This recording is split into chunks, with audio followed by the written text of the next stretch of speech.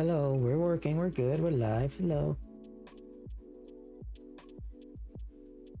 Oh, there we go. My browser was unmuted. I was like, what the fuck am I hearing myself? Anyways, welcome in everyone. Hi. Hello. How's everyone doing? I exist in this ever-loving space. Can't tell. I'm a bit out of it.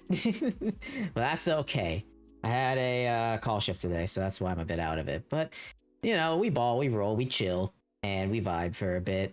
You know, I feel like I'm being stretched thin lately, but honestly, the fact that I'm here, all that matters. We all good. We all good.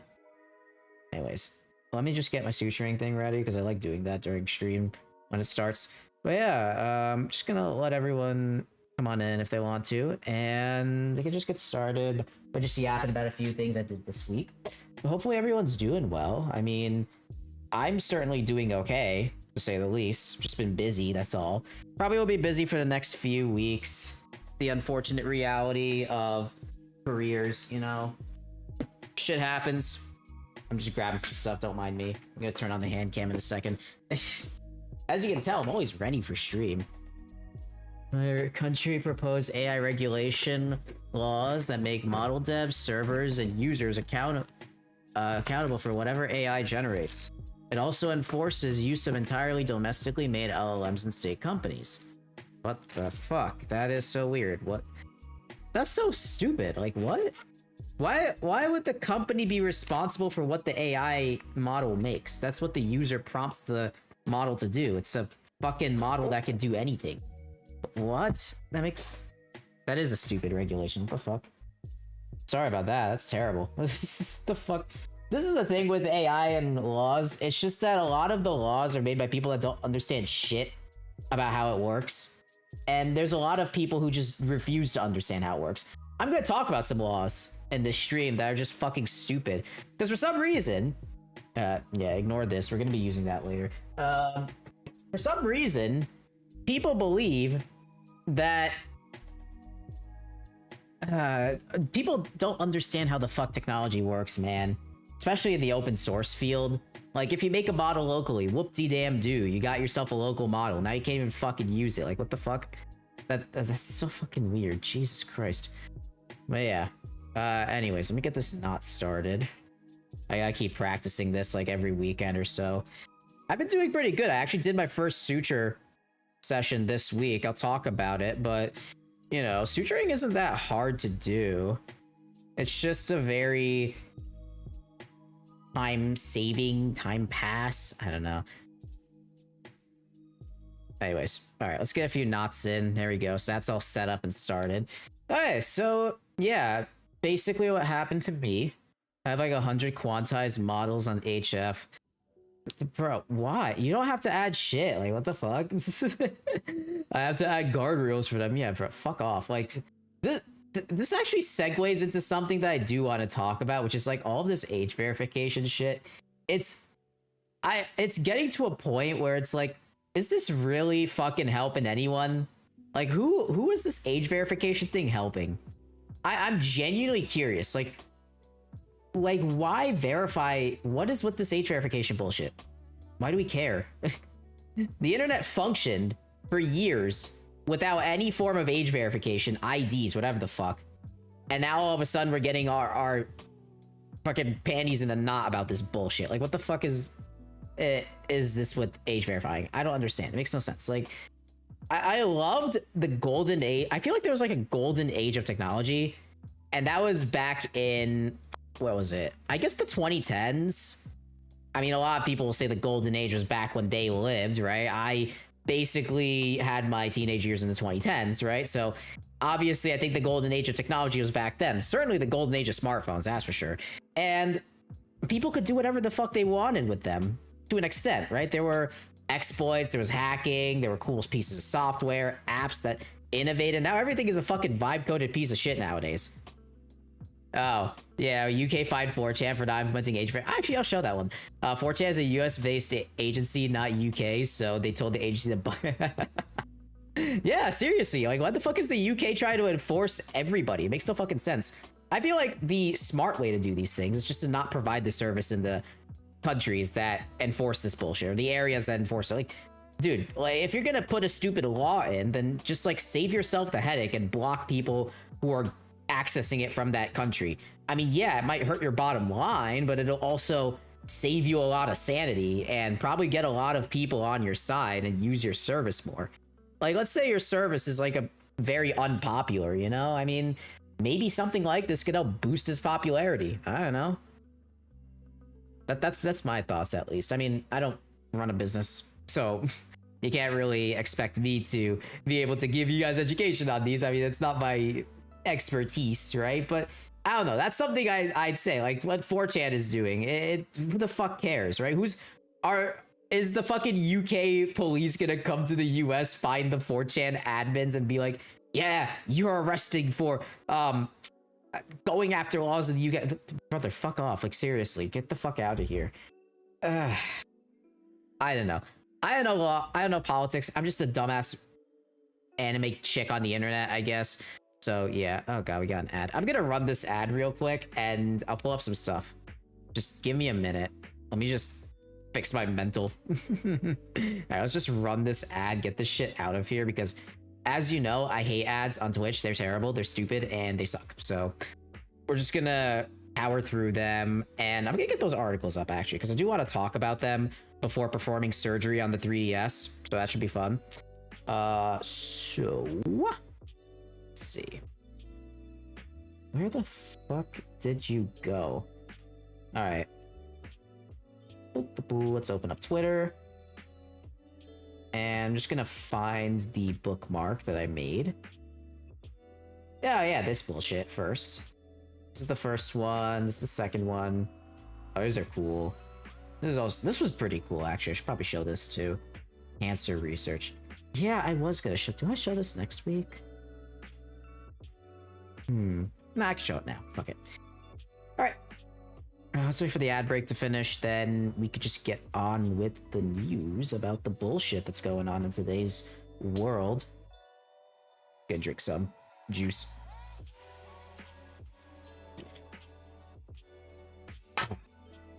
I got this like yuzu flavored carbonated drink. I don't know if it's like a soda or anything. It's like a carbonated juice, but it's pretty good.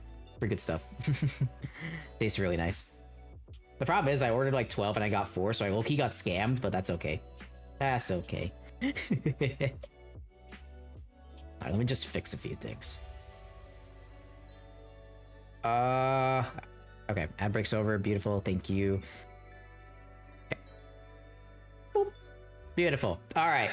We got 2 things here, my friends. We got 2 things here. Oh, great. The age verification strikes again, my friends. The age verification has come back from the dead and is now part of Linux. Yeah. Bad time for Linux users, you know? I mean, it's always a bad time for Microsoft and Apple users, but this is pretty bad because everybody's like, the Linux is the last bastion of freedom. Open source everywhere. Oh my god. So basically, let me just pull up the iPad here. But you can read what this tweet says. I feel like this is a little bit fear-mongering, but also a little bit fucking stupid. Like, bro, I don't understand this age verification nonsense. I never have, never will. Like, why do we have to provide IDs to use the internet? Nobody understands that. It's like, we can use the internet as normal. Just be good parents. Like, seriously, I have always said it's the parents that are not doing a good job. It's not the fucking, it's not the fault of the people to, it's not the fault of us to fucking suffer because some kid isn't being educated on how the fuck to use the internet, man. Like, seriously, it's becoming really ridiculous at this point. I don't even know what the end goal is. Is it just to collect more of your data? Is that really what it is? Because that's all it seems to be to me. Like, I'd love to hear a argument for IDs and age verification other than, oh, it's to protect the young ones. Like, dude, that's like the only thing that everybody says. It's ridiculous. There's no other argument for it but that. There's so many arguments against it, right? But there's no argument for it. So let's just discuss what happened here with this System D thing. So if you guys don't know, Linux is a system we've covered a lot on this channel. Linux is basically a DIY OS where you download an image, you flash it on there, and you set it up as you need to. There's a bunch of Linux Polar and Linux Rising, whatever, that showcases how people customize Linux to their liking. But also, it could just be an out-of-the-box OS, depending on what distro or flavor of Linux that you use. There's many different flavors of Linux, like Ubuntu, Arch, there's also Fedora, etc. Like, there's so many ways to use Linux on a desktop, laptop, whatever. And again, Linux is just the base kernel for the overall aspect of the OS itself. So people can build on top of that kernel, and then there's your OS. All right, so that's just a kind of overview of Linux. Now, again, since Linux is just a DIY mishmash of parts, one important mishmash that is in almost all of these operating systems is a tool called systemd, right? Also known as the system daemon. And a daemon is just a process that runs in the background and manages tasks. So for example, whenever you develop a piece of software and you just want it to run in the background at startup or something, like in Windows, you got the system tray. In Linux, you got something like systemd. It's basically an initialization system. And whenever I want to persistently run a service, I make a systemd service. And this starts usually on boot, right? So whenever I boot up my computer, the service will start. And this is the foundation for a lot of applications and software on Linux. So for some reason, systemd has merged in a feature that adds a birth date field into some database, like UserDB. And I don't understand what the fuck that's needed for. Like, let's look at the... Let me show you guys the tweet. Okay, so it says right here, systemd is adding an age variable for future digital ID laws. Users are not gonna like this. Lawmakers be like, we imagined some BS, now you're obligated to implement our uneducated fantasies. That's what I was talking about, right? Like, what is the angle for age verification in an OS or any piece of software, any platform, other than like, oh yeah, just help the kids? Like, again, I always say, just like fucking teach the kids how to not be stupid, right? Like, I don't know. I mean, I'm being a little bit too on the nose here, but there's, if we have to like make everybody's lives uncomfortable and inconvenient that we have to submit our government ID to some like a random private platform that who knows how they're storing our shit. There's been so many instances where IDs have been leaked. Maybe there's something wrong with how, you know, the population that you're trying to protect is being raised. Like, there's something wrong there.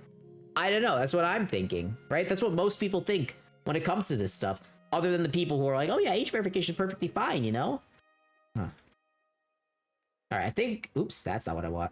So I think it's in systemd. Let's find the pull request. I'm just gonna search age.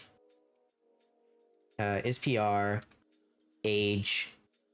Here we go. So this is the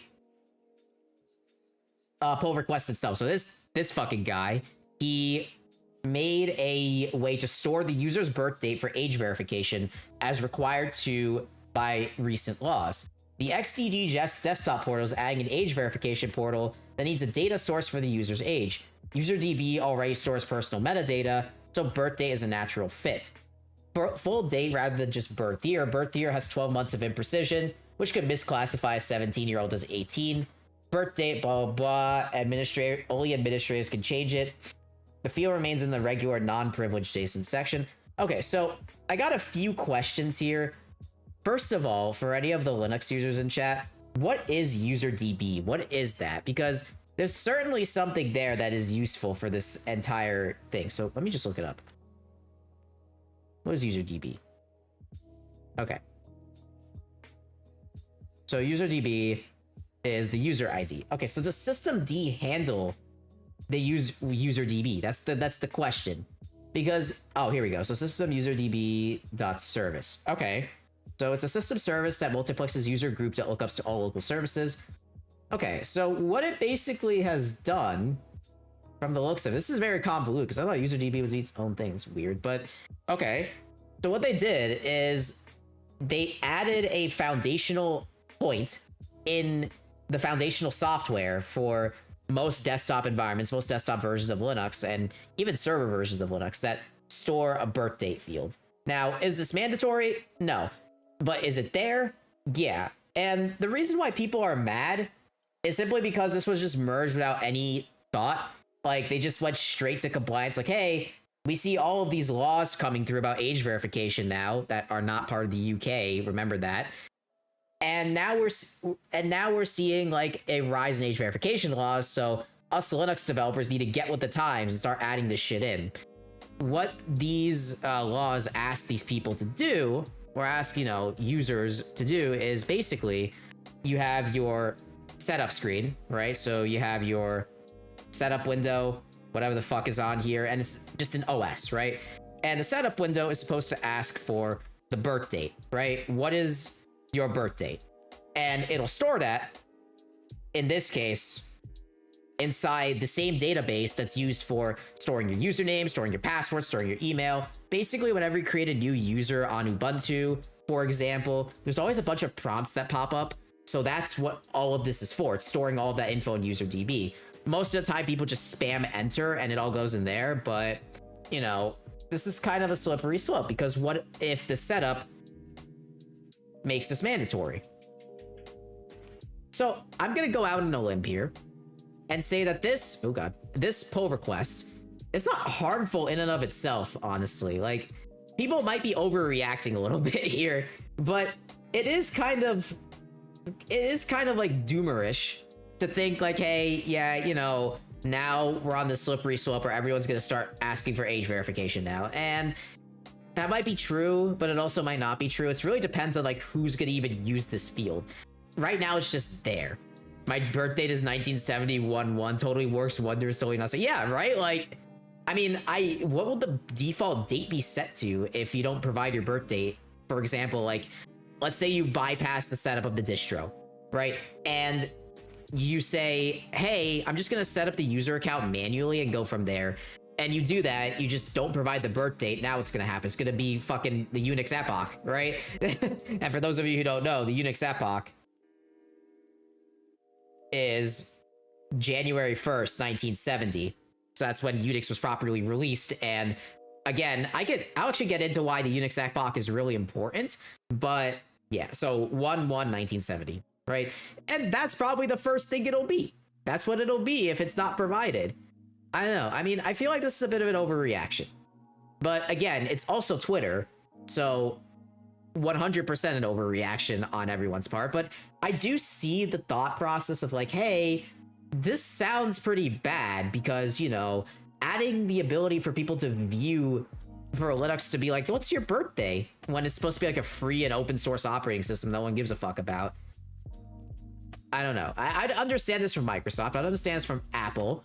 Of course, right? They need to, you know, sell their products. But Linux is like in this whole thing where it's like a bunch of tech geeks. And a lot of tech geeks like to remain anonymous. I like to, you know, remain as anonymous as possible as well. Just like the reason why I'm using a fucking anime girl instead of showing my face. But, but yeah, like, it's the overall thought process of just like, hey, you know, this is a slippery slope. That's the overall thing that I'm seeing here. It's not like, oh, this PR is inherently bad. Apparently this guy, and I don't want to push any harassment onto this guy at all. Apparently he added like a shitload of PRs to just add a bunch of, where is it? I think, yeah, he added this one in System D. He added this one to Arch Linux. He added this one to the desktop portal. Wait, this is his fucking PR. Oh my fucking god. Okay, and everything else is the same. So yeah, he added all of these PRs. I was like, what the fuck is this guy doing, man? What is this guy doing? He's killing open source, killing freedom. Like, I don't know. I mean, as long as it's minimum compliance with these laws, it should be fine. But also, again, there's two ways you can go about these age verification laws, right? So let's just write this down. Age verification. And there's two ways that enforcement can occur. Or sorry, not enforcement, compliance can occur. The first way is pretty simple, right? Do the bare minimum. So you do as much as you can so that you're compliant with those laws so you don't get in trouble. The other way is simply just block that region, which is what other operating systems and forks have been doing, right? They've just been simply blocking out Brazil or blocking out California or blocking out Colorado from downloading their software because they're like, hey, we're not going to allow age verification in our software because we believe all our users to have some sort of freedom. And that's a very fair statement, right? And just as an example, if you guys know Graphene OS, the privacy security focused fork of Android, let me just search it up right here. So Graphene OS actually made a post that said, where'd it go? Jesus Christ, I'm trying to find the age verification, dude. For fuck's sake. Where did you put it? Oh, dear Lord. All right. OS age. There we go. Okay, fine. This is fine. Graphene OS will remain usable by anyone around the world without requiring personal information, identification, or an account. Graphene OS and our services will remain available internationally. If Graphene OS devices can't be sold in a region due to their regulations, so be it. So yeah, they have their own stance. Other developers probably have theirs. Like I'd 100% bet that, you know, distributions like Ubuntu, like the big ones like Ubuntu, Arch, or just like maybe Fedora. I don't know. Fedora might branch out. Arch also might branch out. Ubuntu for sure would implement this. Like 100%. They'll be like, what's your birth date? Because they're run by like a corporation in the end of it, right? Maybe Debian won't, but you know. It's just that it's a whole slippery slope. I don't know. It's kind of muddy. Adding a birth date field to System D is not going to kill anything, but at the same time, it's just going to open up a whole can of worms that nobody likes to see. So yeah, that's the overall thing with the age verification shit. It's really stupid. It's always been stupid. Let's be real. Nobody likes the age verification. Nobody wants the age verification. Everyone just has to deal with it because the lawmakers are like, hey, yo, let's do age verification. That's certainly be popular with the people. Yeah, fuck though. But I also think that Twitter is a bit overreacting to these things. Like just in a nutshell. I don't know. That's what I believe. Let me know what you guys think. But yeah, we're just living in a time where we went from renaissance to regulation. I feel like most of it has been due to the entire AI boom where everybody is like, oh, we don't know what's real anymore. We got to regulate as much as possible. So, you know, people aren't impressionable by this. I don't fucking know. But yeah, speaking of stupid shit, the reason why I titled this Google is doing shady shit is because Google is doing some shady shit. So I talked about so as you guys know, last week I jailbroke my phone, right? My iPhone. But today we're going to be talking about the flip side of the coin, which is Android. And as you know, Android had a big origin story where it used to be developed by a guy named Andy Rubin, right? And yada, yada, yada. I'm just going to skip all the stupid details. We get to the point where Google now owns Android. So they are the maintainers. They are the company that runs Android. So Apple is iOS, right? And Google is Android. So Google, being Google, they want to make things as proprietary as possible. And this was further accentuated by the release of the Google Pixel line of phones. right? So the Pixel line of phones are very enhanced with AI, and they have a lot of exclusive stuff in there. Just like, for example, manufacturers like OnePlus, Samsung, Xiaomi, and many more have, you know, their own spin on Android on the devices. And the Pixel is no exception. It's the closest to the stock firmware as possible, but it's still an Android, a more exclusive Android device. The difference about the Pixel, though, is that it has control over both the hardware and full control over the software, which means Google can customize Android, the foundation of Android, to its liking, right? Slippery slope is bad because it normalizes malpractice, so making additional restrictions become easier and easier once things like mandatory age check becomes a thing. Yeah, exactly. That's the thing that people are weirded out, but I don't know. I feel like it's okay for now. If it gets worse, then we'll see. It's just like I feel like it's just like a wait and see type of thing. I feel like there's a little bit of too much doomerism, but it's also, you know, something that that doesn't really make any sense. Why the fuck do we really care? That's what I'm saying, right? Taking more of like a middle ground opinion of this, because from the code side, you know, I deal in open source, right? You have the code side, you have the user side. The code side, you know, there's a lot of discussion that goes into it. And then in the user side, there's people that always complain, and then people that are okay with it. So it's just like a 50-50 shot in terms of whether or not you want to be disconnected from your users. And in this case, with systemd, it's pretty clear as to what the fuck they want to do. Hopefully, you know, these things change, but it's just an unfortunate thing to see in general. I don't know. It's weird. Age verification is fucking AIDS anyway. So yeah. Okay, but yeah, let's talk about Google's everlasting control on Android. So again, the Google Pixel has full control over the hardware and the software. So Google is kind of pushing Android to make the Pixel as sellable as possible. And Android is split up into multiple things, but the foundation of Android is what is called the AOSP, or the Android Open Source Project. Right? OS open source, haha, funny. But the Android Open Source Project is quite literally just, you know, the open source part of Android for everybody. So Samsung can make their own OS from it. Xiaomi can make MIUI. OnePlus can make Oxygen OS. It's just, you see what I mean. Now, Google actually to change this by releasing the AOSP trees, or AOSP updates, every 2 years, right? Q2 is medical for every 2 years. So yeah, that's one malicious thing they did. But the other malicious thing that was really interesting is app sideloading. And I talked about this last week where I said, why the fuck do mobile phones have so much restriction on just installing your own fucking applications? Like, computers don't do that. Why do phones have that? I don't understand.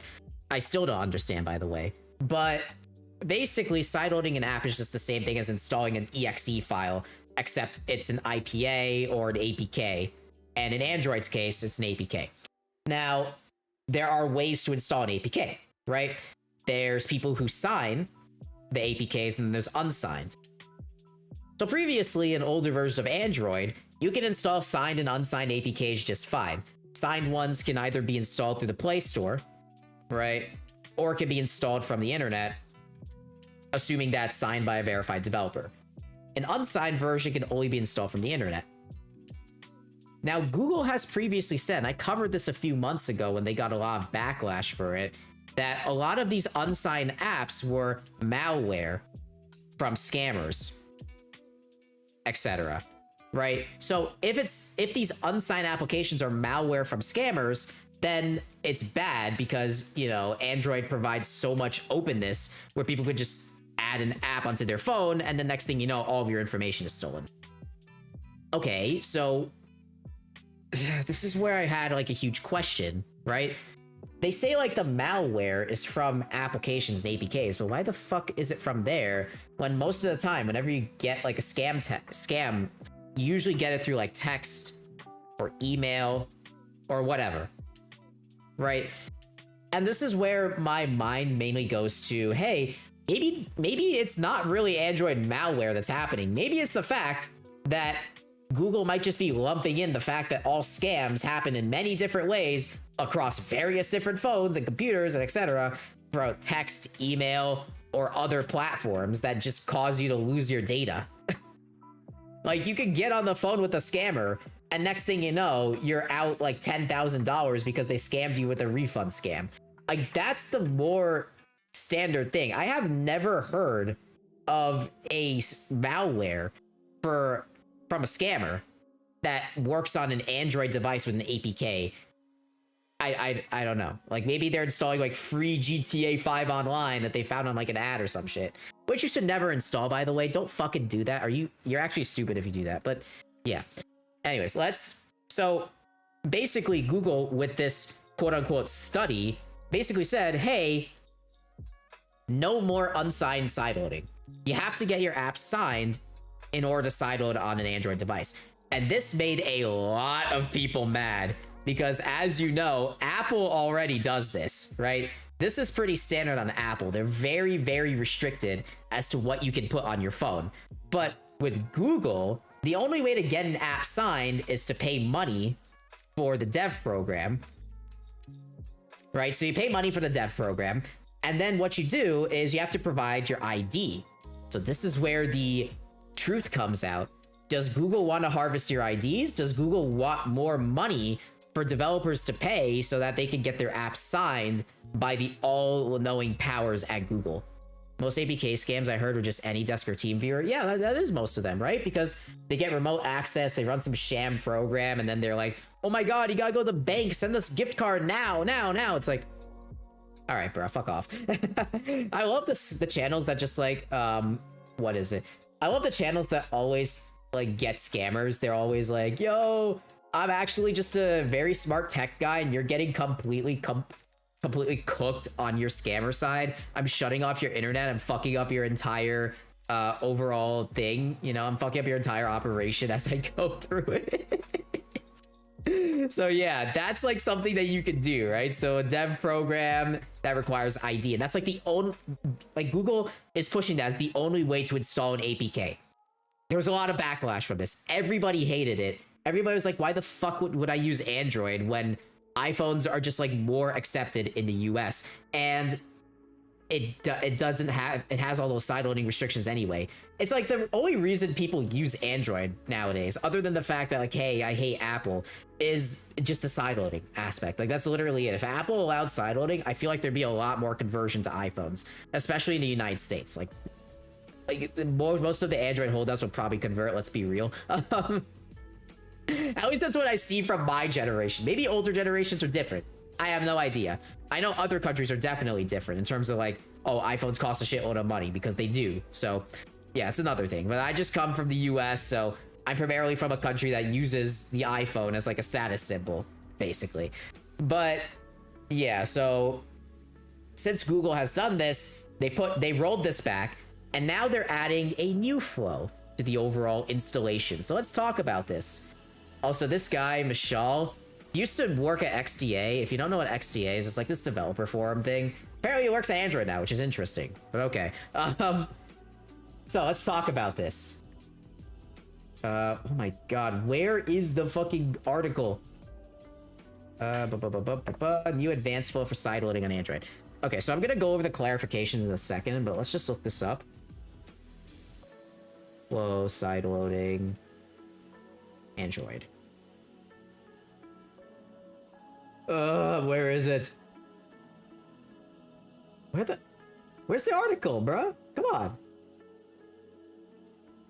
Okay, hold on. I'm gonna try and find the article. Give me a sec. I had the article here. That's the problem. Android developer. No. Oh, fuck. Here it is, finally. Jeez. Why is searching so ass nowadays? Anyways, so Android developer verification, balancing openness with choice and safety. Safety, yeah, sure, fuck off. Android proves you don't have to choose between an open ecosystem and a secure one. Since announcing updated verification requirements, we've worked with the community to ensure that these protections are robust, yet respectful of platform freedom. We've heard from power users that they want to take educated risks to install software from unverified developers. Yeah, everybody that uses your fucking software, idiots. Today we're sharing details on a new advanced flow that provides this option. Sideloading is here to stay. Once you confirm and understand the risks, you can install apps from unverified developers. Advanced flow safeguards against coercion. Android is built on choice. This is why we've developed the advanced flow. Not the normal flow, not the standard flow, the advanced flow, guys. Fuck. An approach that allows power users to maintain the ability to sideload apps from unverified developers. I love how Android is making it, is acting like, oh yeah, only the neckbeards are trying to sideload from unverified developers. Like, if you go to, if you like just want to read manga, for example, right, using Nihon, this is an app made by an unverified developer. Or if you want to install apps with F-Droid, which is like an open source app store, right? This is an oh, it's right here. This is an unverified developer. Like, people install this shit. There are literally instructions on how to install this shit.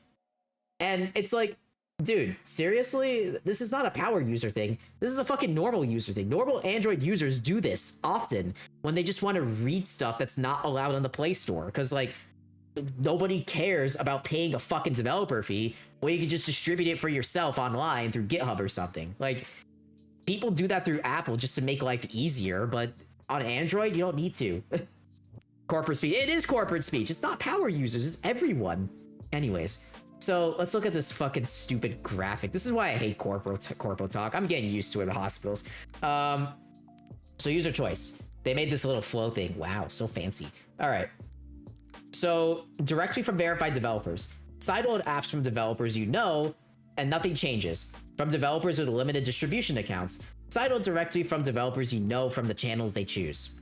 I guess that's just like enterprise stuff. And then for unverified developers, I'm just gonna, yeah, let me just read it out to you. I think Monami might be in the way. One second, let me move her around here. So sideload unregistered apps with extra safeguards that give you critical time and space needed to break the cycle of coercion. What? Can someone please explain to me what that means? What does that even mean? Sideload, okay. Sideload unregistered apps with extra safeguards that give you critical time and space to break the cycle of coercion. Dude, what the fuck is this language? Just say sideload apps so you don't get scammed. Like, brother, what? I'm so confused. What do you mean? The fuck? All right, anyways, let's just read this. Let's just continue reading this. Okay, so this flow is a one-time process for power users, but is designed carefully to prevent those in the midst of a scam from being coerced by high-pressure tactics to install malicious software. In these scenarios, scammers exploit fear. Yeah, by the phone call, not by a fucking Android app. You absolute idiots. Like, what? This is so stupid. Let's just read these statistics they got. Okay.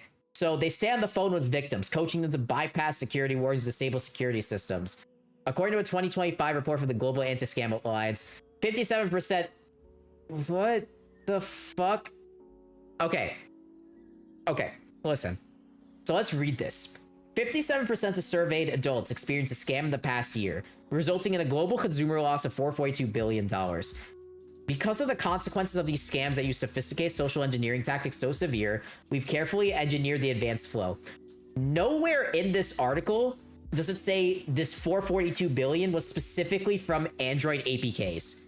Nowhere in this article does it say that. Just keep that in mind.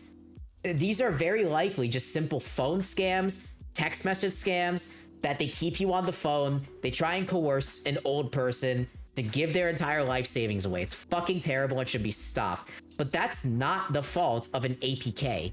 Now, again, if the APK is something like GTA 5 for free, that's a different story. That is an advertising scam. But what Google is talking about here is not specifically application-based. It's literally just a phone call, probably. Like, I'm gonna go out on a limb here and say it's just phone calls. Let me just take a look at this. What's this report? What is this? Okay. 23%. This is just about scams in general. Yeah, this is literally just about scamming in general. It's not about... Okay, yeah, fuck off. All right, so let's talk... Let's just give Google the benefit of the doubt here. Okay, they're trying to protect security. Let's see what they do. How the advanced flow works. So you enable developer mode. So how do you enable developer mode? This is the, oh yeah, this is like you tap on the build number multiple times and it shows developer options. Okay, so you tap the build number multiple times. So then you activate it. Okay, so then you turn on the toggle from the looks of it, and you confirm you aren't being coached. So no one is talking you into turning off your security. While power users know how to vet apps, scammers often pressure victims into disabling protections. Never heard of that before, but I'll take their word for it. All right, restart your phone and re-authenticate. Okay, so we restart the phone. I think Apple has this step with the developer mode, so that's fair. This cuts off any remote access or active phone calls a scammer might be using. So they're basically saying, restart your phone. It stops any remote access or anything, without mentioning that it's possible that Damon can just run and pop it back on again, but sure, whatever. Come back after the protective waiting period and verify. Oh, God. There's a one-day wait that you can confirm this is really you who's making the change with our biometric authentication or device PIN. Scammers require manufactured urgency, so this breaks their spell and gives you time to think. Install apps. So then you say the option of enabling for 7 days or indefinitely, and then you see a warning, and then you can just tap install. Okay, so let's look at this image. Okay, let's see this. Okay, so first you toggle the switch, you confirm you aren't being coached, you restart your phone, which cuts off everything. So there's no, like, blocking calls or anything of that sort. You come back up to the... The 24-hour wait. What? What? Okay. So you're telling me, in order to install an APK on your phone that's not paying Google's fees, you have to wait for 1 day to allow that to happen. The fuck? Brother. Even Apple doesn't do this. What the fuck? Well, 24-hour wait. You're kidding me. All right. So it's a one-time, 1 day wait. And then you have the setting, which says you turn it on temporarily. So you say, hey, turn it on for only 7 days. And if you click that by mistake, then you have to redo this entire fucking thing again, just FYI. And then turn it on forever. So basically, when you get a new phone, you're going to want to immediately do this and wait an entire fucking day before you install your favorite app or APK on your device. Brother, what? What the fuck is this? Dude, are you fucking serious? I feel like everything here is fine, other than that 1 day wait. That's so stupid. Why do we have to wait a day to just say, hey, I want to install this app? Let me just, okay, so let me just show you how the old flow worked. Basically, oh, fuck off. All right, good to know. Wait until next edition. The future changes 24-hour delayed to week. Yeah, probably. Who fucking knows, right? It's the Wild West out here. So let me explain the old install. Right, so install an APK. Right, install an APK from the internet. All you do is you download... Oops. So first you download the app, right? Number two, you open the APK. And it says a prompt, unknown sources. This used to be a global toggle, right? So you just toggle in settings and any app can install unknown sources. Then it became an app-based toggle. So depending on the app you're using, you have to toggle install unknown sources from specifically that app. And now they're doing this advanced flow shit. So you have to enable this. And then number three, you click install, and then you're done. That's it. This right here... Oh, fuck, we got an ad break. That's great. Okay, I'll just go wait for the ad break to finish. My fault, guys. Shit, that sucks. Yeah, ad breaks are fucking terrible. I always hate them. Anyways, for you guys who are subscribed or chilling or watching or whatever, then I'm here. Just yapping. But yeah, this is so fucking... I don't understand 24-hour wait. I don't get it. Like, why? Who cares, man? Who cares about that shit? Nobody cares. I feel like somebody should... I hope EFF and Right to Repair initiatives push laws against anti-consumer. I wish. But, like, it's more so just, like, performative crying from those guys rather than actual help. I haven't really seen much happen in that way.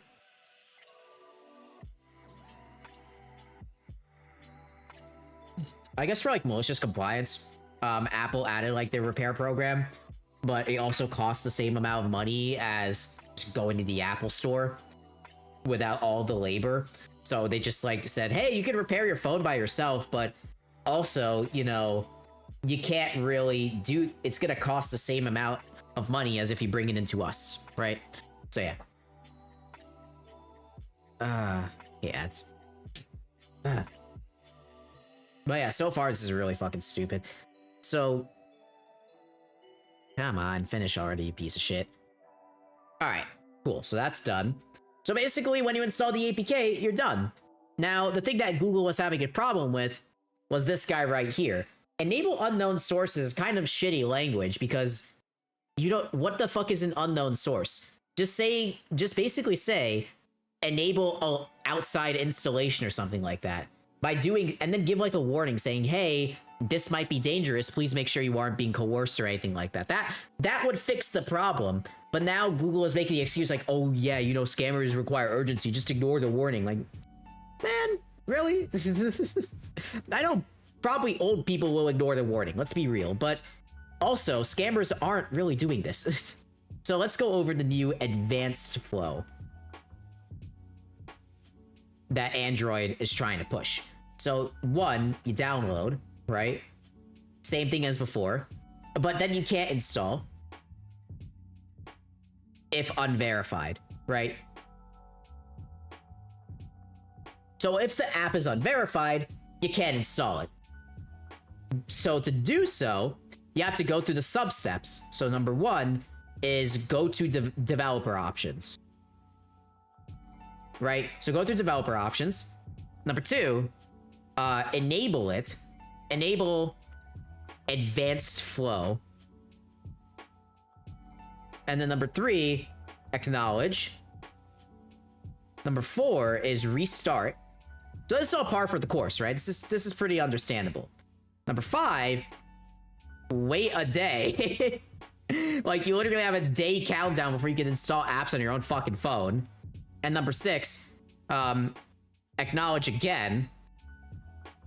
And be careful not to click on the wrong thing. And finally, number seven, and actually, this isn't even number seven, this is just step two, install. And then la-di-da-di-da, you got your app. Now, one important thing to clarify is that using a software like ADB or Android's debugging software, Android Debug Bridge, doesn't have this one-day restriction. I'm gonna be fair to Google here. So if you want to straight up just install an app when you get your phone for the first day, and then you enable this advanced flow, you can still install the app with a computer with ADB, right? That's perfectly fine. There's no issues with that. There's never been an issue with installing an app via ADB. And for those who want to know, you just do ADB install the APK, right? And you enable ADB from dev options. So that's where you get all of this stuff from, right? That's how ADB works. Pretty simple, pretty straightforward. The only thing is via computer. Or you could use like an ADB server or something, I don't know. But essentially, you could either go with this new advanced flow, or you could just use ADB and save yourself the headache. Or you could just use ADB first while enabling the advanced flow at the same time. Either way, it's kind of stupid because, you know, on a computer, all you do is you just click on the exe and you install, right? If you're on Windows, you click the DMG on Mac and then you click whatever the fuck if you're on Linux. So it's all the same thing. It's all the same thing. But for some reason, mobile platforms are just ultra strict about this shit. I don't understand why. I never understand why. Like, even Apple, right? DMGs are pretty secure as well. MacBooks are pretty secure, right? If you try and install an app that is unsigned on a MacBook, the Mac will basically yell at you saying like, hey, we're not installing this app. You have to go to settings, right? Then you have to go to security. And then you have to click install. But it's not like Android, where you're waiting for 24 hours. All you do is you just scan your fingerprint, and then you can install the app and open up the DMG again. It's that easy. It's literally that easy to just install an unknown app on a MacBook. Like, there's no delay, no wait, nothing. Even Apple's sideloading methods, they don't require a waiting period to just be able to sideload. You could just do it if you need to. However, there's a timed expiry for that sideloading, which is annoying, but I digress. It's just that Android is the first ever operating system to introduce this timed sideloading lock. It's so weird. My phone got a built-in app scanner after update that yells at me each app update on F-Droid. Yeah, like, bro. Unknown F-Droid source. Great, that's fun.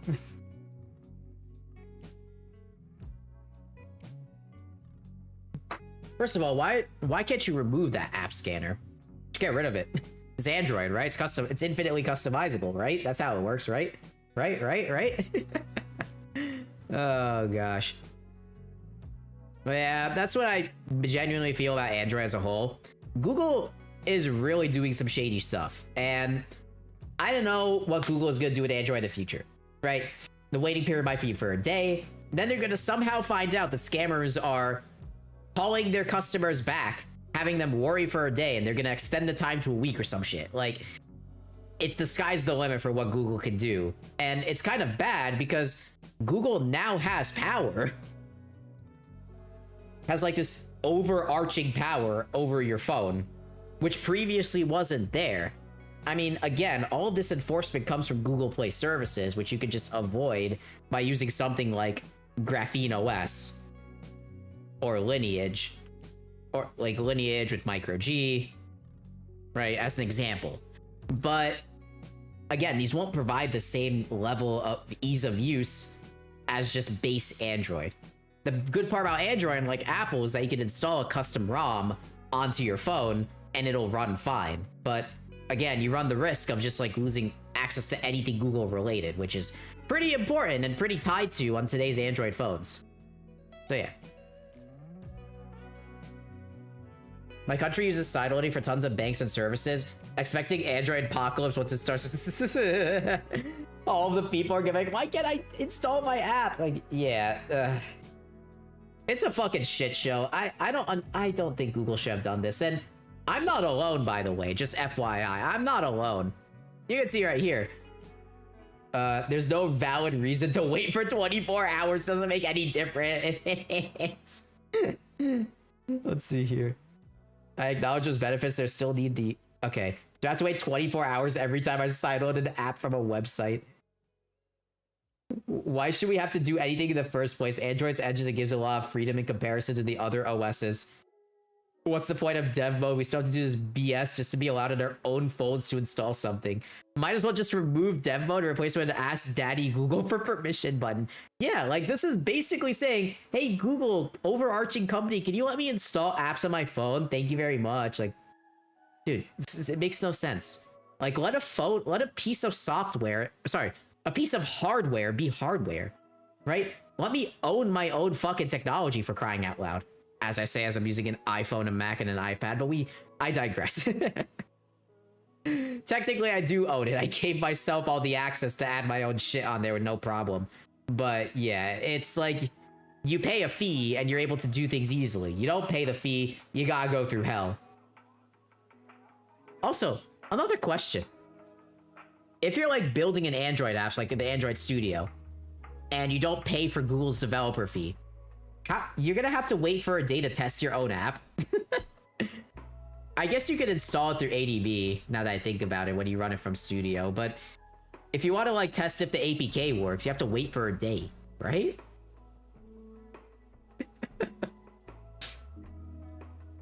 Oh gosh, that's insane.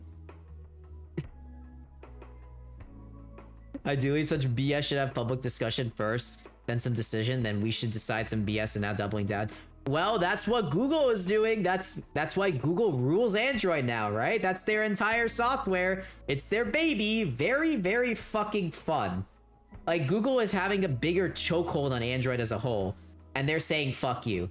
In fact, Google also maintains Chromium, and it gets updated all the time. The web is a giant piece of the Wild West, and Google still has a chokehold on that and hasn't done shit. Like, actually, no, they have. Oh yeah, sorry, Manifest v3. Sorry, my bad. They did stuff that's unpopular before, right? If you guys don't know, Manifest v3 was like this new extension spec that's been rolled out, and essentially it gets rid of extensions or extra permissions or scopes for extensions to use, so Google can push their ads more, and therefore uBlock Origin is pretty much useless on Chrome devices. It's ridiculous. But yeah, there is a history of Google doing this shit though, which is good to know.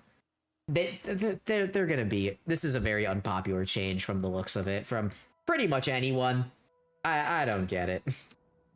And yeah, this is also a good question. What if a banking app can detect if dev mode is on, just simply not run? Right, Google already has safety net. What's the, why, is there a way to detect if a phone has dev mode? Is there a way to detect if the app has a advanced flow? Just don't allow an app to check, right? It's the user's choice.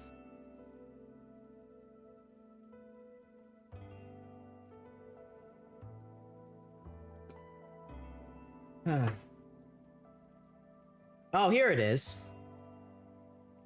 Okay, let's see what Michelle said. A popular social engineering tactic used by anonymous phone scammers is to create a false sense of urgency. Install this fake malicious app and do X, Y, and Z right now to save your phone. Brother, nobody is fucking doing that when you're on a scam call. They're asking you to install TeamViewer or AnyDesk like Mephi previously said. Nobody is asking you to install some random Android app. Yeah. Anyways. Okay, but that was pretty much the entire Android thing in a nutshell. That's really what I wanted to talk about when it came to Google. Makes no fucking sense whatsoever. And yeah, you can see here that I have a lot of shit bookmarked that I do want to talk about, but I'm probably going to save this for another stream. This one looks pretty cool.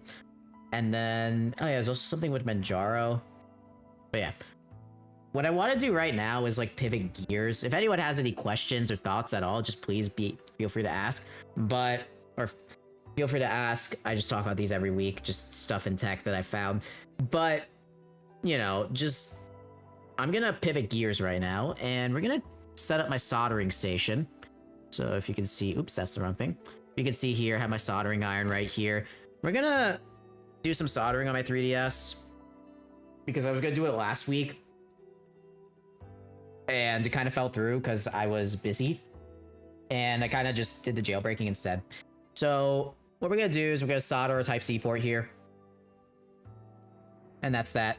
So it's gonna be something chill. Yeah, let me just do another suture. Yeah, I gotta practice this because of a surgery rotation. One thing I did what was it? Yeah.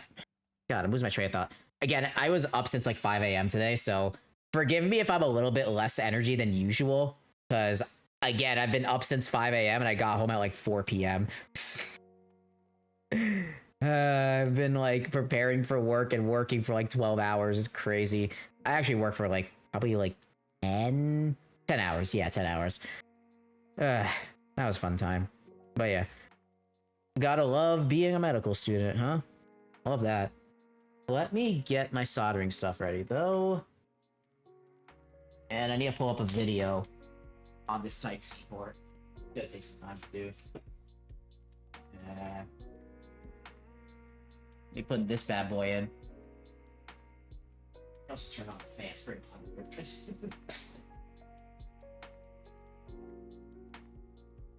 Oh my god, the weather is like flip-flopping lately, guys. It's just going from summer to winter to summer to winter. It's like, bruh. I'm also gonna change the stream title. USB-C or that Nintendo didn't intend. I don't know, something stupid. Again, I apologize for being low energy. I'm just a little goober on the internet, you know? Let's get this bad boy set up. I'm gonna move the scissors out of the way. We don't need that. Actually, we do need the scissors. I'm gonna cut the suture off because I need my solder to go through here. That's right. Actually gonna open a window as well. So I got to vent out the solder. And if you guys don't know, I've kind of gotten into hardware modding lately with the Game Boy mod that I did earlier. I'm having a lot more fun just modding this stuff without any care in the world. So here's my soldering iron. I got my little soldering stand here, soldering iron. some tips. Just grab the correct tips. I think for the most part, we just need to undo the 3DS, and this actual soldering is not really that complicated. It's just the fact that we need to Dremel part of the shell down to fit the USB-C port, and that's the complicated part. And it kind of fits since I'm doing surgery right now. Again, I did do surgery where I helped remove breast tumors from a patient. It was pretty cool. I worked with some cancer specialists, got some breast tumors, skin tumors out. Also did some, I actually did pull someone's bowel out today. That was fun. And, you know, I fixed, there's some adhesions that got fixed. I also saw a surgery robot being used in the fields. That shit was cool, you know. Oh yeah, here's a better title. Surgery on a 3DS. Perfect. Because I'll be talking about surgery probably during this entire thing. So yeah. I've basically done a good amount. I've participated on a good amount of surgeries at this point. Have I actually cut people? Not really. I mean, I can't really be trusted with that just yet at my level, right? I'm not trying to become a surgeon either, so I'm just doing my own thing. I did help suture though, which was good. Here's the little port. Okay.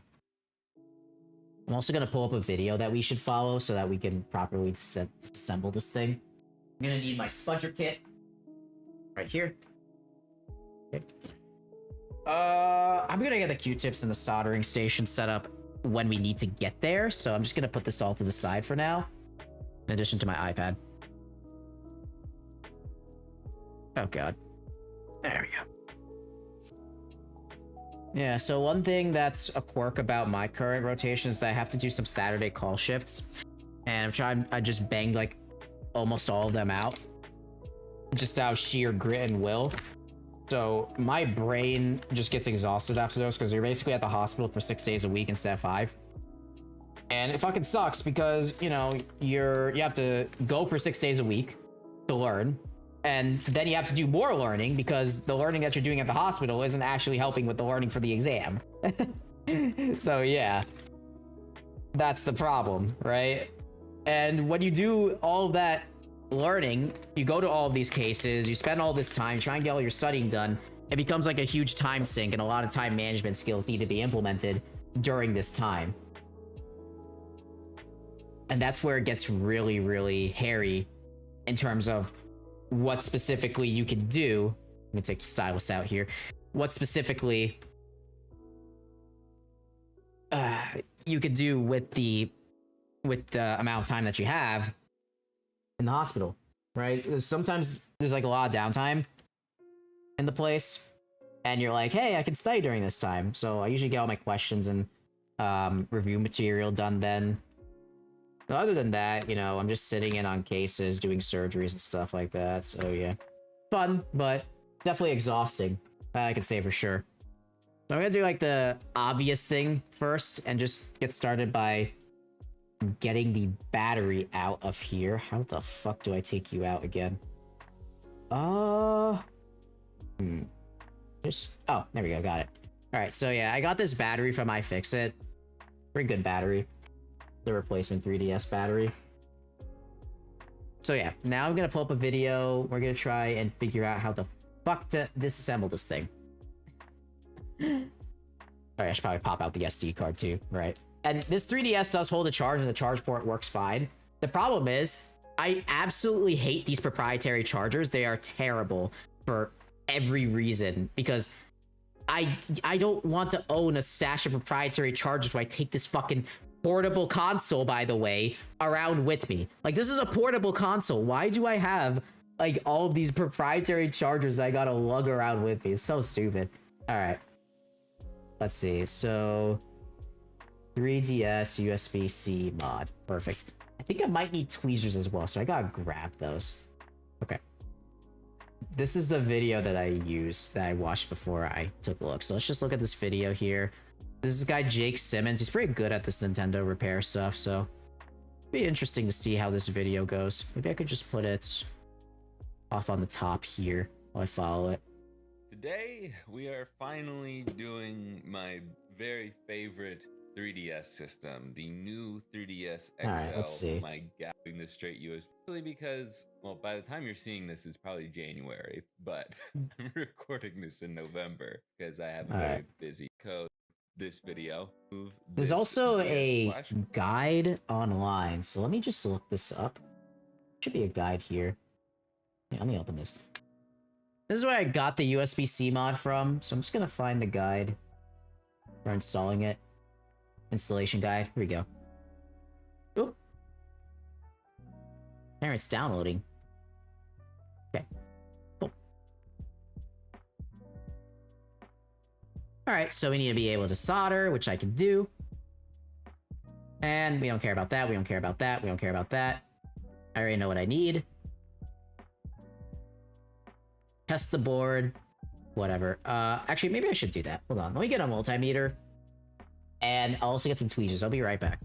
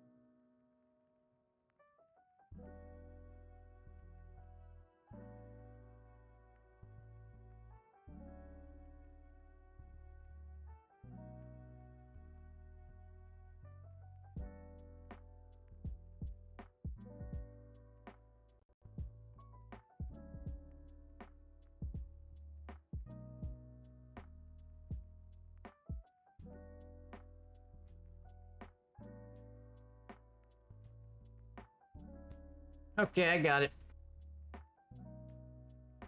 Oh, where'd my headphones go? Here we go. Okay. Got my multimeter. Got some tweezers. So connect your power from the USB charger to the USB-C connector on the board. Okay, so we're gonna want to just test the board. Okay. So we're just basically gonna want to connect the USB-C connector to power, and then we should be able to go from there.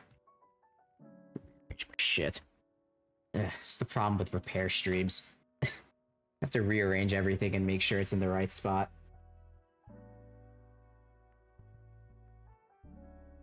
Now, where is our board? Here it is. Better make sure I don't lose this thing. Alright. This guy up. Okay, well that's great. There's how do I test the board if I can't fucking plug it in, man? Alright. There we go. Unwrap this tape. There we go. These parts are needed for later, so I'm gonna be careful with that. Okay, I'm gonna pull this out for now. We're actually gonna need that plastic bit later, so I'm just being careful here. Then I have this Type-C cable. Plug it in here. And we're gonna just do multimeter check. So I'm gonna set this to voltage mode. 20 volts should be good. We're just gonna check for a 5-volt reading. So the ground pin is on the left and the VCC is on the right. Okay, so we can try that. Okay. Yep, 5.3 volts. So, green here. So we put the probes together. See, so we're good. All right. Port's good, no problems. We'll put this back on. So that's our port. We are going to save that for later. All right. Set the weight. Let's get into this thing.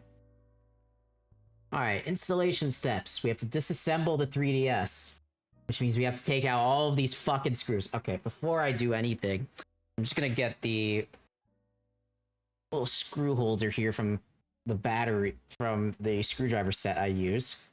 That way I should be able to get everything out easily. I'm gonna get a triple zero bit. Start unscrewing these guys. Again, this 3DS was not cheap, so I'm gonna be very careful while doing this. So just forgive me if I'm quiet during parts of this entire thing. Just because I really need to focus and make sure everything works fine. Just gonna unscrew these first, though. Pretty easy task. Simply just take out all the long boy screws from the fucking console.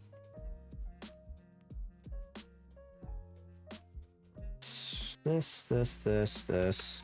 I feel like this is probably one of the last hardware mods I'm gonna do. Because, like, I don't really have any more from that point of view, right? Maybe some phone mods. Maybe I can install Graphene OS in, like, an old phone or something, but other than that, I don't really have many other hardware mods that I'm, like, itching to do. Like, hey, I want to do this thing. No, not really. Unless I get, like, a 3D printer, that would be cool. 3D printers are pretty sick.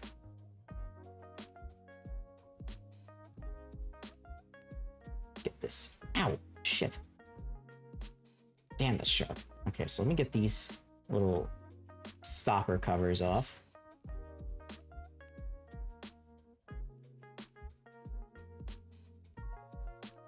Alright.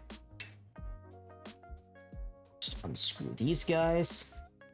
I don't know why Nintendo always has those stopper covers on there, and they never work well. And they always lose their stickiness over time anyway, so like, why even bother? Right? Okay. Alright. So next step is open the back shell carefully. I will do. So there's two flex cables that are connected here. I'd imagine you making hand cybernetic mods in 2040. What's to say Monami hasn't already made that, huh? Who are you to say that Monami hasn't already made cybernetic hand mods? And I've already lost my... Part, so I'm gonna... You hear it click, and then definitely need to start. I'll think if I these without... Alright, I'm just gonna mute the video capture because I don't want to get copyrighted. Oh, it gets lifted from here. Okay. Here we go. So this is the direction we lifted in. And I gotta be careful. Not... Yep, there's the two cables. See that right there. And we're just gonna use the spudger. There's one. There's two. Okay, so now the back cover is off. Ew, what the fuck is this thing? Yeah, someone been in here! Actually, it might be my hair. I don't know. I do have gray hairs, if you guys don't know. Alright, so we disconnected the back cover. Which is good. Fuck you, Glitch. Let's keep going. So we got the back shell out. And we have to disconnect all of the cables from the oh god, we have to disconnect this entire mess. Oh shit. Okay. Time for some fun. So we're just gonna keep disconnecting ribbon cables. Again, a lot of ribbon cables are simply just lifting up the plastic tab and pulling. That's it. So it's the SD card board. Comes out easy. I'm getting stabbed by my own solder. I'm gonna move that back. So I guess these screws aren't needed for now, so I'm gonna put this screw collector off to the side. And we're just going to put our board components here, like, off and God knows where. We're gonna want to lift all of these cables. It says orange, grasp the cable and pull it up to disconnect it. Blue, grasp the cable and pull back to disconnect it. And red, lift up the plastic retainer, so which is what I'm doing. So I'm getting rid of all of these red ribbon cables first. Probably gonna follow the video because there was like this thing as well, the joystick that I need to fix. So I'll get to that last. But I need to take out this ribbon. Yep. Oh wow, that is very tiny. Get the tweezers. There we go. Okay, then we just need to pull back on these cables here. Oh, that's how it works. Easy peasy.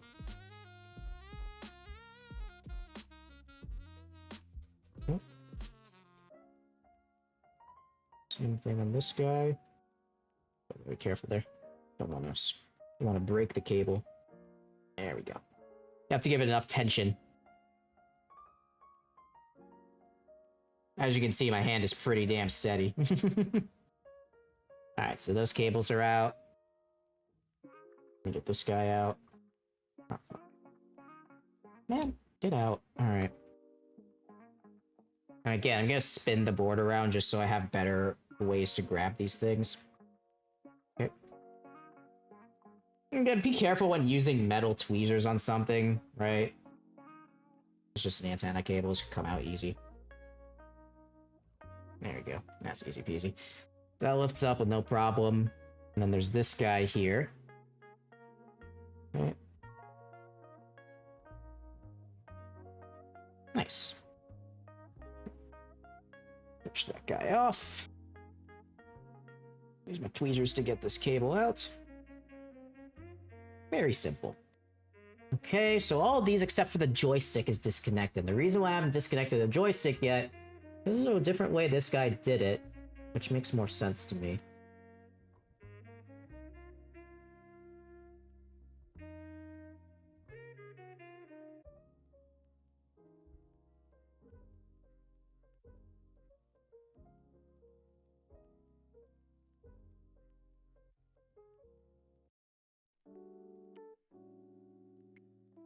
Okay.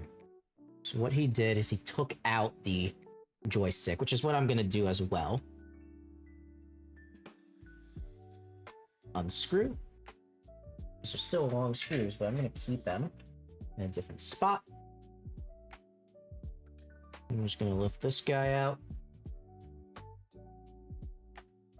There's some dust in there. I'm gonna get that out too. Some schmutz. Get out of here. Alright. Now this should just lift right out, just like that. And then, oh, there's a little latch here. Perfect. That comes right out. Perfect.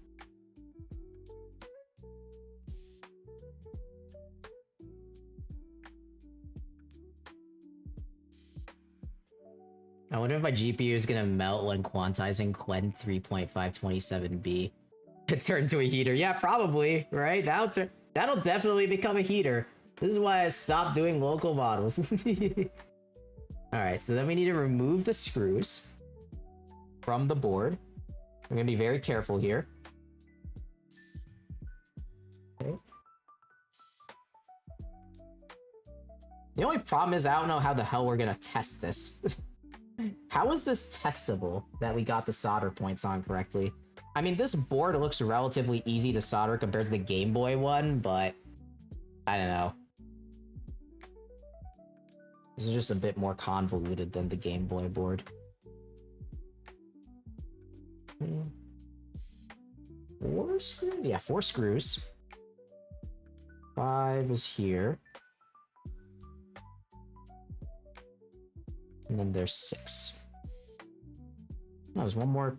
Oh, fuck, there's one more ribbon. Shit. Let me disconnect the card slot. Right here.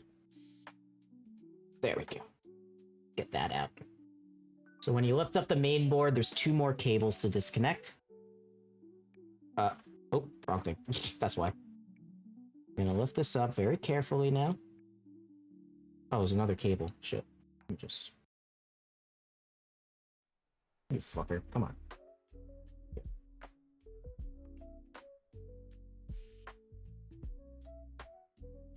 Shimmy it off like this. And there's 2 more cables on this side. I gotta disconnect as well. There's one. Second one. Come on, man. Okay. Okay, it's off. Hey, water up water, thank you. I've been hydrating this entire time. No worries, you're good. I'll do it in a second, though. Perfect, so we got everything off. Nice. Alright, so we're gonna set this to the side for now, and I gotta get the solder station set up. Pretty easy job. This is the most important part of the entire 3DS right here. The main board. So I'm just going to move this. Also got to...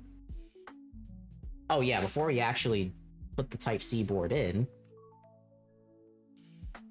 we gotta fit it through here. Which is a problem because there is no fucking way in hell I'm gonna fit this through here. Okay. I'm just gonna scroll around. I need to figure out how to Dremel this thing out. Oh, the good news is that it is Dremelable, right? I already have a Dremel, so it should be easy to just widen this gap. See? I'm hydrating.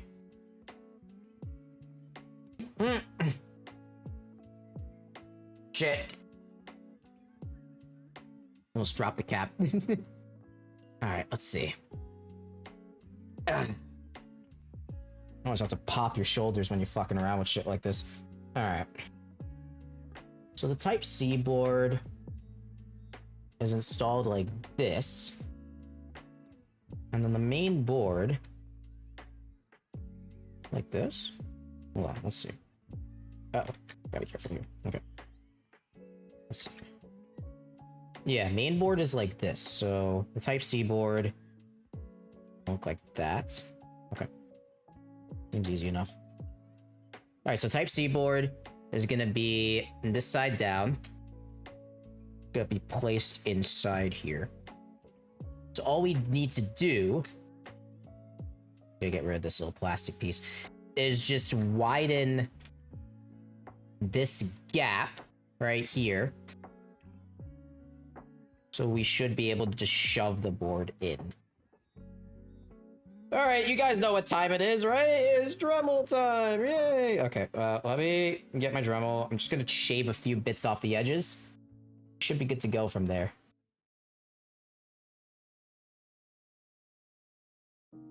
No, that's the wrong way. It's this way.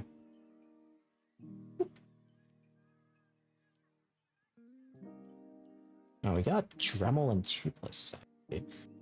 So... we gotta drill down this bit here as well. Okay, let's see. Maybe I could just use a nail file to do that work. Okay. Yeah, here we go. Found it. Not that bad. Pretty easy to do, actually. Alright.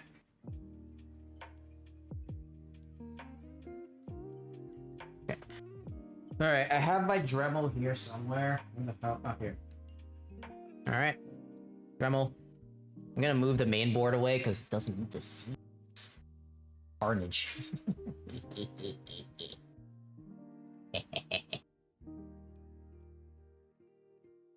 Or you have met your fate. You are gonna get absolutely fucking demolished today. And by today, I mean I'm using a fucking engraving bit on you. And we are fucking mauling this thing down, guys. Nintendo did not intend for us to do this, but we must do it anyway. Again, Dremel tip. Again, always be careful. You know, make sure you don't inhale any of the fumes. I'm also a dumbass, so I'm gonna just do exactly that. Don't do what I do, kids. Alright. Just see. Let's see how much I have to grind down. So I have to grind down. Okay. I'm gonna start with a 1 setting.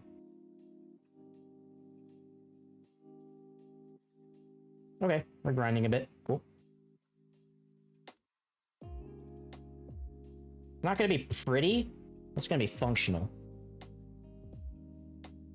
Yeah, I gotta go close for this.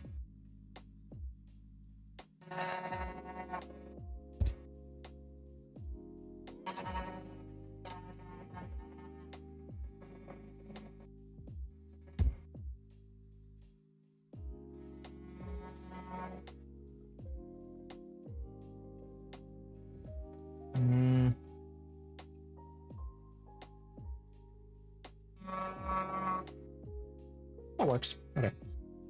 Let me get a wipe.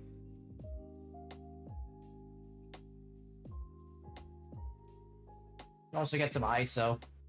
because that would help too. All the schmutz out. The Dremel schmutz. All the plastic schmutz. Let's see. Gotta fit one side through here, just fucking annoying. It don't look like I did much damage on it. I gotta do a little bit more. I gotta do more carnage, guys. I'm sorry. That's the way the cookie crumbles, you know? You gotta do more carnage to survive in this world. Alright. Time for carnage, 3DS! Fuck you! Alright. How the fuck do I do this without hurting myself? Oh god. Ah! Jeez. Biting me. Stop complaining! Oops. We don't talk about that. Okay, let me try the other side.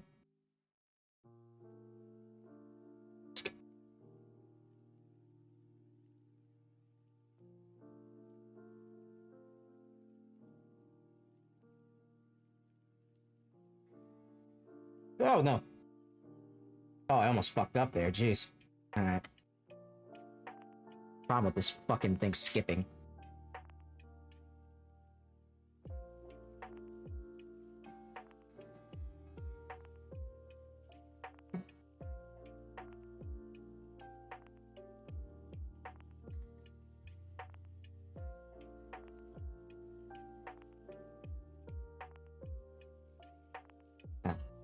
Tweezers. Just pick the remaining parts of plastic out. Okay.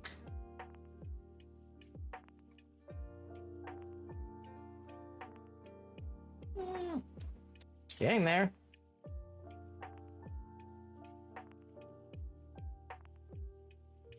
Maybe a file would have been easier, but I'm also a dumbass, so I guess we'll keep going with the Dremel? I don't know. We're kind of not there yet, so I'm gonna keep going, I guess. I have to keep grinding it down?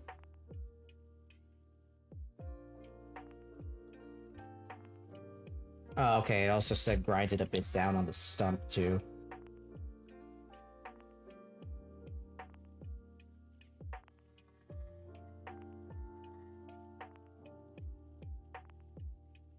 Okay. So let's just do that.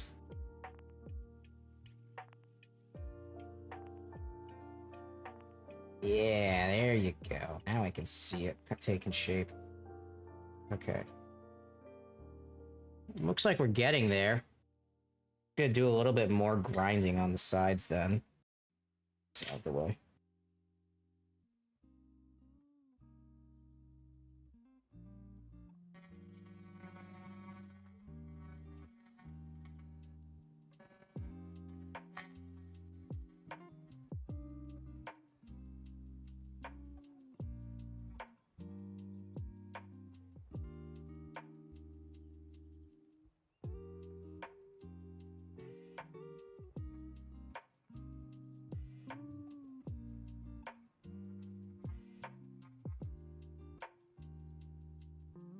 Okay.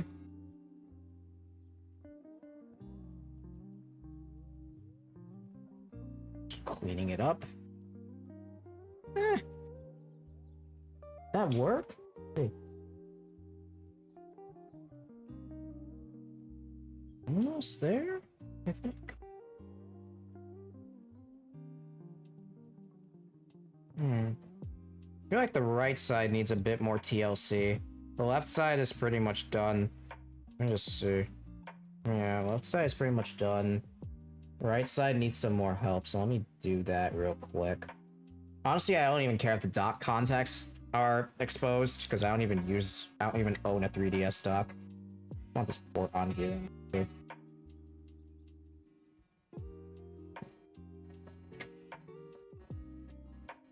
This way. Clean it up a bit.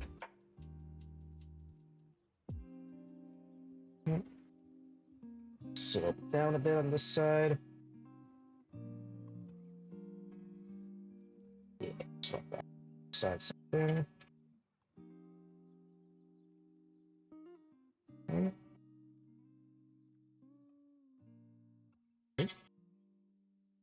Okay. Okay.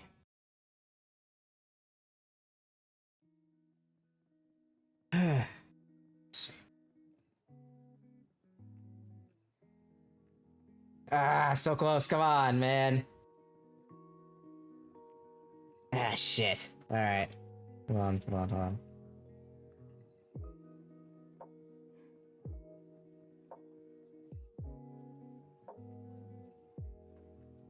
Do I need to grind it down more?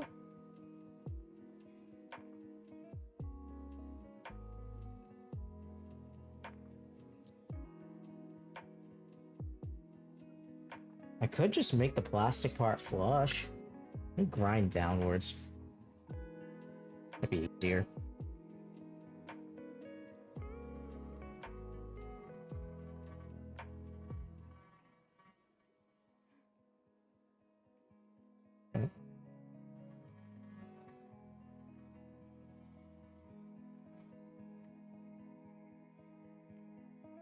Add an increased dimple here. Okay, we made a bigger divot from the looks of it. So gonna match the internal part as well.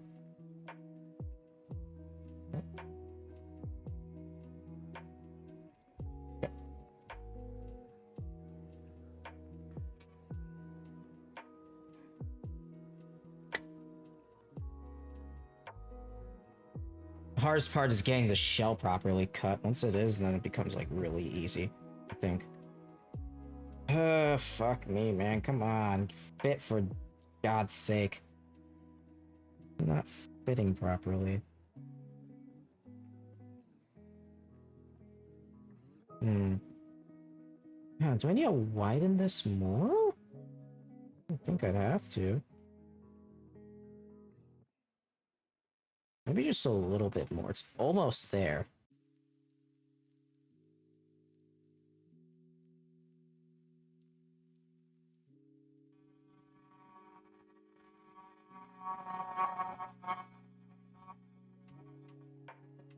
Okay.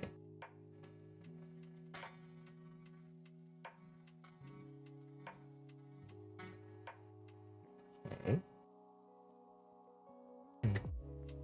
Try that again, I guess. Let's see. Definitely got the interior too, right? Yeah. Ah, tight fit. Oh, yeah. Definitely almost there for sure.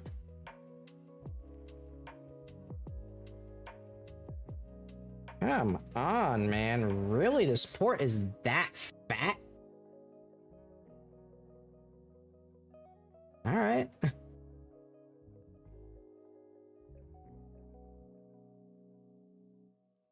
Keep going, I guess. Jeez. How far do I have to drill? Just get the inner edges as well. I think what's the problem is I'm not making a good enough C out of here, so let's do that. Oop, don't you skip on the acid.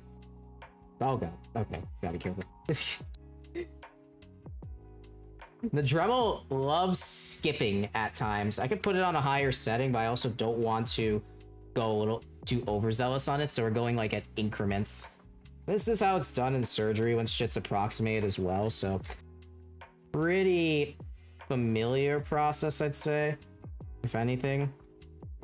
Okay, yeah, so I guess this... So let's check the left side. That's okay. The right side. Yeah, this side needs a little bit more arcing. So this left side here. Yeah. Interior.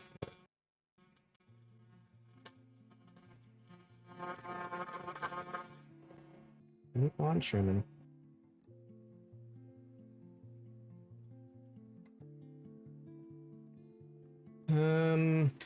Here, there you are. Ah, almost. I think I almost got it. Fuck. Hold on. Stay, you little fucker. Ah, it's right there. Look. So close. Shit. All right. We're at the home stretch, guys. Ah, I can fit it in from the outside. Nice. Okay. Cool. What we need to do... Let me just... It's a very tight fit, though, so I need to make it a looser fit for sure. I also should probably trim down this plastic part here to allow me to seat it properly. Oh, this is exciting. This is exciting. Okay. Okay. Okay, let me trim this more.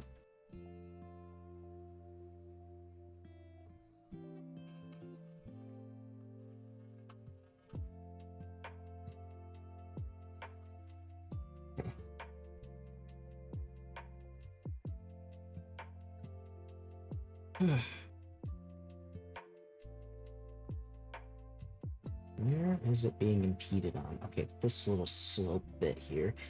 Go from the other side. Upper slope. Aha, there you are.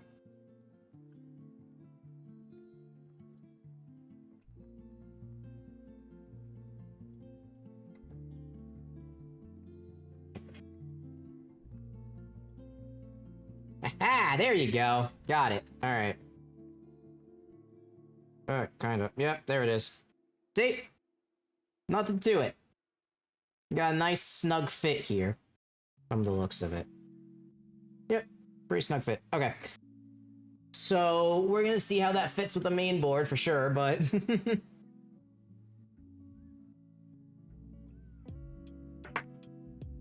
Will this close up well is the question. Not sure about that. Okay. Let me push the port through here. Wow, the amount of perfection in that is crazy. Alright. See if it's sitting flush.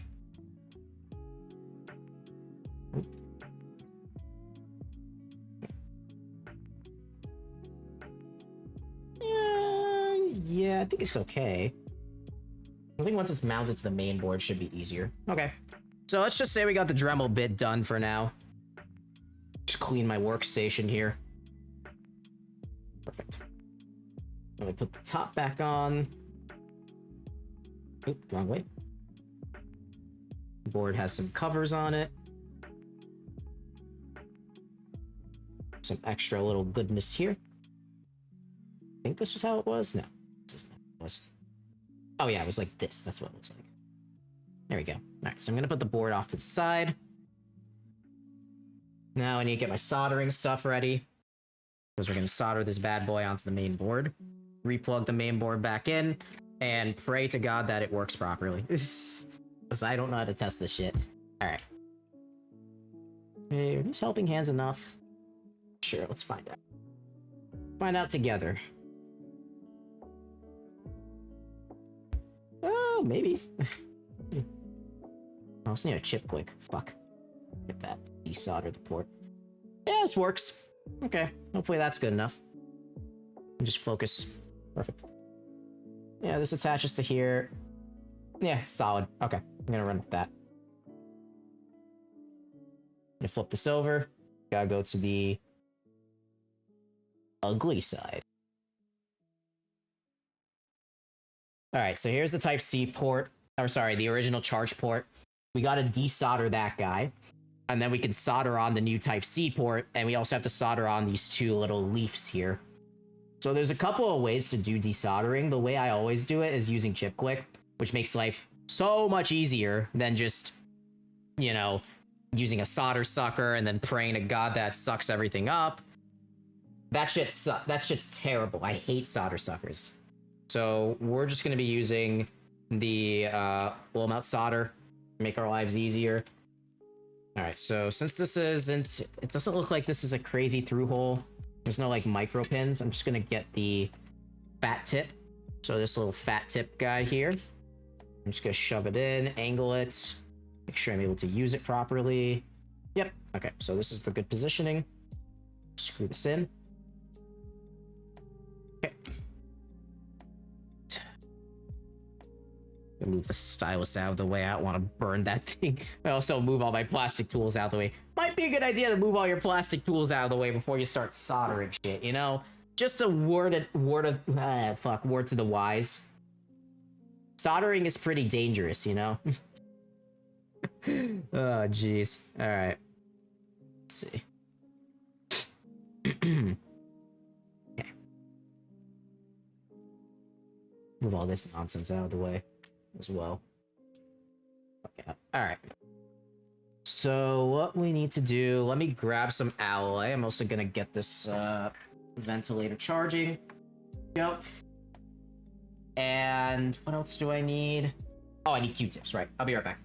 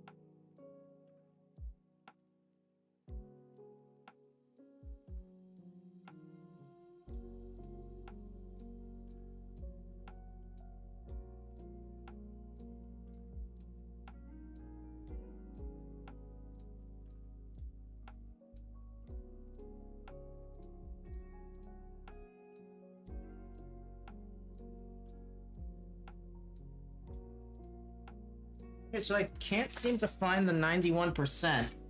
Oh, it's right here. I'm just fucking... Okay, here's the 91% bottle. Good. Gotta make sure not to drink my water and not this. Anyways. Alright. Cool. So I also got some flush cutters. We'll probably need them later. Oh god. Let me grab a Type-C cable for the pine sol. The best part is the pine sol runs on Type-C, which is really nice. Just plug it in, it works. I gotta just wrap it around so I have enough slack. Then... Boop. Perfect. Alright. Cool. I'm gonna move a bunch of tools over. Type-C port is here. Little spacers are also here. Again, I'm gonna be using this guy. I'm gonna be using my basic solder to get stuff working and reflowed. We'll go from there. Alright. You also move my main soldering tip away as well. I use a fine tip. I don't really use the standard tip that comes with a pine sol, because it can get a little bit dicey.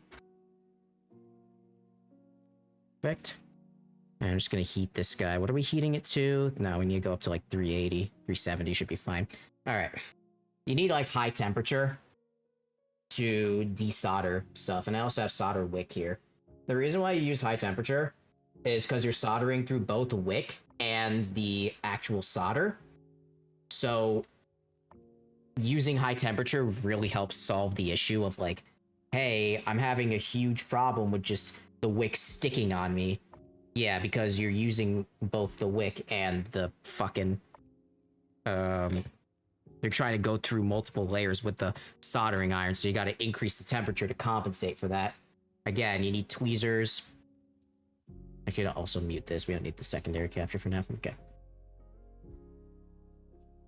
Let's see.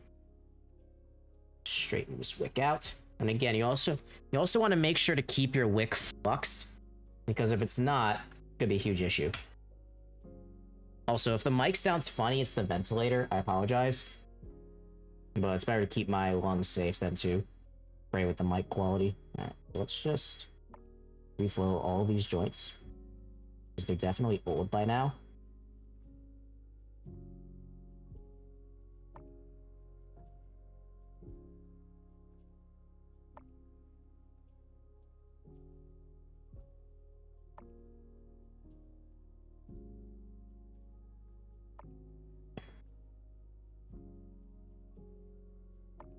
Now the joints are reflowed.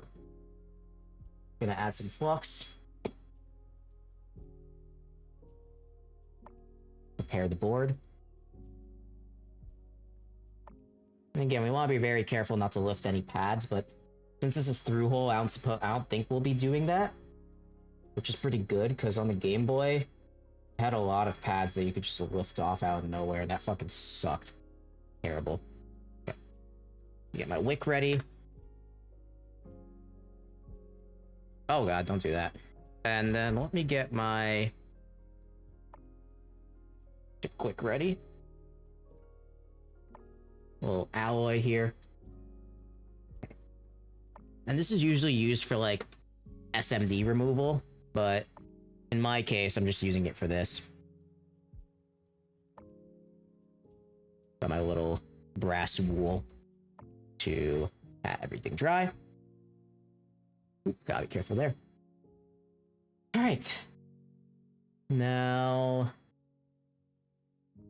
let's solder this thing. All right, so I already refilled the joints.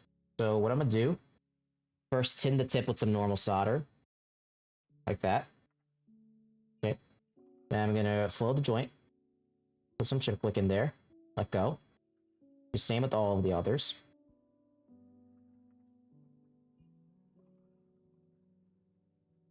Okay, just gotta be careful with the amount that I'm using. Okay.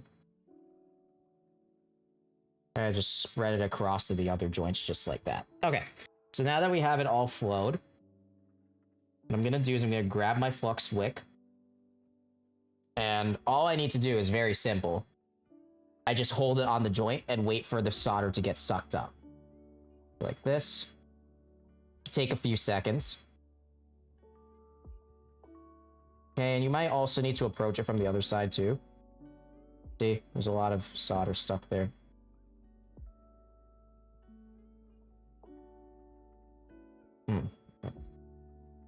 Tough. Okay. A little bit of tough sell here. Let me just get more wick flux. Snip this off. Flux more wick here.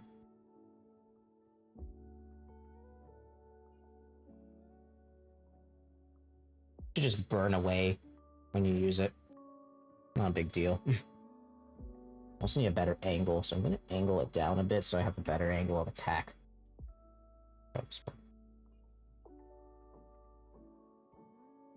That's melted. The rest of it. There we go.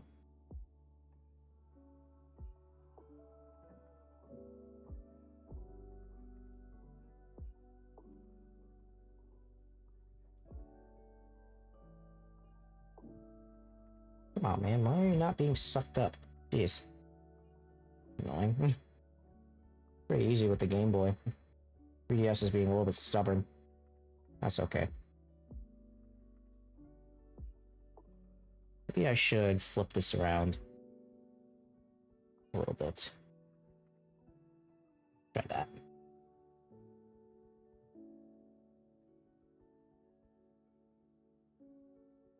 Still fluxed here. Good. Small grip. The soldering iron. There we go. That's easier. So yeah, you just want to hold it until you see it like evaporate from the site. Like that. If it doesn't fully evaporate, you might want to give it a few more taps on either side. Make sure it's all gone. That. Okay, so that's all gone. I'm just gonna stab my tip, clean it up. And again, when you burn off wick, and it basically becomes defluxed instantly. So you're either going to want to cut off all of the used parts of wick and just reflux your wick right afterwards, because otherwise it's going to be a whole mess. And again, like, another best practice thing is to, like, clean your board after you finish each one, but I'm not really doing that. I am a cheater.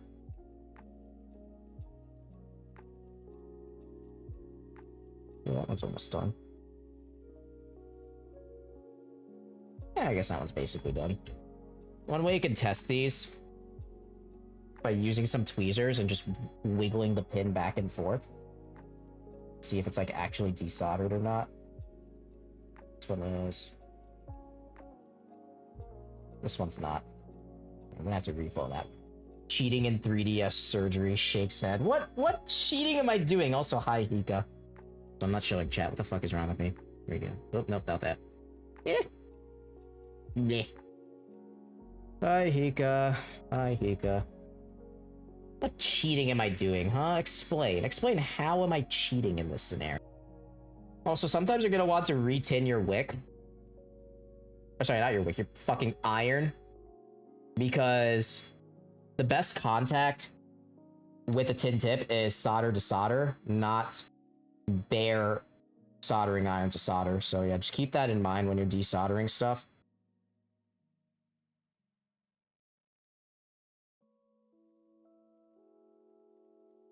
That one's a little bit stubborn.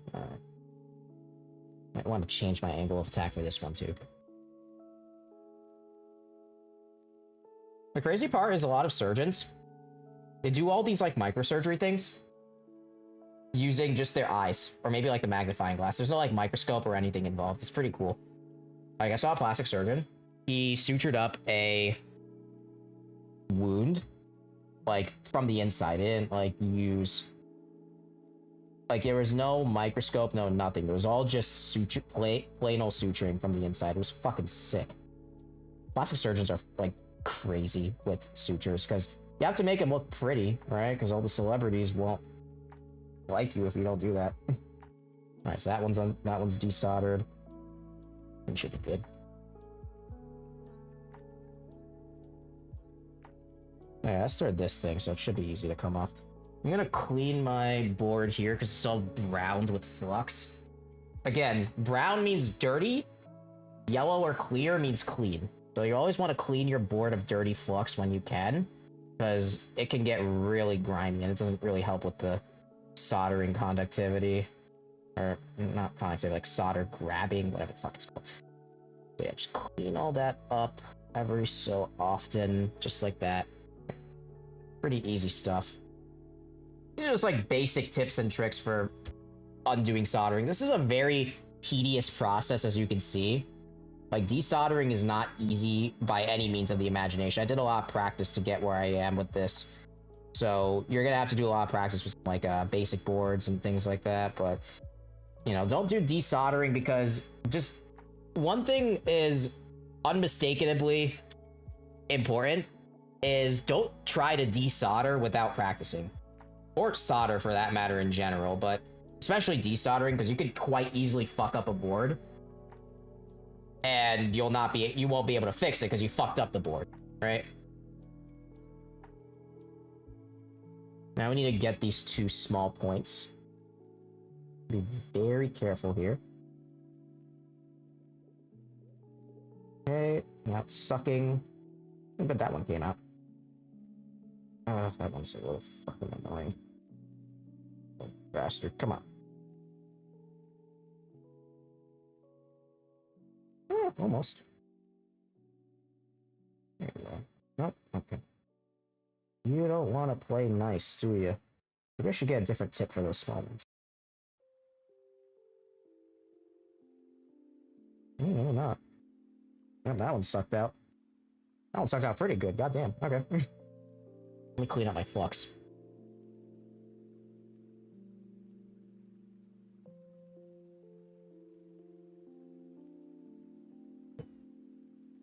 Okay, let's clean this guy up. Ow, it's hot. Again, one thing with soldering is that everything gets really fucking hot, so be careful. And again, be careful. Also be careful if you're soldering desoldering parts that are close together, make sure you don't desolder another part by accident. I've done that before. You've seen it happen on stream. Grab this. Oh, I get cancer.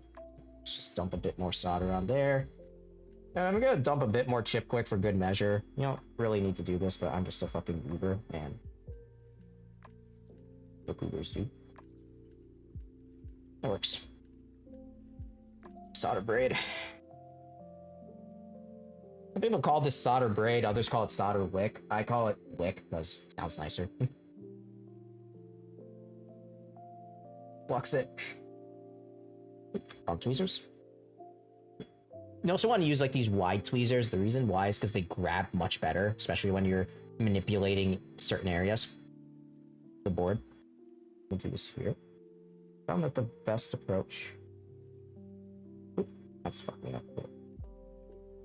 There we go. I'm just coming from the side here. Let's suck it out.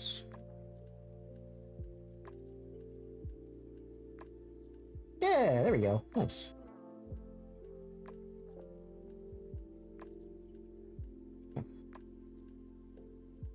Clean up the board once again.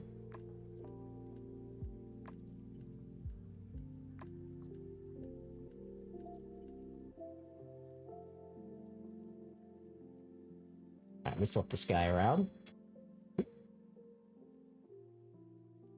And let's see. Coming. Again, one thing is you don't want to force this out. I'll be very careful. Okay. These two are out, which is good. One looks to be, let's see. Yeah, it's just one of them that's fucked. Alright. Alright, it's this, where are you? Yeah, this pin right here still fucked up, so I'm gonna try and reflow and desolder. Sometimes when you're desoldering, sometimes when you're desoldering, it's very important that you don't just try and force to desolder like anything that's partial, right? You want to make sure that you're able to desolder the whole thing in one go. So sometimes you might just need to reflow it, re-add chip quick, and then just desolder again. It does waste the chip quick, unfortunately, but that is the best way to approach things like this, because otherwise you're just going to spend a lot of unnecessary time just fighting with the wick for no reason. I speak from experience. Alright, so it's this guy right here that still has some solder left over on the front, so what we're going to do is we're just going to reflow it. Pop it around here. Joints reflowed. Easy. Okay.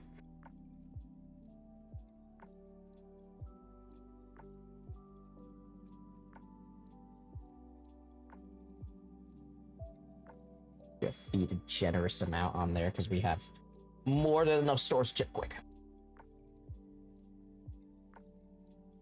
Alright. Grab this by pickups.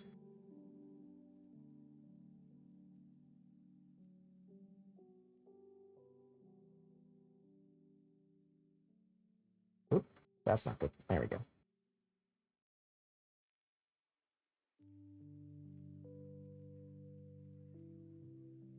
This around. We're still stuck. Go up. There we are. Ow. Fuck, that's hot. Alright, it came out. See? Easy peasy. Alright. Also, word to the wise, what I just did, don't do it. Don't fucking grab the thing that you're desoldering. Sorry.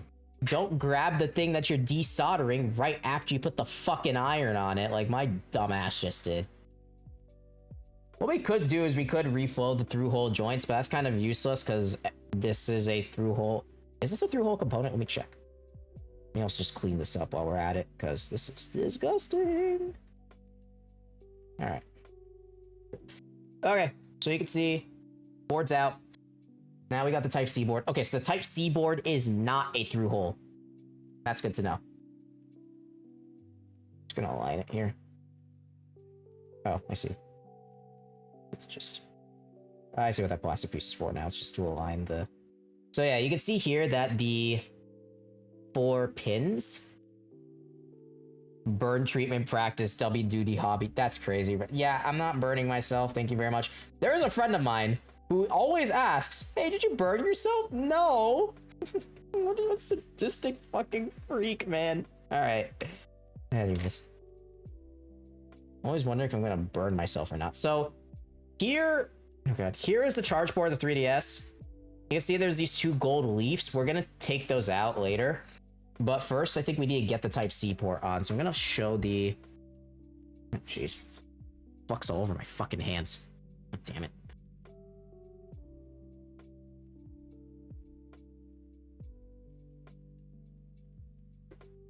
Okay. Now let's see here. Also, after you're done desoldering, lower your soldering iron temp. Make sure you don't burn your fucking PCB while you're directly soldering. Make sure we turn it off because I'm not even going to be using this tip. Let's see. Yeah, I cleaned it. Okay. Installation of the USB-C board, which I've done. Put the plastic tool inside, just like that. Okay, and the first step is to just solder the USB-C board down. Okay, it's a pretty easy thing to do.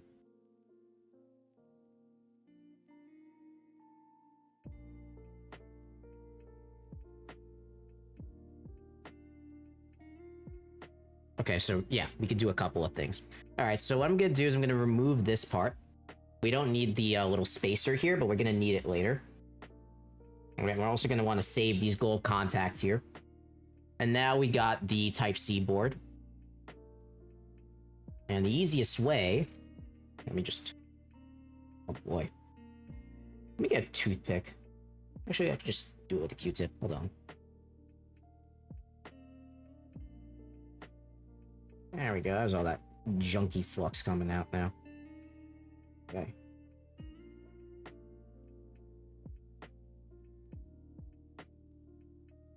Ooh. Oh, it's like earwax, bro. Just burn it off, honestly. That'd be easier. Doing right now. It's like coming out when I probe it with the Q-tip.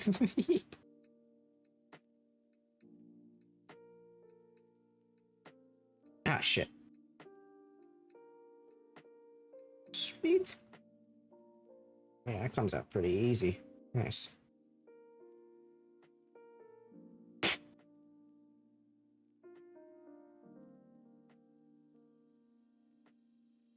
Okay, I can just burn it off. That's fine. Okay. Now... just set up the board. Oh, I still need to cool this down. Give me 1 sec. I just gotta cool down the tip.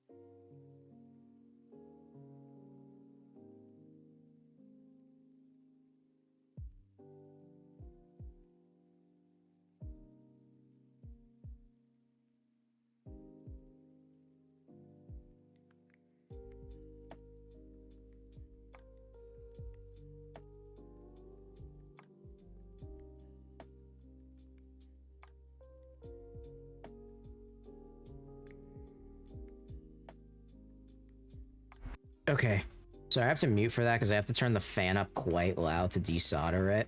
I'm sorry, to cool it down. I have to swap the tip now. My fine tipped iron. I have a little blob of tin saved there just to preserve the tip. Oops.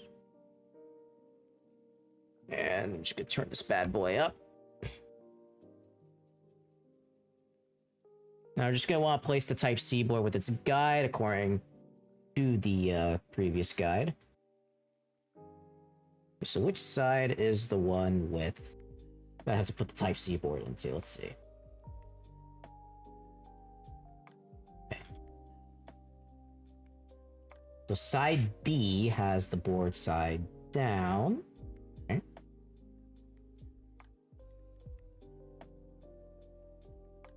Alright, so side B.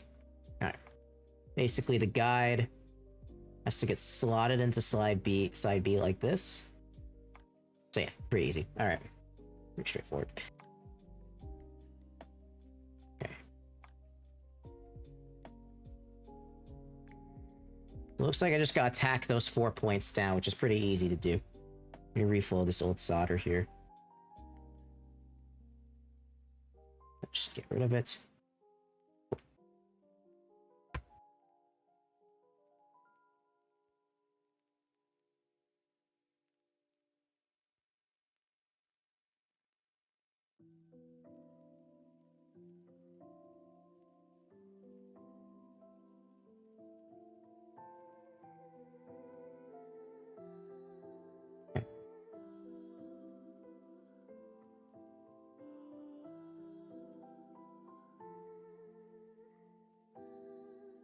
Oh lord, that's fun for the first step. Let's get like that.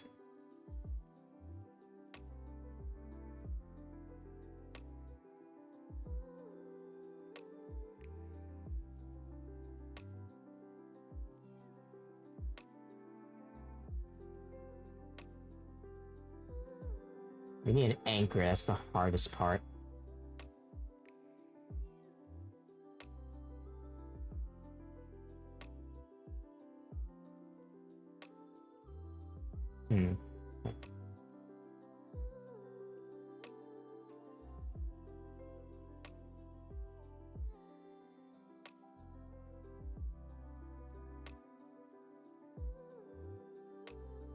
Okay, I got a better idea.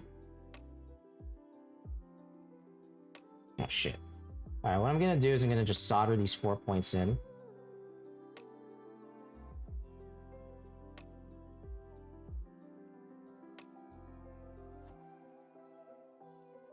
Similar to what I did for the GBA.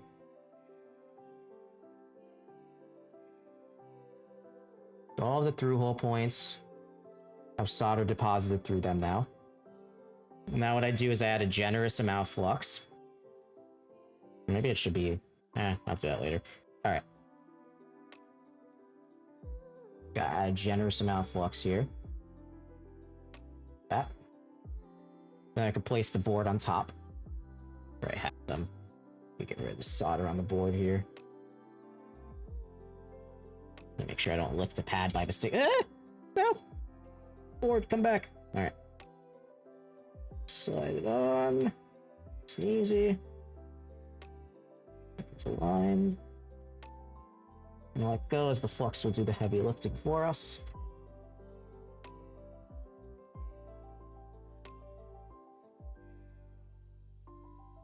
Maybe I should reposition the helping hand. Let me do that. Here. Better. Or anything.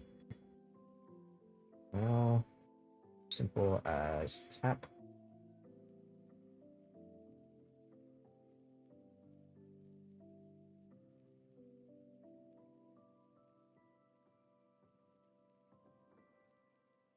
And maybe I should use a different tip here. It doesn't look like this tip is working the way I anticipated.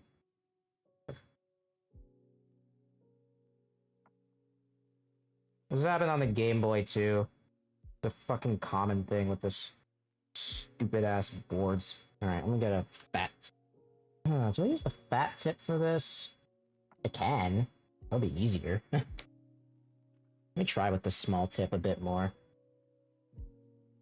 Let's see. It just join up, which is the problem here. It's not joining as I intended. Okay. Oh, there we go. Now it joined. Okay, that works. Okay. Just check the other side, make sure it's alive.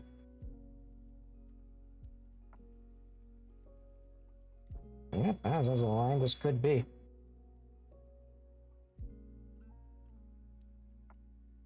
was a little angled, actually. What the fuck? Ow. Where the fuck are you angled? Makes no sense.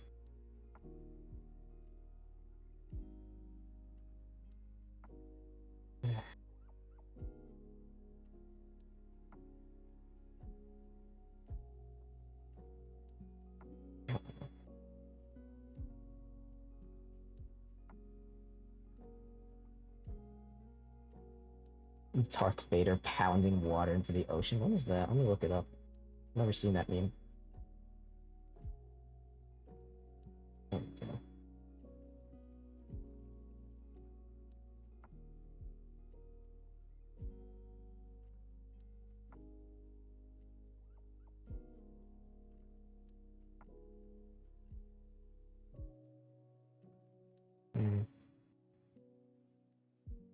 That looks better, actually.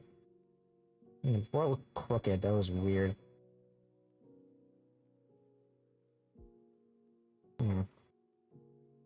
Alright, let's try it and see how it looks.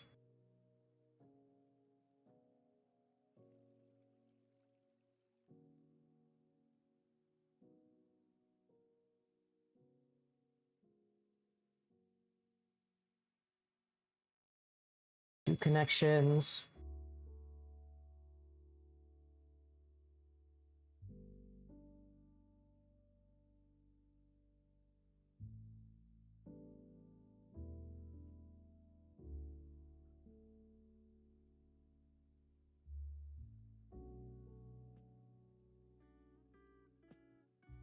Sorry, I'm just checking the seating of the Type-C board as I keep going here.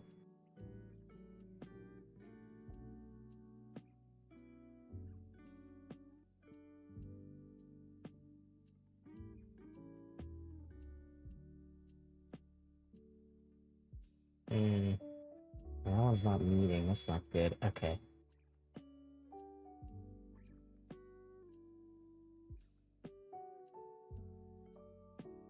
You know what?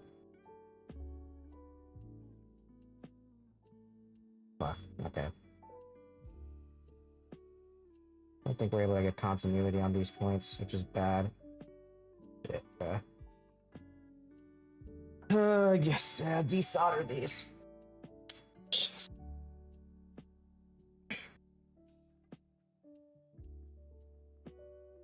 It's just the proper way.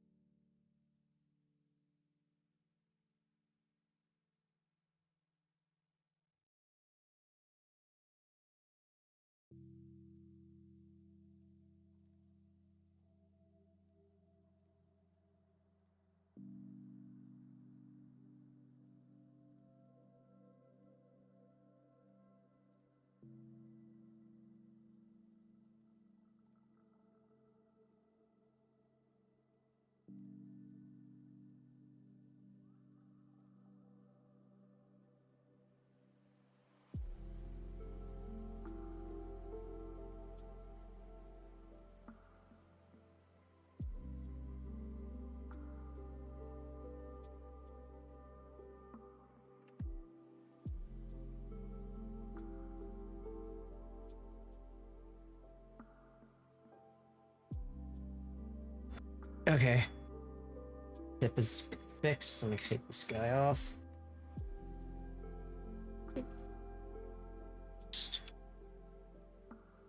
Swap for the fat boy. Why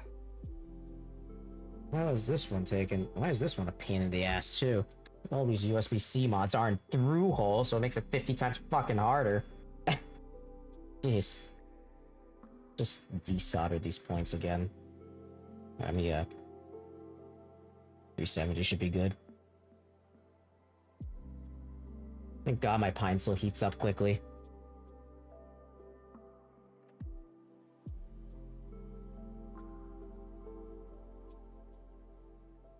Or at least relatively quickly, you know?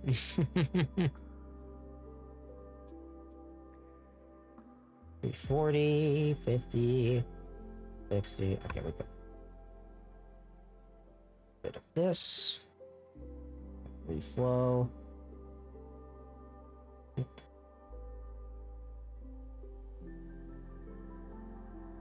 It's whatever. I just desolder it by itself.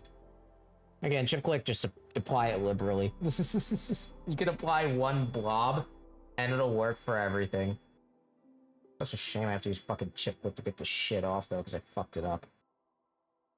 At least I think I fucked it up. Let me remove the plastic insert, because that's gonna burn if I keep the desoldering wick on it.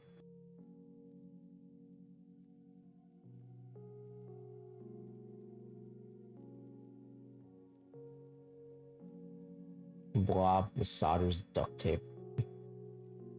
That one's gone.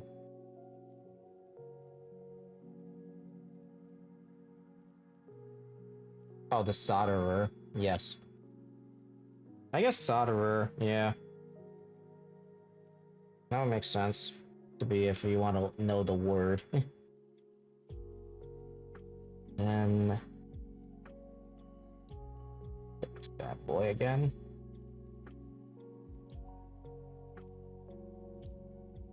For a few seconds. Yep. At the very least, desoldering this guy's pretty easy.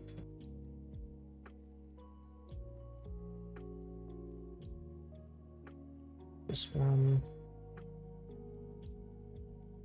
2 seconds.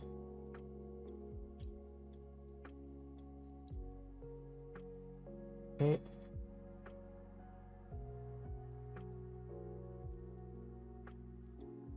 This last one. There we go.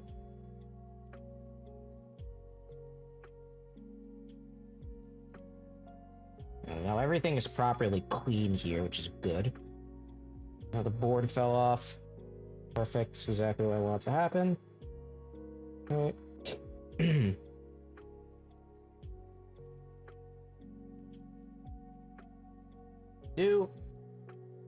Clean up the board real quick. Task.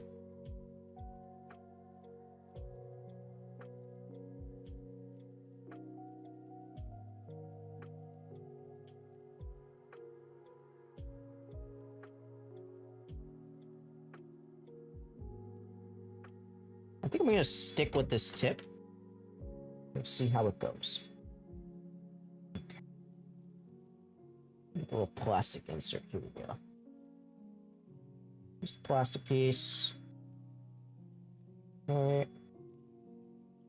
Clean this guy up again. IPA. I'm just doing this off cam because I just want to do it close by. Really easy to clean these things anyway. PCBs are pretty... Even though people say, oh, your PCB is very fragile. No, it's not. It's pretty fucking tanky. PCBs are very tanky unless you do something really, really dumb. Most beginners do. I'd say I'm like a more intermediate now because I've done a full project with soldering before, but still tough, that's for sure. Nice.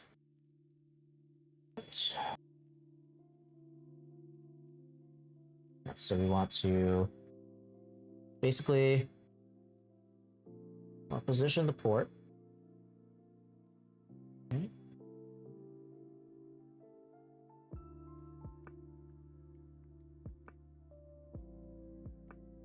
Oh, that's weird considering that. Does it have to go in the back like this? These points aren't going to be soldered down if it's in there. Weird.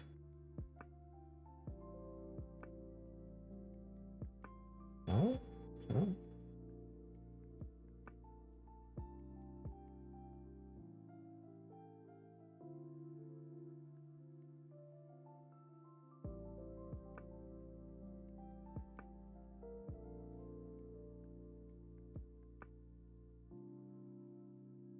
feel like something is off. Yeah, something is definitely off here.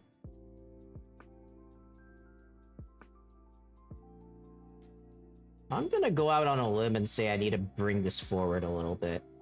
Because otherwise it's not gonna solder down properly. Yeah. Yeah. Feel like that's the... Okay. The fuck is this having me align things? Okay. I'm gonna go out on a limb and just do this myself. It looks like the Type-C board... I'm gonna use this plastic piece as an alignment tool, but I'm also gonna be a bit liberal as to where I put the alignment. Make it easier on my end. That might be the right way to do this, because the plastic part, it pushes everything all the way back, so the middle 2 points can't make contact. That doesn't seem right to me, so I'm gonna go a little bit forward so I can see those middle 2 points, and then we can go from there, because that makes more sense to me. I feel like this plastic bit is a little bit overdoing it. Flux down again.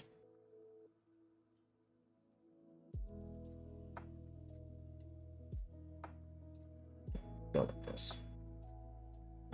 Is it?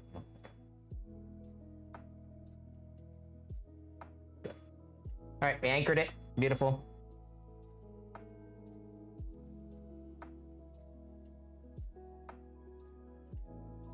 Second anchor. Now I just solder the mini points here. Very easily done. And the last one.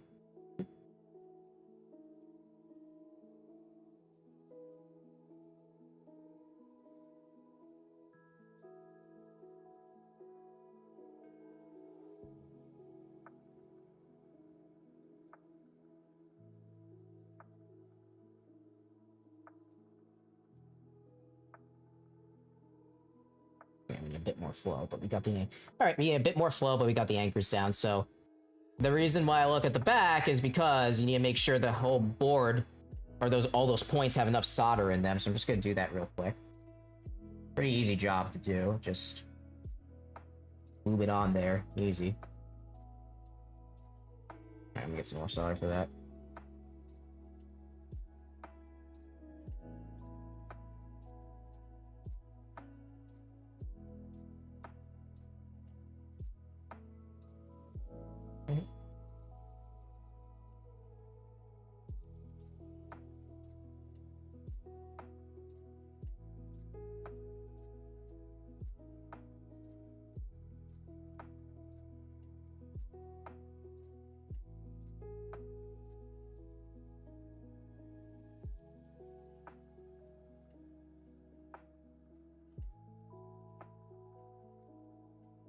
Perfect.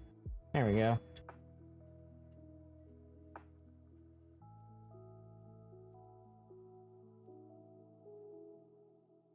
Those joints are looking good. Gonna remove the cap. Perfect. All right. Yep. Looks good to me. All right. What I'm gonna do is I might just do a quick continuity test to make sure it's connected in the front and back. And then we can go from there. I think the second hardest part is done. Actually, well, it's not even the second, probably like the third. Then we gotta do a few more things, which gets really fucking tough and annoying. So, yeah. Alright, I'm gonna have to solder those last 2 points there as well. And then we can get the leaves soldered on. Making sure everything is properly on. I have to look close because there's that capacitor there, and I do not want to fuck that up. Alright. Okay. Next. The guide. Okay, so I soldered everything properly. Okay, so there are 2 more pads on the opposite side of the main board. Remove the captain tape. Okay, I don't have any captain tape on this thing. Fuck that. Okay. This.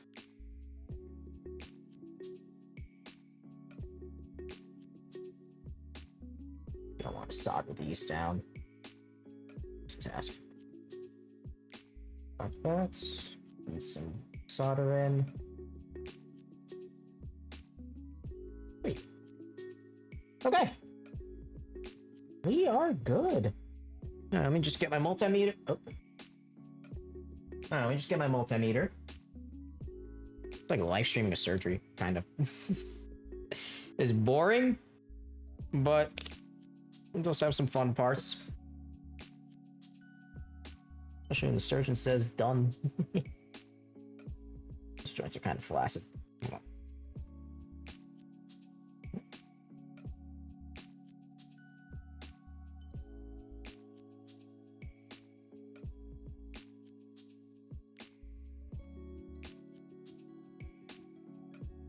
Okay.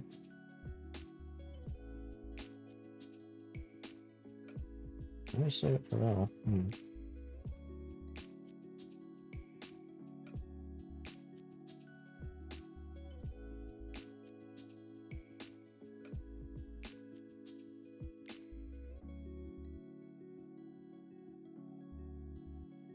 I guess one way we can test this without using the multimeter is to just do a big brain. Flow a joint, see if it flows on the other side, which it does.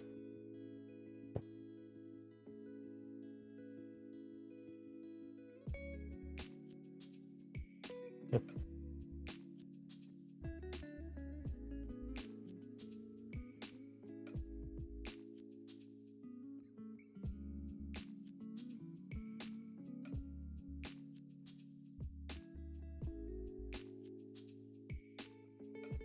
Okay, maybe I'm just overthinking. I think it's good. I don't know why the multimeter isn't showing shit. Maybe it's because there technically is no resistance between the same joints, so it's fine. Okay. Alright.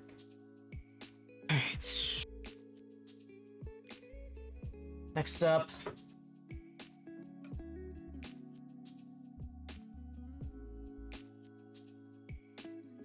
Once the hole is done, the original connector right here, probably show the window I'm using, has these parametal contacts, which the USB-C kit needs. Disassemble them. Can do that. The fuck? Why are they not coming out easy? Okay, let me get some tweezers. Easier to pull them out with this. Nope. Okay.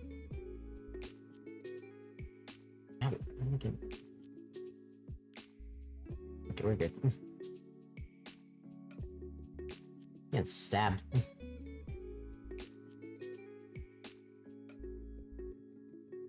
How the hell do you pull these out? Just remove them. Let me look at the video.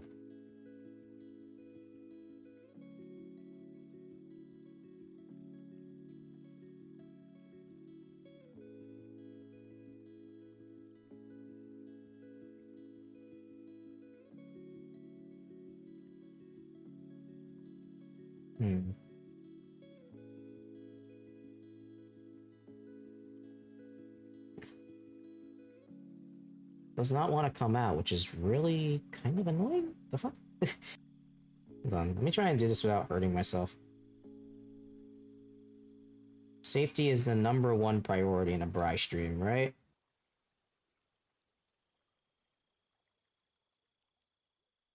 Oop. Come on, you got this. Alright, you're almost out. Yeah, there we go, got it. There's one. This is on the left. Put that here. The left side. Basically involves me pushing this guy down and then out, which is really fucking weird. I mean, I guess it makes sense to secure the port. And I don't think Nintendo expected anybody to yoink this guy out, but seriously, bro, really?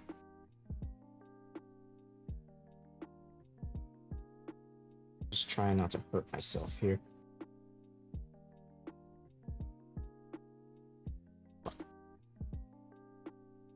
Oop. Yep. Come on. Oh, shit. I didn't yank it down. Come on. Got it. Okay, that's the right side. Alright. It's freed. It's freed from its prison. Alright, so both of those are freed.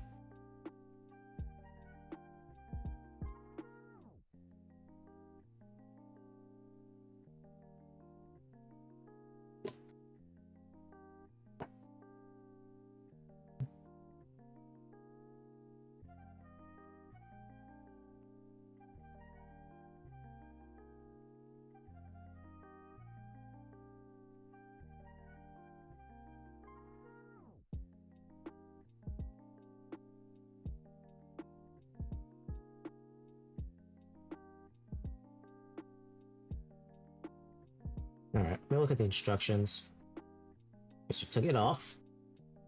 So that says... Okay, so we're gonna face this up. What? Okay.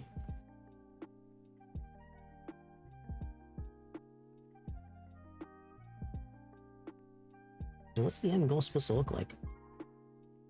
It says...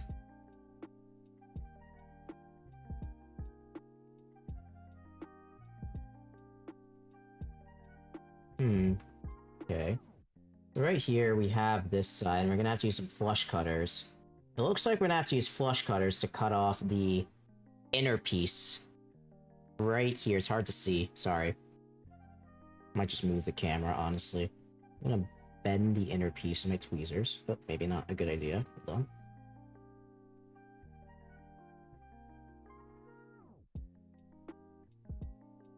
Damn, this is very stubborn. Fuck. Alright. We got flush cutters though, so it should make it easy.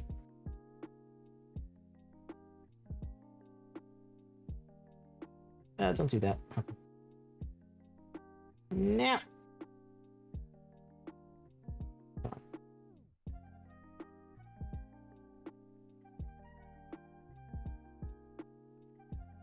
No, don't fall off. Try not to cut it in the wrong way.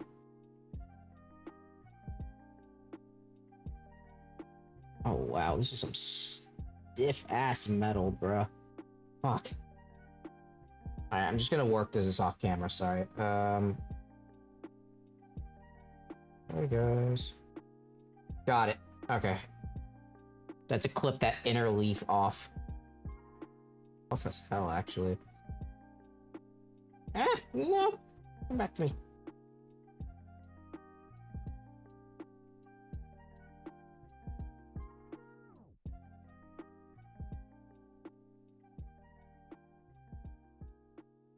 Ah, shit.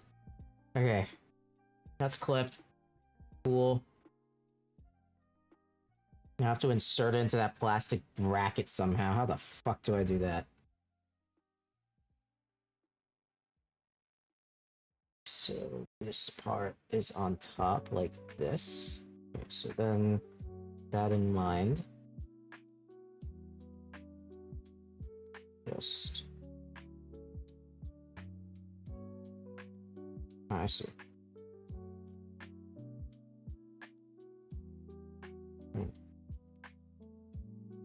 Ugh, so annoying. Huh. Okay. Nope. Nope.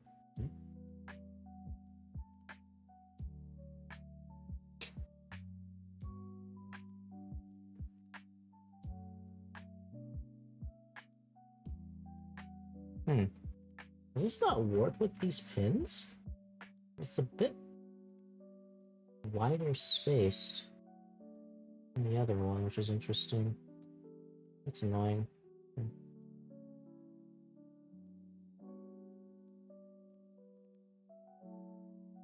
I could do. I mean, what I could do is just cut this down a little bit, with like a scalpel or something.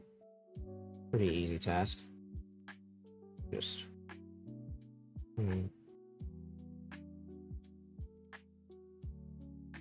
Problem with this 3D printed part is that the space in between these two leaves is too narrow for the part, which is really weird considering that...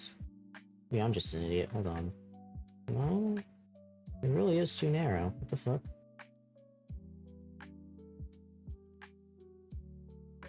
Does not like account for the new 3DS or something? What the hell is this?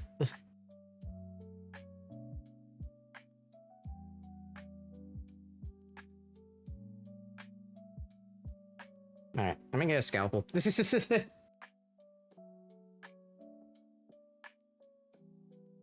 Careful with this. I'm not getting a box cutter. I'm getting a fucking scalpel. Fuck this shit. Alright, let's see. I'm definitely doing this right, though. Let me just make sure I am before I cut into this thing with a fucking surgical blade.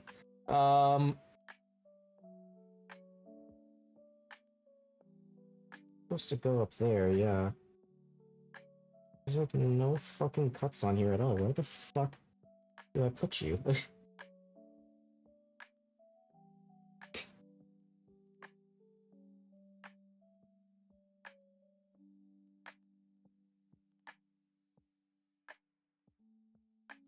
So, supposed to face down. Yeah, it's supposed to be right there. And this guy is to my writing. Yep, okay. Alright. Oh shit. Alright, scalpel time. Careful here.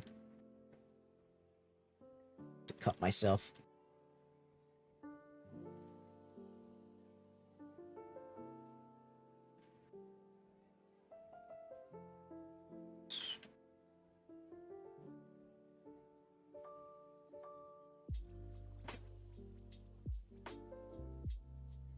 And yes, I'm using a fucking scalpel to do this.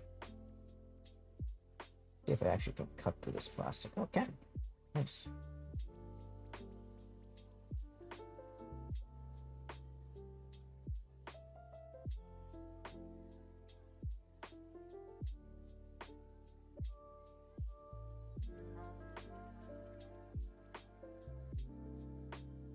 This is annoying.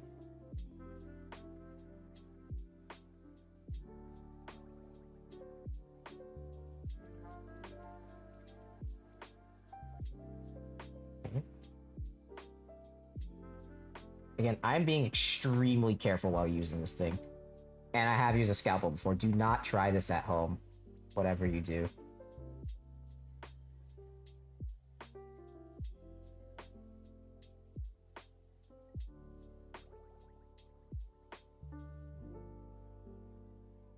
But these blades are extremely sharp.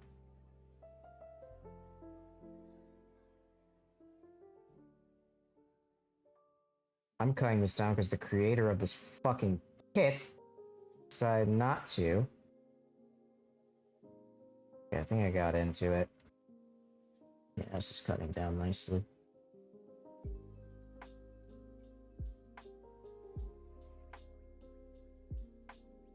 And again, I just want to say, do not use a fucking scalpel like I am. I'm a dumbass, as you guys can tell. Oh, wow, we gotta go down really far. How bad did this guy fuck this up, man? Holy shit.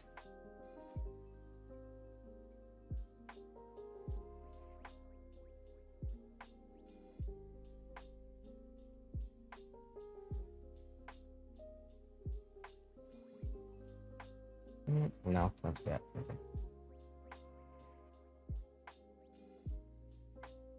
Oh.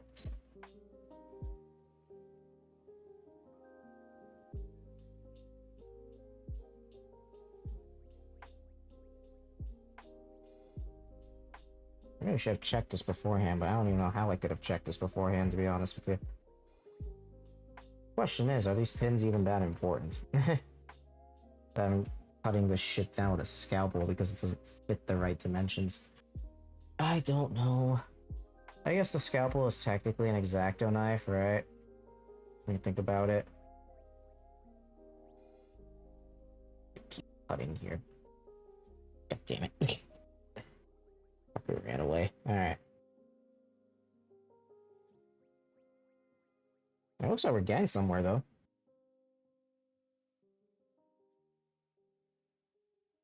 Yeah, close. appropriate side.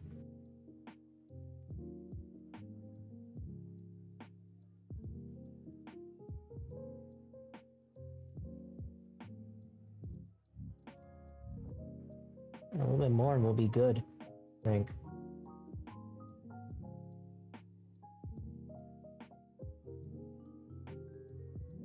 Good. So, precision here. Yep, that's right.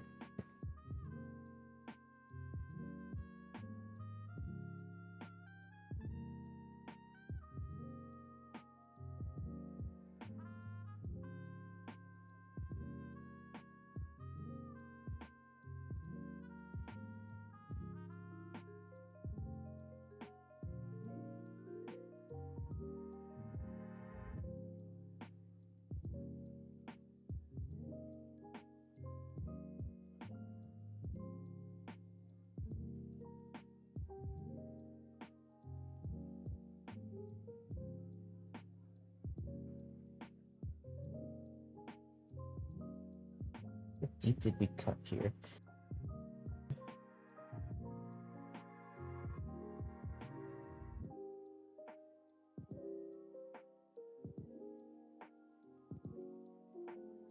Apparently not deep enough. Still needs to go deeper. What the fuck? Honestly, I might just say fuck it and skip these connectors, man. This is way too much work for something I just don't even use on this thing.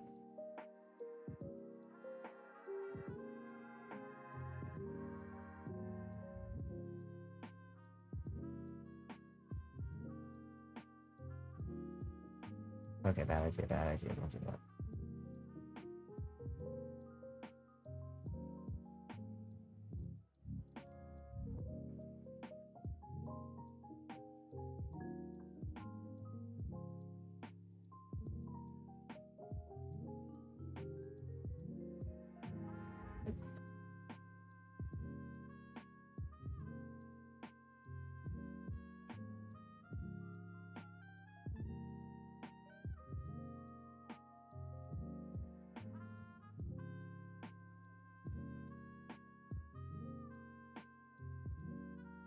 If I can be completely honest with you guys, once this is anchored, it doesn't really matter.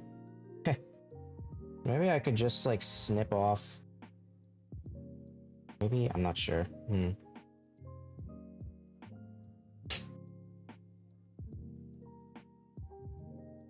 Like, I'm genuinely curious as to what got this mod to not properly handle this part. Weird. Bad omen for things to come.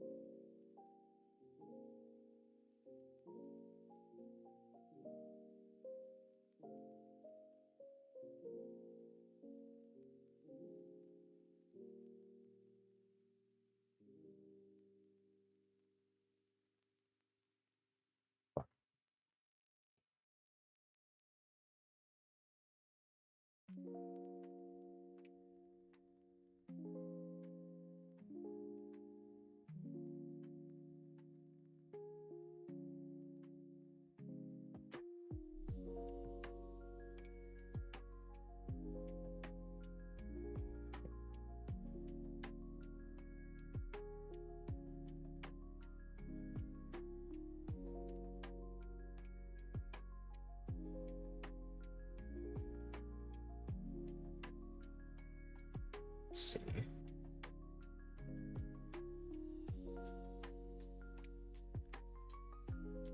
All that slicing later, not even a fucking dent. Fuck me. Alright. That's...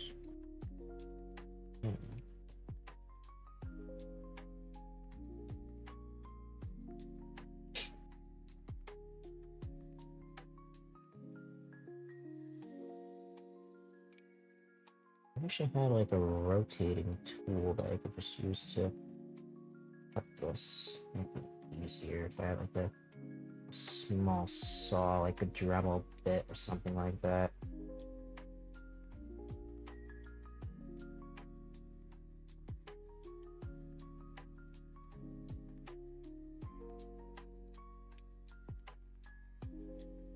slowly cutting through it with as much friction as possible.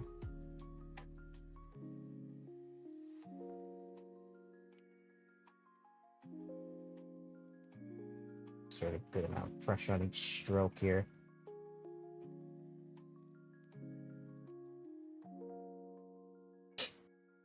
Start trending people using scalpel. No, no, no, don't do this. Don't do what I'm doing. I'm a fucking idiot, guys.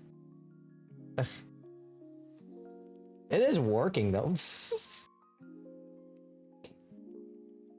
Slowly, I mean... I'm not even sure if this is even worth the trouble, man.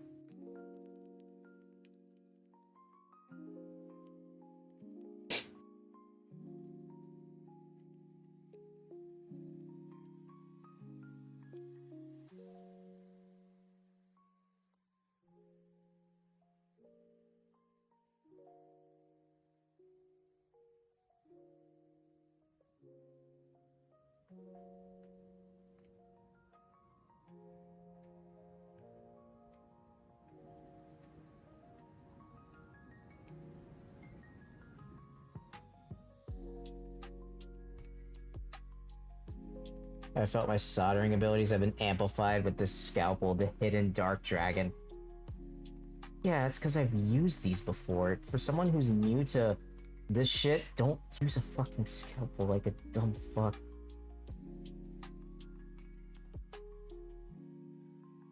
Like, I have used a scalpel many times.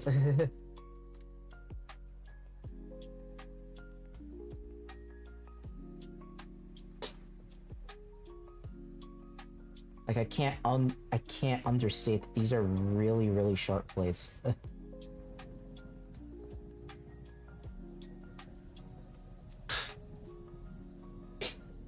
Crack some of the plastic from the looks of it. It's fine. Keep testing it, see if it fits. I don't think this is gonna work out the way I think it'll do. Okay. Let's see. I just... this.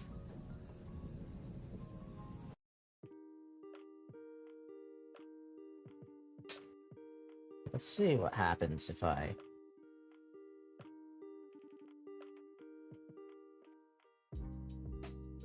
Boy.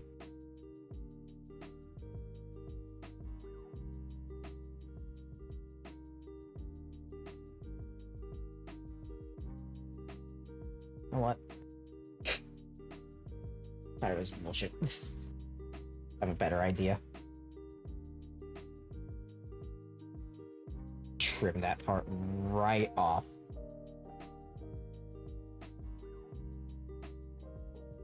That rubber was straight plastic, man.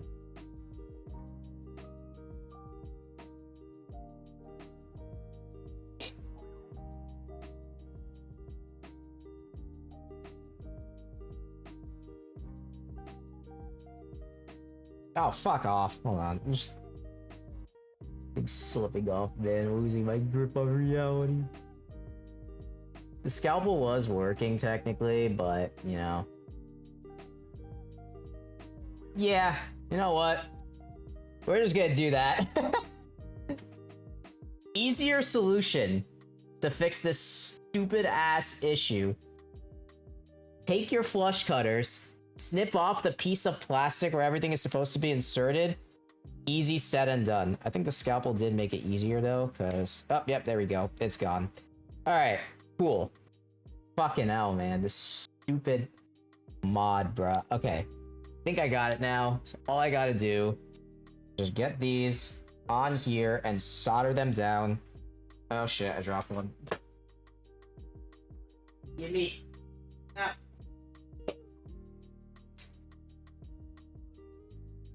Obviously, the scalpel blade. Put it back into the case here so I don't stab myself. Alright. We got two things here. Which, please don't ban me for trying to use a fucking scalpel in my stream. Thank you very much. Alright. Oh! No! Running away from me.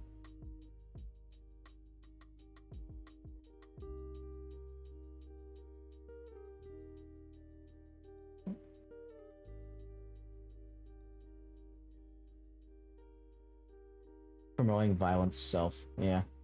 Sorry guys, that's how the ban hammer occurs on my channel. Maybe a little bit of Captain Tape will help seal all this down too. But right now I just want to tack everything down with the solder. Solder. No. See, now it's stuck there. I'm just gonna get some Captain Tape. Actually, I'm gonna put my Captain Tape. Ah, shit. I'll be right back. I get Captain Tape.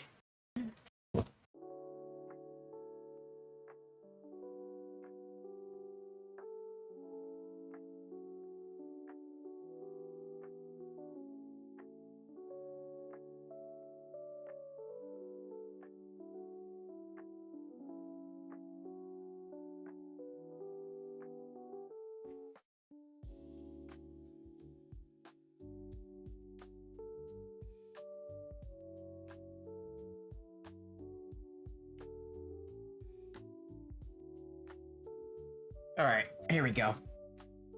I got the Captain Tape, guys. Try this again.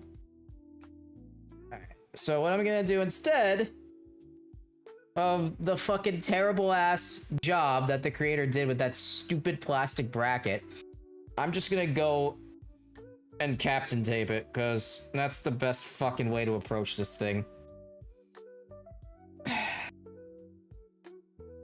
Jesus Christ. Alright.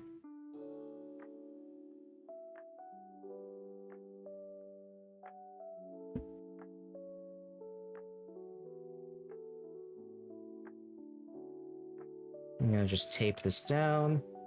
Don't do that. Can I move closer, headphones? Hello? Thank you.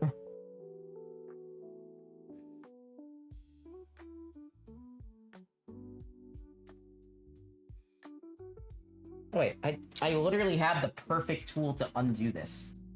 Second. I have surgical scissors. Where did I put them? Oh. Look at that pitch. Yeah, perfect. I literally have the perfect tool to cut Captain Tape with. Beautiful.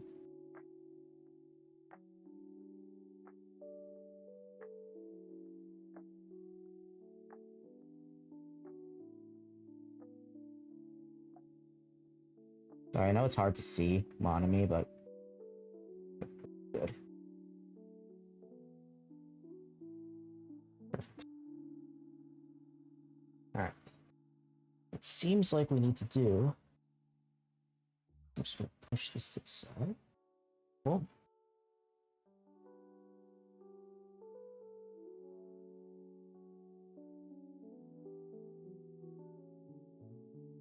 Cool. Alright, that's adhered. I'll put a second set of Captain Tape.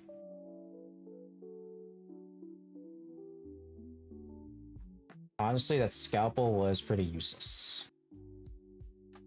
But at least the Captain Tape idea is working. I don't even know what the fuck came over me, man. These surgical scissors are very useful, though.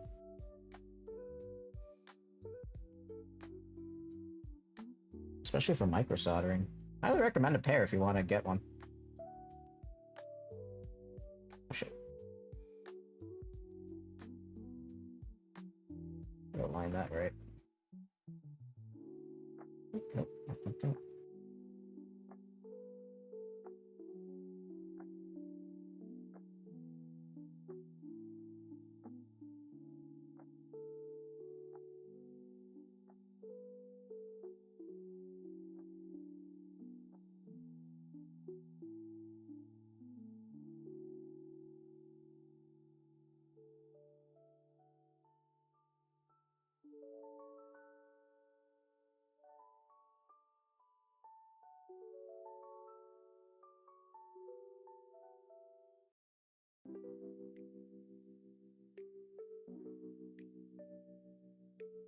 Got it.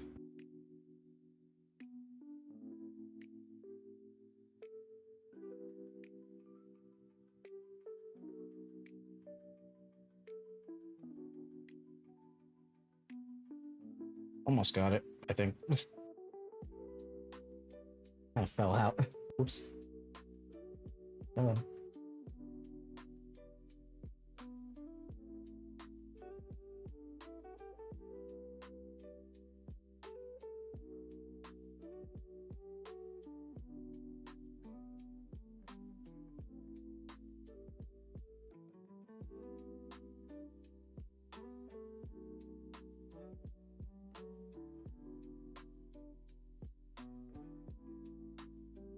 Ah.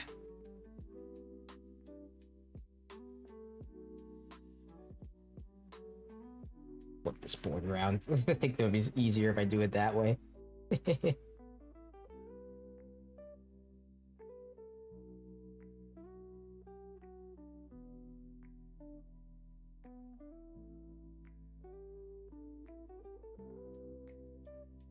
I have an idea. It's a stupid idea, but it's an idea nevertheless.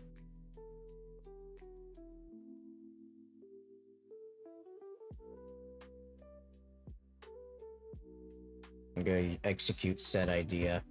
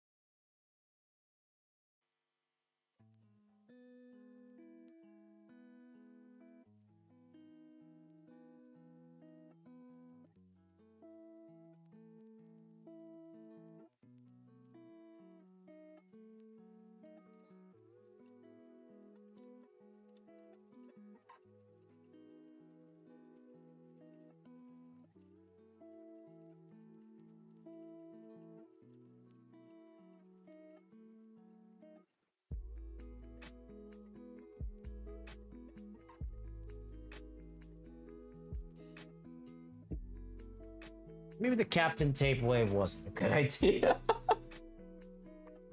Spit.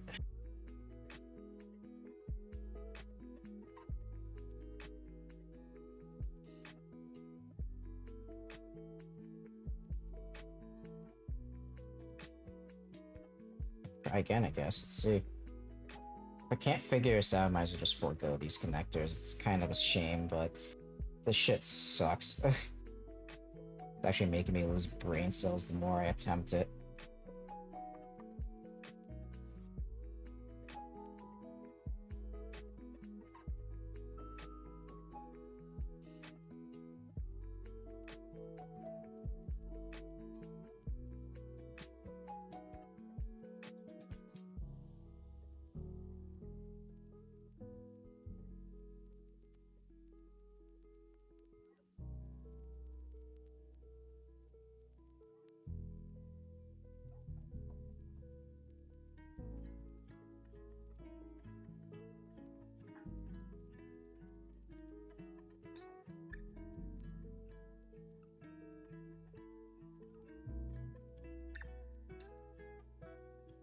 Use a tape would do well.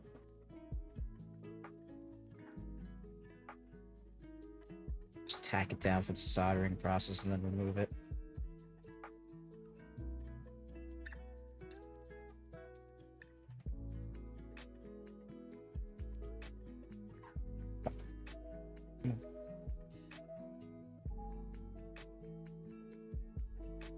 Ah, damn it. It just keeps coming off.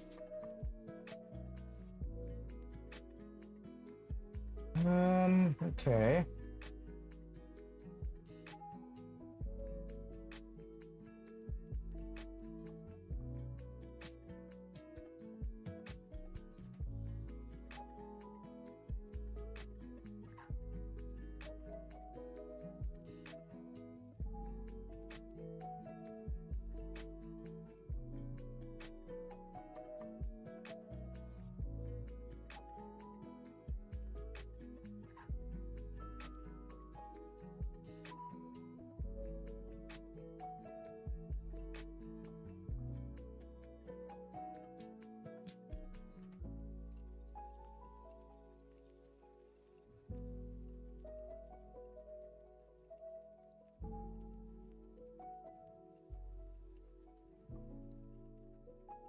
Hmm.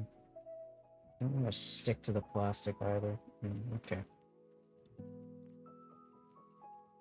You know what? We're pivoting away from this. Ay, ay, ay, ay.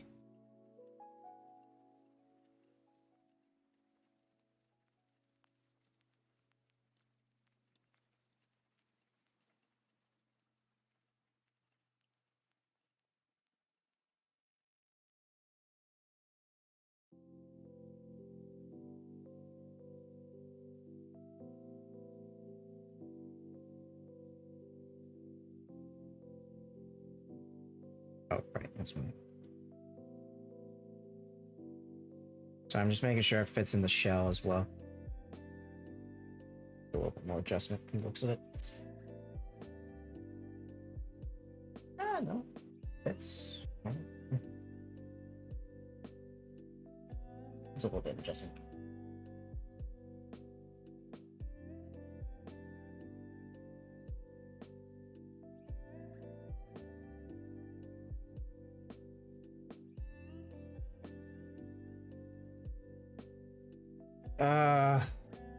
Do I try and solder these pins in, man?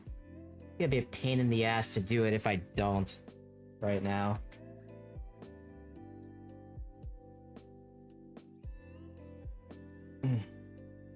I know some of you guys just want to see me suffer, that's for sure. I know that for a fact. Oh, sadistic fucks. Alright.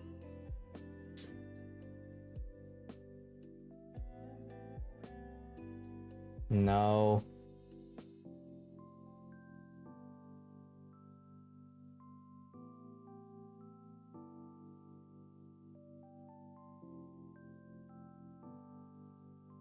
You know what?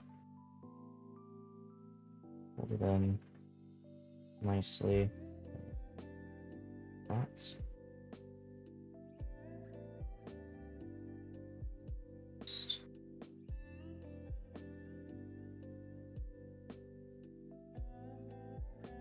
Okay, I got one.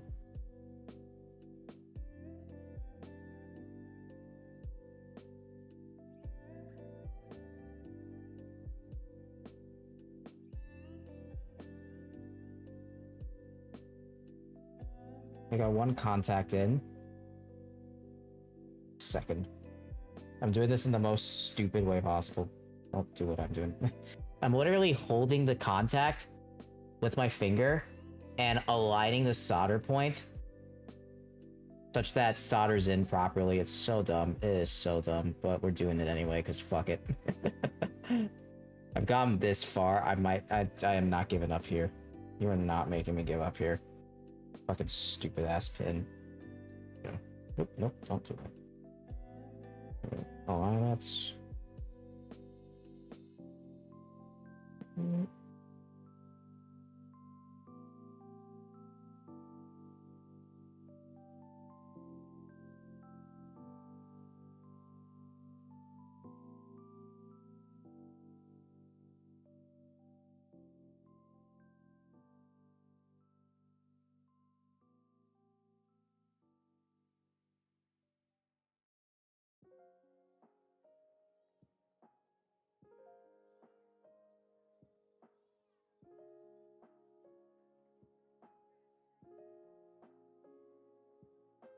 Yep, I think I got it.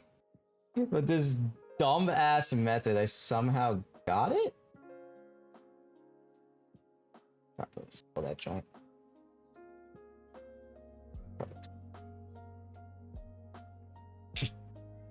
The fuck did that work, man? Just realign. Yeah. Okay. A bit of realignment on that guy. Ow.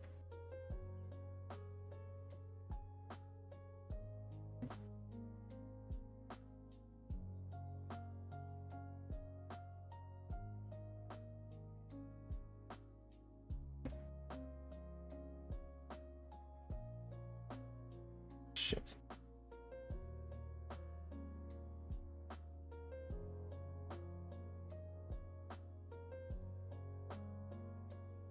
As good as we're gonna get it, I think. Alright.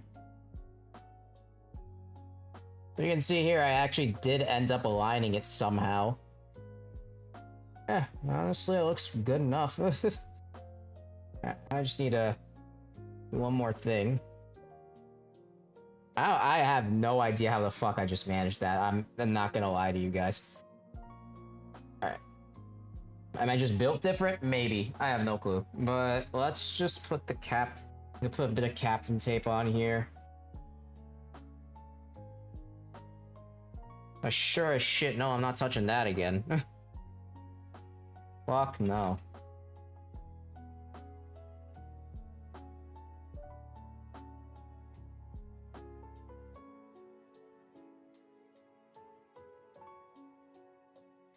Oh, fuck.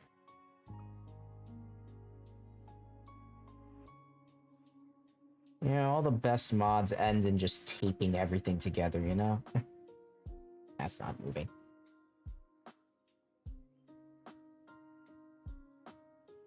Tape, glue, who fucking cares?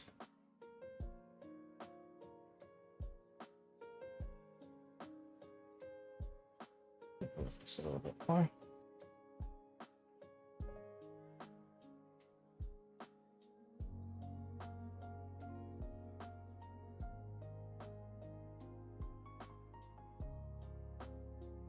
See? Captain modded it.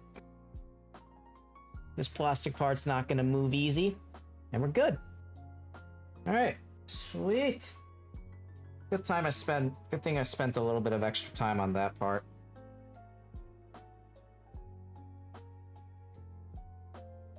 See if it fits. Yeah, I mean,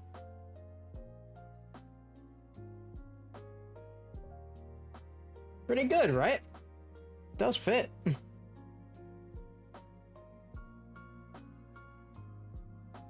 Let me just make sure it can connect things. Okay. I got angled. It's weird.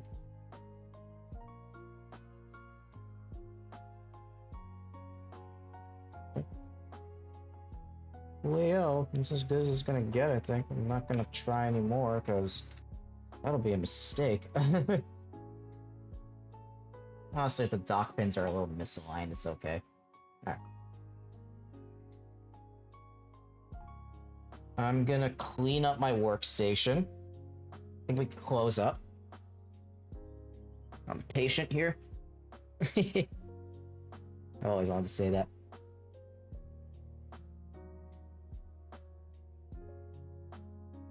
Don't really need to clean that much, just enough so I could. Alright. Now the next part, which is reassembling the damn thing. Oh god, this is gonna be something else.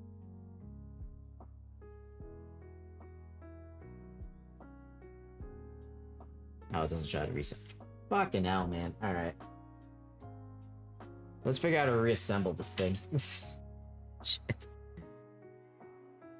Get all the solder tools out of here as well. Oh.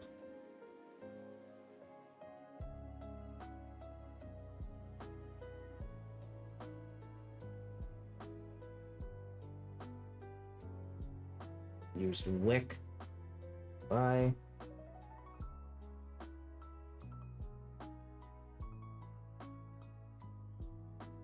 Alright, I also need this little in this little insert here, but who knows if that's gonna work.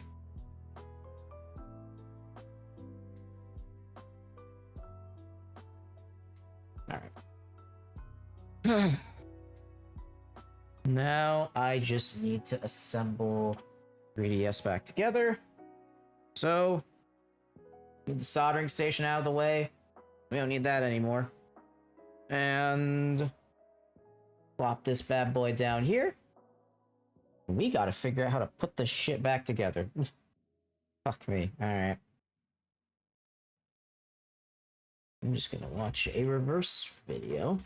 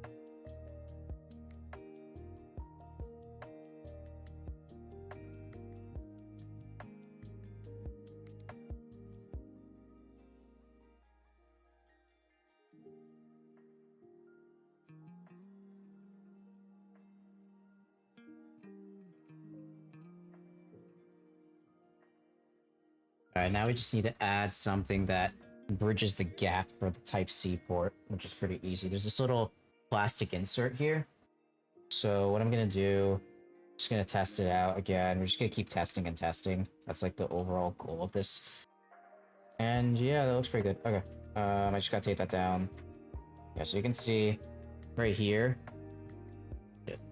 this little black part. You can see I did an okay job on the leaflets there. It looks like it'll still work, though. It's a bit of gap, though. Oh, fuck. I don't think I can bias them down any more than I need to. So I'm just gonna tape down the plastic part. Hey, Traxman, thank you so much for the follow. Welcome in. I'm losing my mind, but that's okay. Welcome in, welcome in. How you doing? Alright, let me just tape this down with some Captain. And we got an ad coming up. Great. And we can... Well, we're basically just closing this guy up right now. I just gotta figure out how to reassemble the 3DS. Where the hell did my surgical scissors go? Here. Yeah. Nope, nope. Do not cut me, buddy. You're a master. You are not mine, you fucker. You just boop this guy down.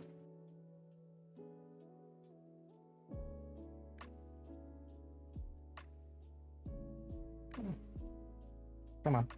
Come on. Okay. That's it? Okay, yeah, I did it. No, it's not in. What the fuck? There we go. Now it's in. What the hell?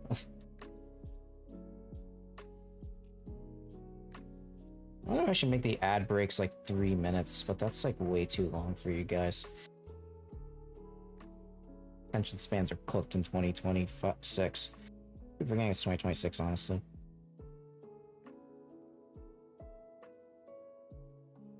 Beautiful. Very nice. Alright, now that this is in. Yeah, this is in. Yeah, it's not coming out. Okay, good. I'm scared it's gonna come out now. Let's close this bad boy up. Alright. You're gonna want to go below all of these nasty ass ribbon cables. Oh dear fucking god. Alright. See what I can do here. Yeah, the soldering iron's off. Good.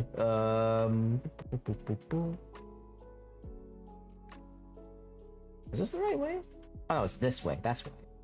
Okay. Oh yeah, I gotta put these two in first. Ugh. One was in which? Okay, this one.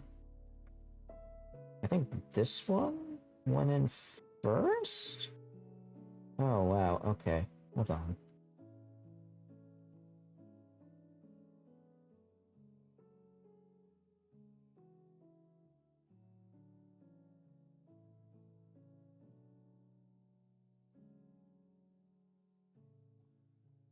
Hey man, how you doing? Yeah, I do know soldering. Pretty well, actually.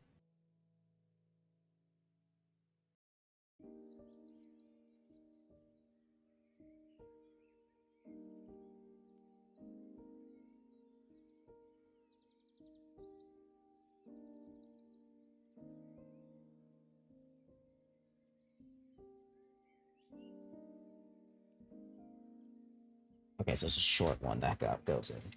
Got it. Where's my other tweezers? Do you have any experience with soldering, man? That your field of expertise? Sorry, I'm just like going a bit back and forth right now, as I'm just trying to get this guy settled back into its little happy place. Oh wow, this is gonna be a pain in the fucking ass. Alright. Jeez.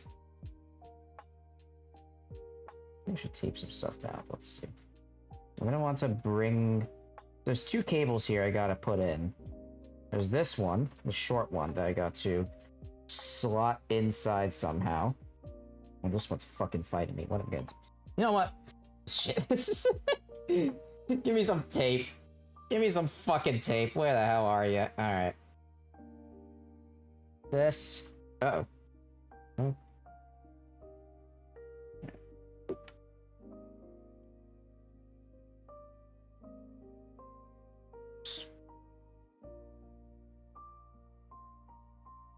Okay. I have like this tape stuck in me, trying to just get it out. There we go. But if I use captain tape, tape this guy down here for now, not gonna bother me. I'm just shutting it up for a little bit so I can put this other cable in. Alright. Finicky ass. Piece of crap, get in there.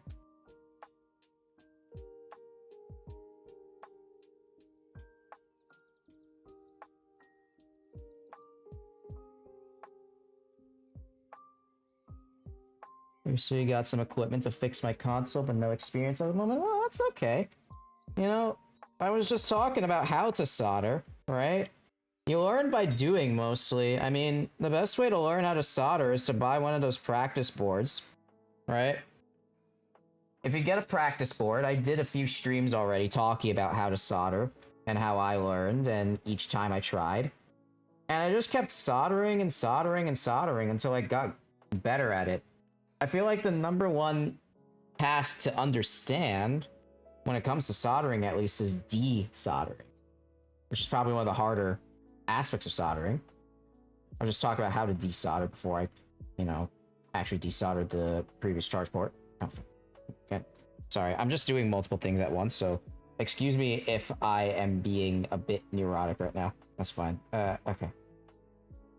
Get in. Nah. These ribbon cables are a pain in the fucking ass. Hold on. See it in there.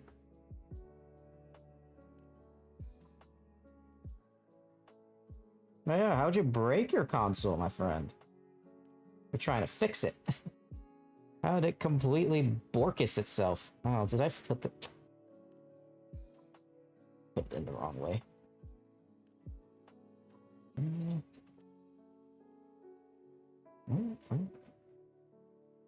No, it can't be that way. It has to be this way.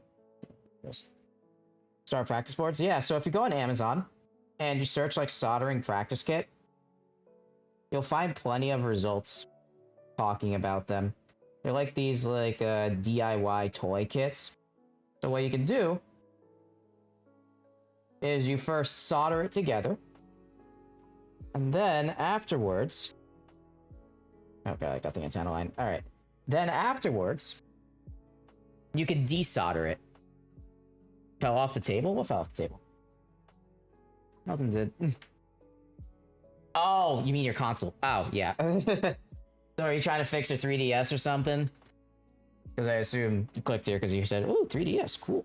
Cool thing, cool guy, cool VTuber. Funny." Alright.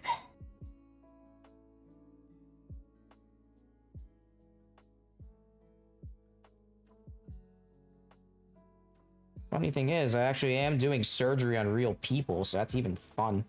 Even better. Okay. There we go, the ribbons. I think I did. I just want to make sure I didn't miss any. No, wait, this one is fine.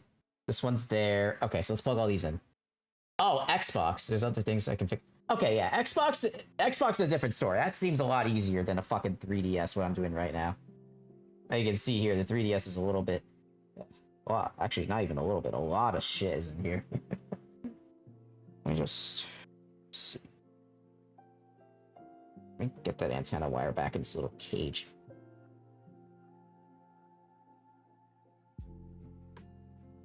Well, I want to strip it. Just gotta be careful.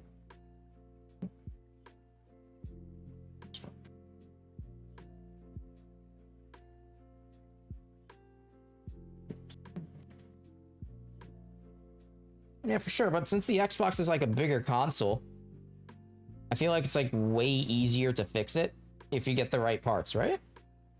Like this is more micro stuff, so it becomes harder. Like I did a whole stream thing, if you want to check my YouTube, where I basically modded my own Game Boy, which is how I got my first foray into soldering, right? That was my overall start into the entire thing. Like, oh, this is how you mod a console, right?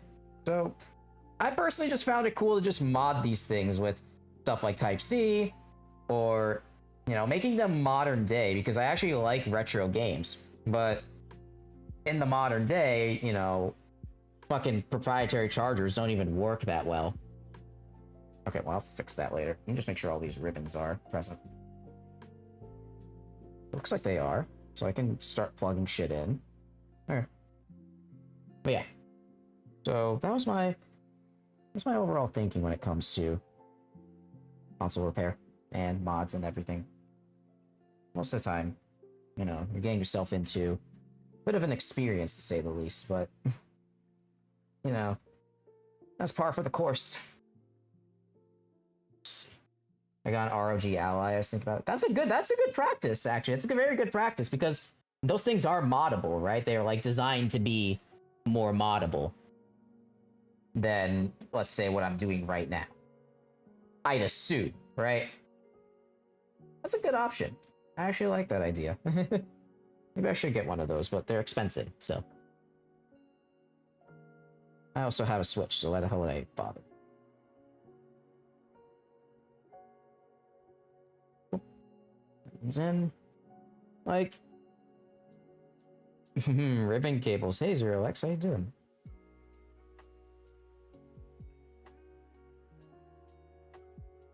Yes, I am fucking with ribbon cables. How did you know? Don't worry, I'm not sleeping with them. I'm just putting them back into their holes. It's basically the same thing, but that's okay. Get in. You stay there. Then, next one. Go. Man, get up! There you go. That one just did not want to come up, did it? Huh? That one. Okay. It's going good. It's going good. I talked about my current experience with my surgery rotation, so that's fun.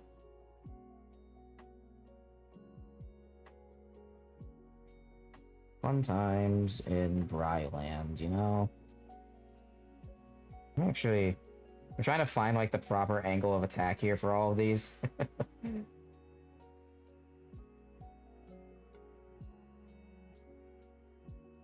For fuck's sake. Alright. I found the easiest ribbon cable. We're gonna have to rewatch the VOD. Yeah, why are you missing my streams, man? What the hell? You got something more important to be than my stream? That's crazy. I'm kidding, of course.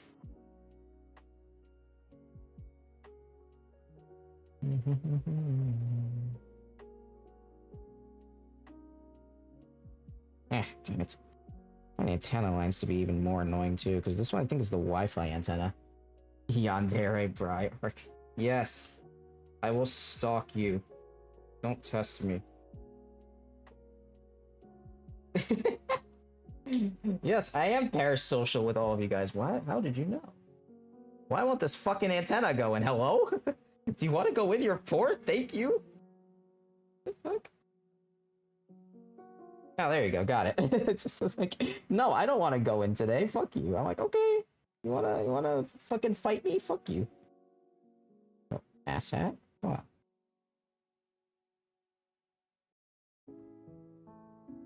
I probably just scare away new viewers, bro. With the amount of swear words I give. Then. I've never seen these type of connectors before where it's like, you just push it in and it works fine. Here we go. This is the last one that's being a bit finicky. Just gonna grab it by the side. Grab my balls. Okay. Okay, that's it. Yeah. They're just scared by the AI poop inspector. Yes, the AI poop inspector. That's right. Circle pad back. Gotta make sure it's seated properly before I put it back. Perfect. Just gotta... Oh wait, actually before I do that, can't flip it around like that. I have to actually... Oh yeah, this is a lifter boy. I gotta lift this guy up. Then slide it in. Oop, hello. Straight cable like this. All right. Slide it straight in there. Up, down, just like that. And shove it back in. Boom. There we go.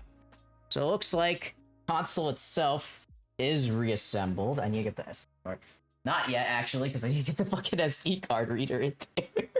Whoops.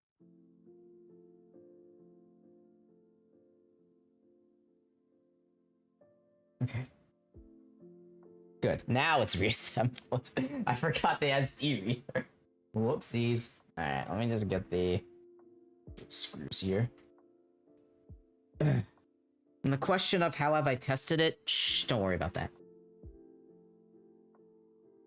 It actually wasn't too bad to reassemble. I was actually more afraid of the reassembly than everything else, because everything looks so fragile in here. It's crazy. Let me just get the circle pad screw back in. One screw. Second screw. Just like that. Alright. 4 screws in. Just gonna get Type-C cable. I'm using for testing. If we get any charge. Or at least the light. Yes! We got a light. It works. Nice. Alright, so the Type-C charge port works. Hell yeah. Alright, looks like we're good then. As long as I didn't fuck up any of the ribbon cable placements. I love how I pivoted from like software gremlin to board repair gremlin. Oh yeah, I'm gonna have to clean this up tomorrow. That's... I could probably clean it up after stream. It's not that much of a mess. It's not that much of a mess compared to the Game Boy, to be honest with you. Like, the Game Boy was way more mess than this.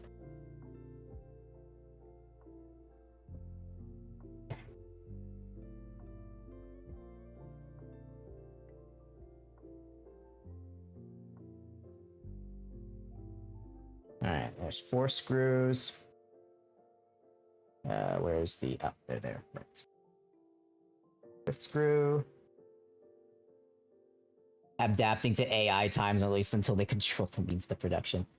VRAM modding. I am not actually. Technically, I do know how to do SMDs now, but I don't have a microscope. If I had a microscope, I probably actually could do VRAM modding. Like, if you think about it, right? I probably could do it. Let's see here. Might have to get a hot plate. Oh, God. Yeah, that's a fun thing to do, isn't it? Alright, so let's see how this seals up. Oh, there's a bunch of crap on here. Okay. Oh, wait, this way. Okay.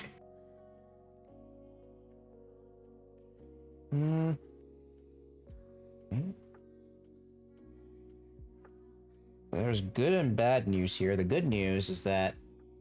Okay, the bad news is it's protruding, so I'm gonna fix that. Alright. Come on, get off. Get off, buddy. You don't want to be here.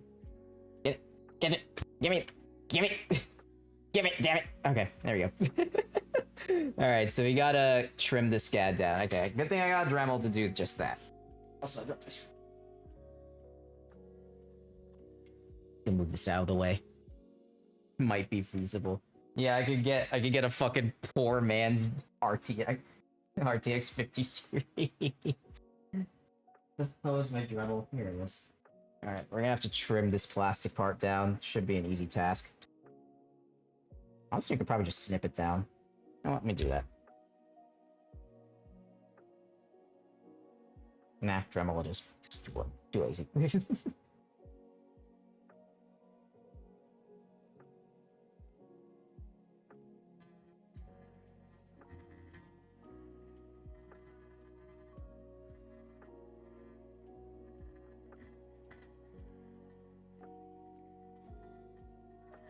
Oh, fuck.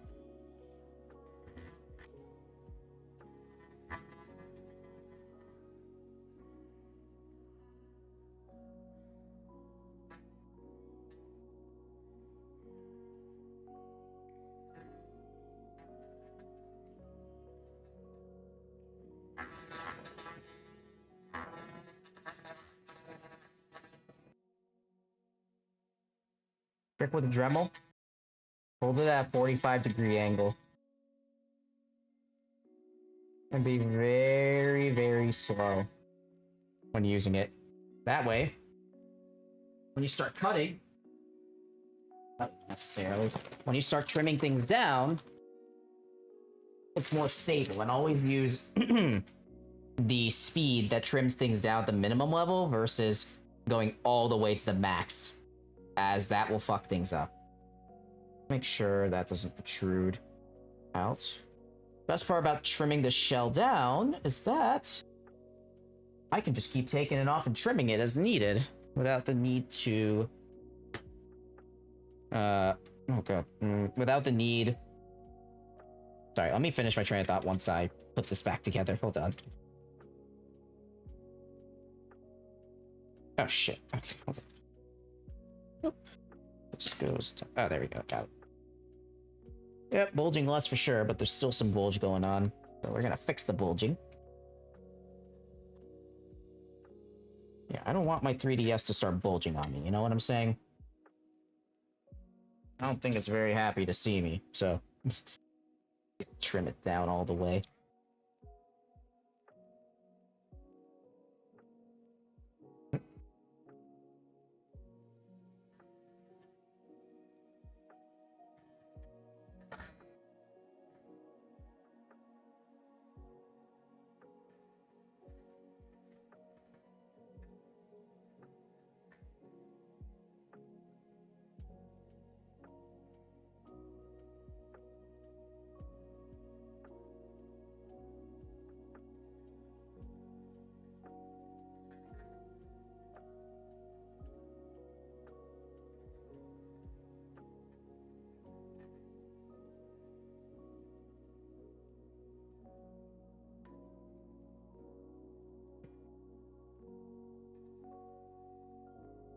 Okay.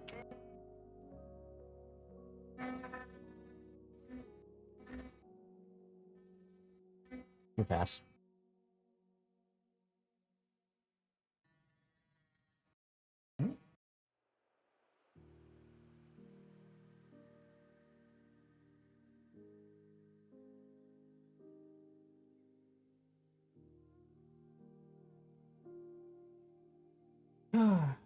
Let's get this.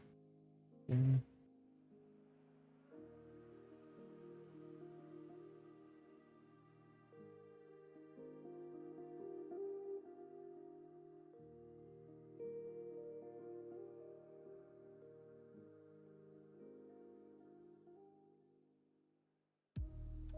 Alright, let's see how much more I have to trim the plastic bit down.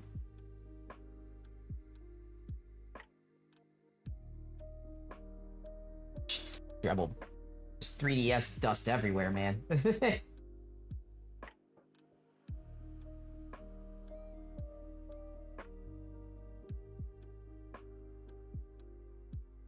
Okay. Alright, where's the bulging coming from? Here? I have to trim the entire thing down here?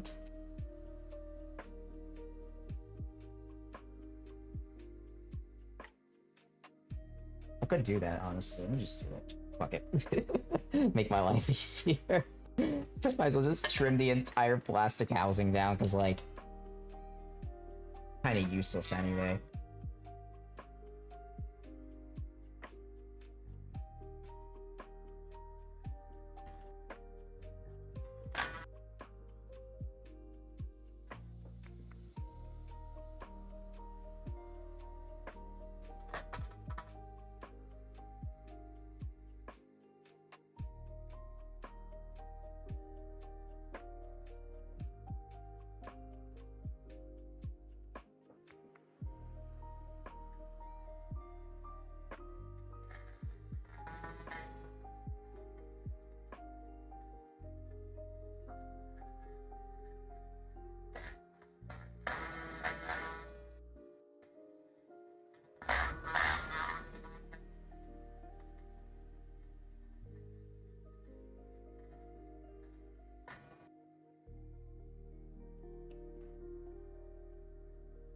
I don't know why that reminded me of the guy huffing Steam Deck fumes.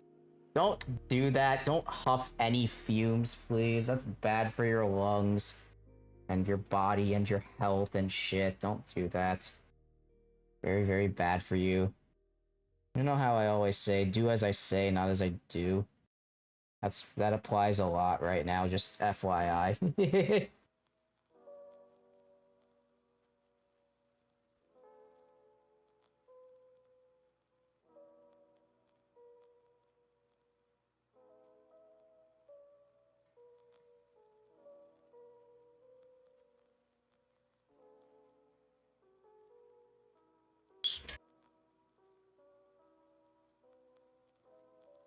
So we're not supposed to use... Yeah, no, don't use a scalpel. Zero X missed this part with the scalpel. Oh, God.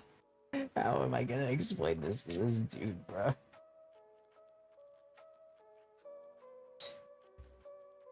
How are you... I know why you're still bulging. It's the edges aren't, isn't it? It's annoying. Okay.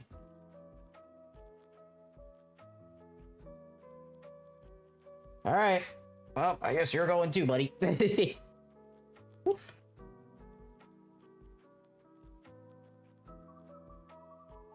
Retro support you damn, you're going away.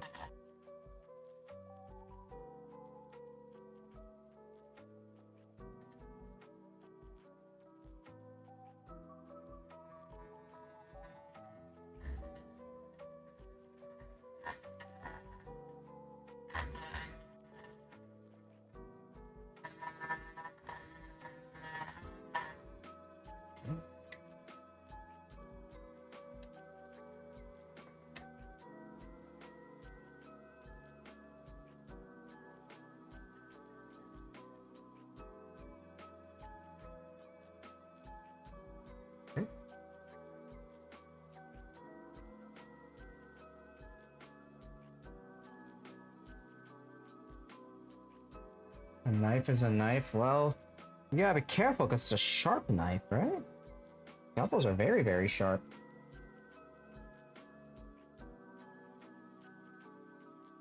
Think about the Dremel, if you can see.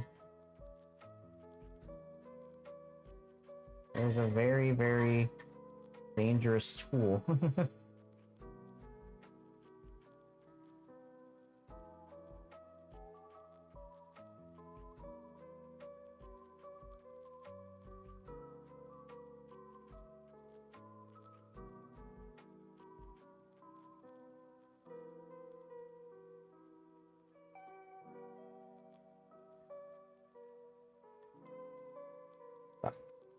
mess up.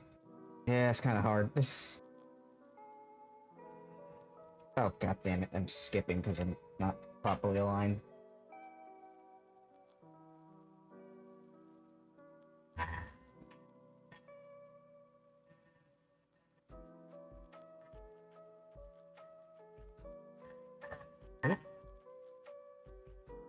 Yeah, you got this, buddy.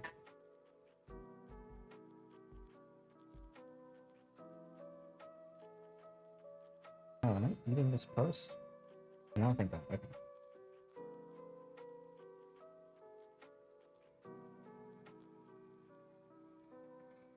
Oop. Okay. Stop. A lot of gunk right now. Okay, we're almost done on the right side. Bring that full part down.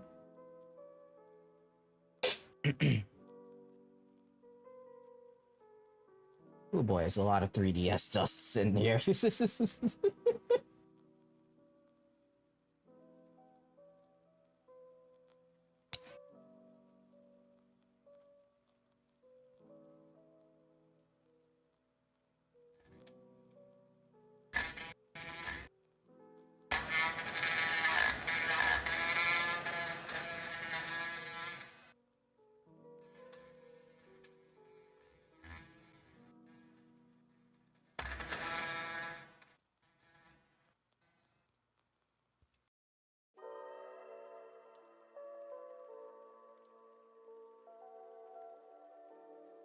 Maybe this should be good enough. Let's see. I'm testing this so many times. See if the frickin' bulge occurs. Yeah. Why is there a bulge then?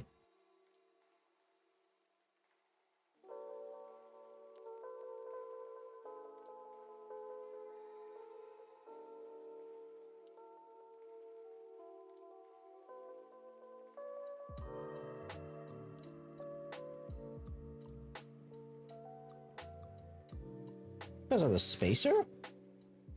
No, it can't be.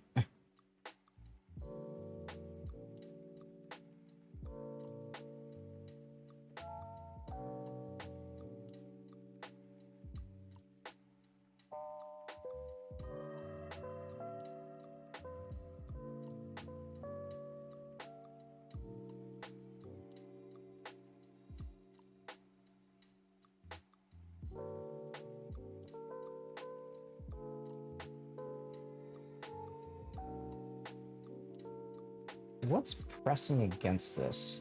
Let's see.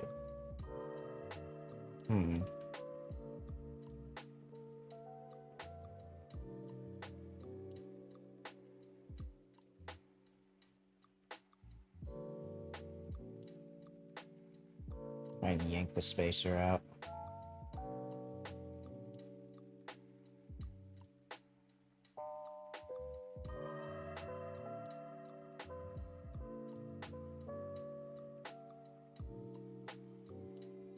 Okay, so closure is not cooked with the spacer. That's good. Means that something here is causing it to. Just look at the manual again.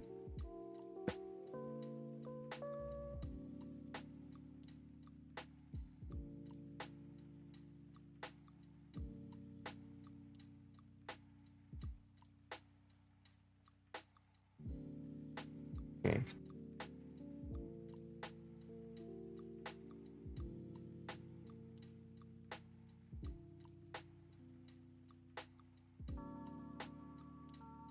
Still need to trim down the plastic assembly? Try it.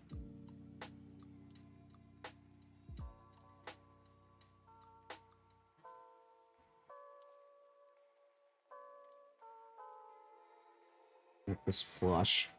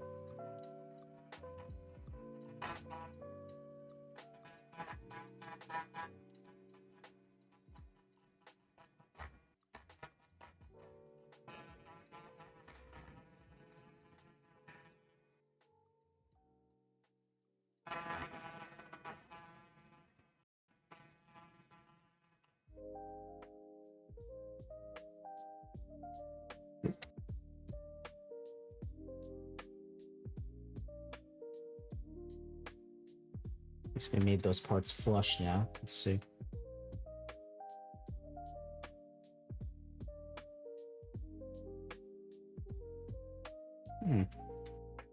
Still a gap. Okay.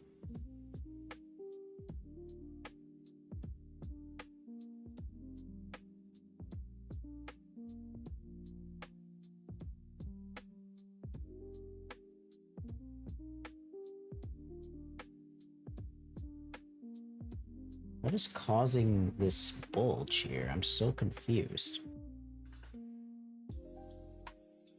Let's try and see. Is it the wires? Can't be, no. Just put the wires back in, see what happens. Maybe it is the wires causing the bulge. I'm unsure.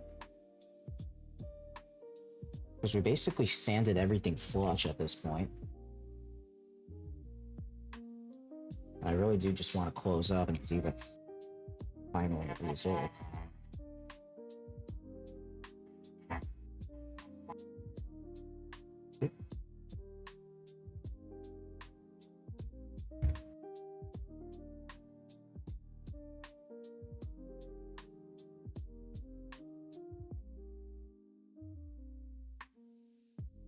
Just wipe the inside of the console. Make sure it's all nice and clean. Just like that.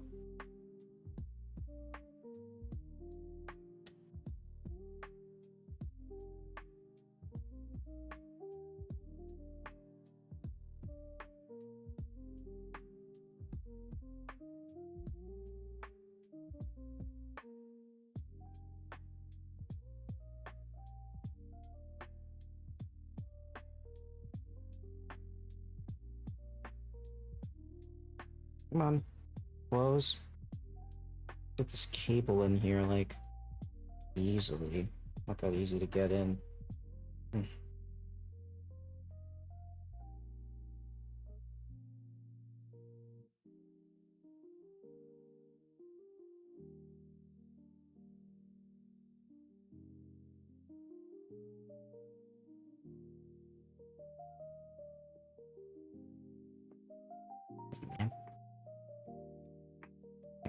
Got it. One. Second one is this guy. Should be easier to get in.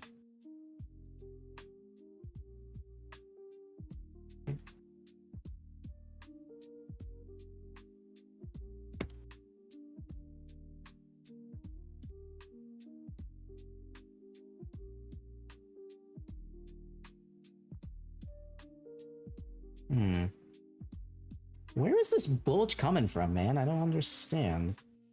I trimmed down the shell as much as I could. Something is impeding, causing it to not close properly. Ridiculously weird. I didn't hit the board up top. Spacer, because we need that. Okay. Nope, that's not falling out. Okay. Trying to figure out where the fuck this bulge is coming from, man. What the hell? I sanded down everything to completely flat.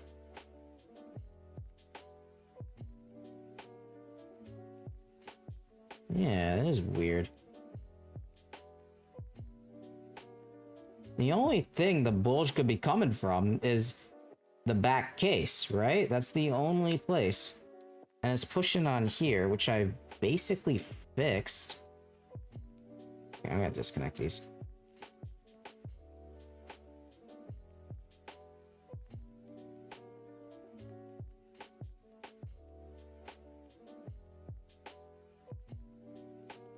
Do I gotta sand this down more? I don't think so. I can, I don't mind. Just sand it down as it can be right now. Now on the end point? That doesn't make sense.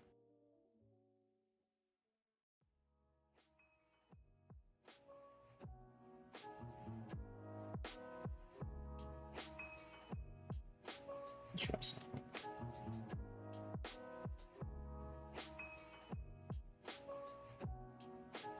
Sorry, I'm just spitballing here trying to figure this shit out. Flip the card reader. Get this out. The card reader is causing a problem?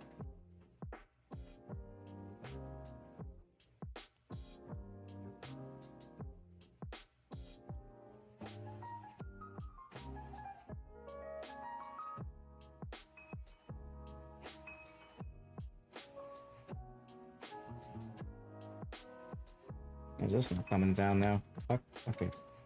There we go. Answer's a no. Okay. Still got a bulging shell.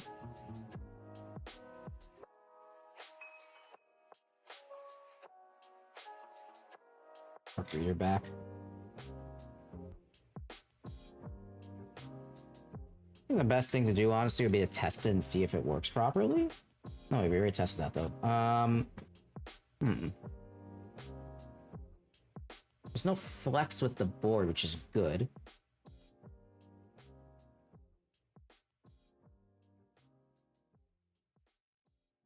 Something is impeding here, which is weird, because that shouldn't be happening ideally. It closes nicely. It's the bulging.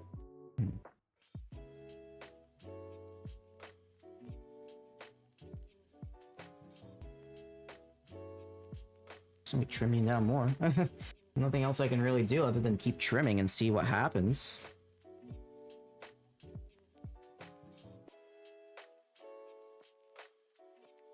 Let me get the... I have the small attachment, let me get the bigger one.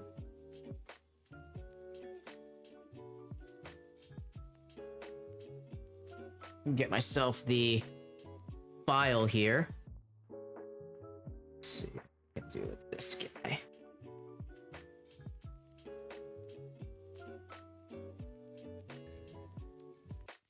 There's just some cursory filing.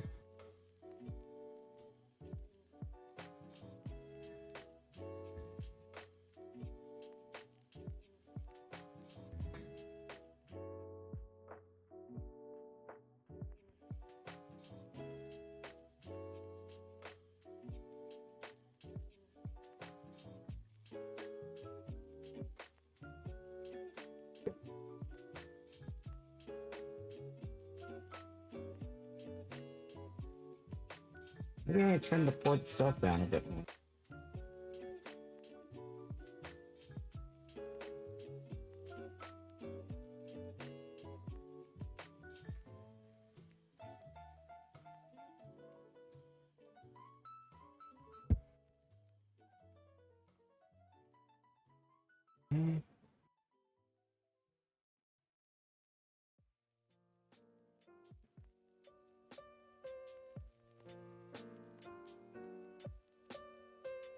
Something is causing tension, so I need to figure out what that tension is being caused by. That's how these things usually work.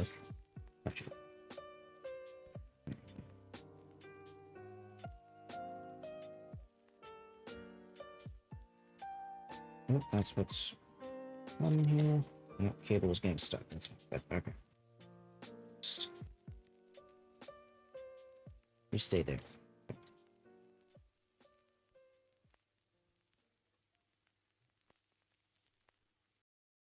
Yeah, I have a suspicion it's probably the port itself.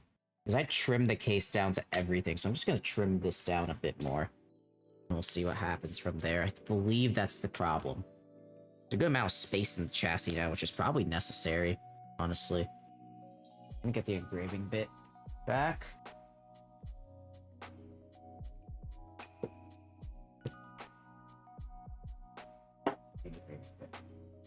Yep. There you are. Yep, come back here.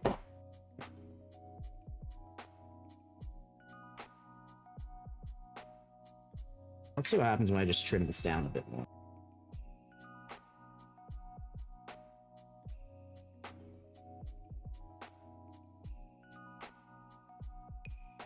Use a nail file to even it out.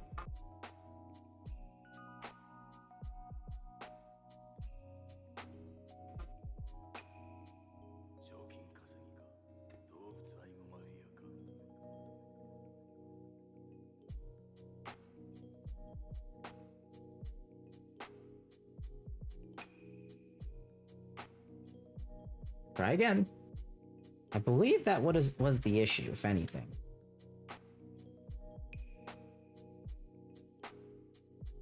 Oh, what the fuck?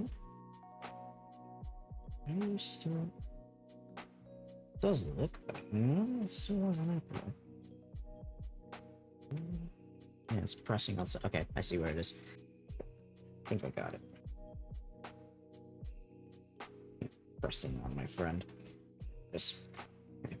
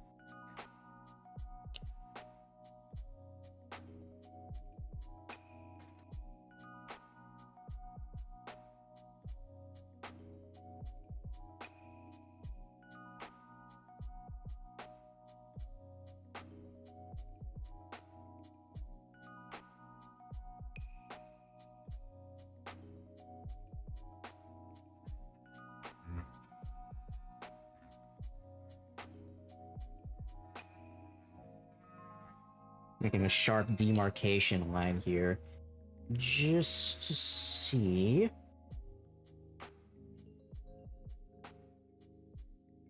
It fits.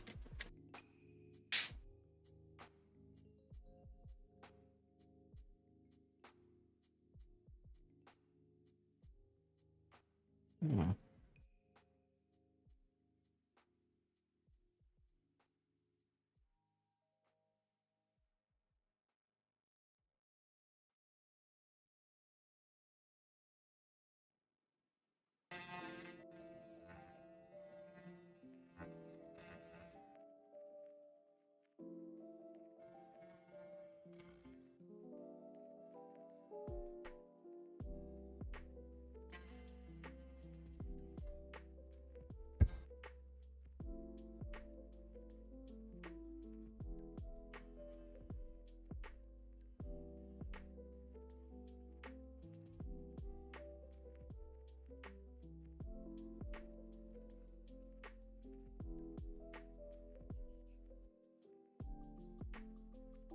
I might add some, like, putty. Yeah, exactly. Put some Sharpie on the inside. That's what I was thinking. Like, I need some sort of marker. Right now I'm just dremeling as much as I can, but... I am seeing some resistance.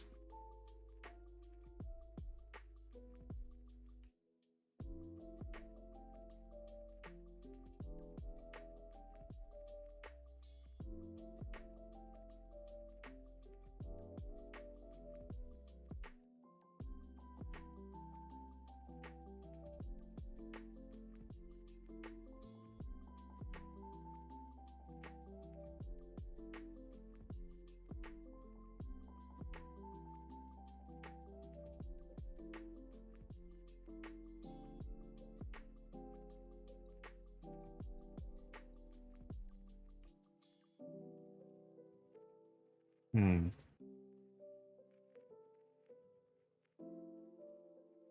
think that really was it, actually. Because now it's flexing more. Before it was rigid. Good. Okay.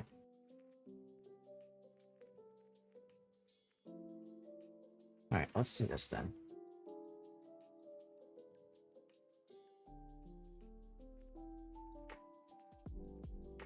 Okay.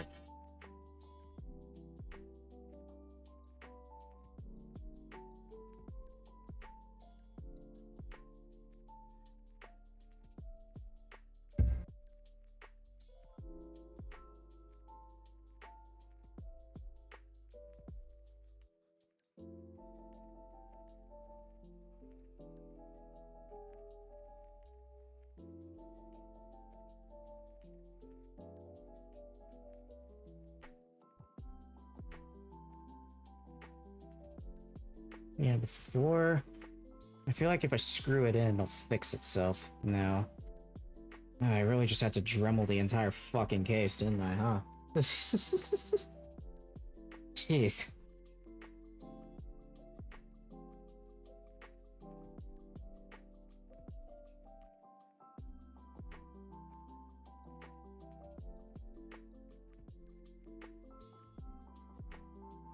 Yeah, that's good enough. I'll take it. Flexes nicely.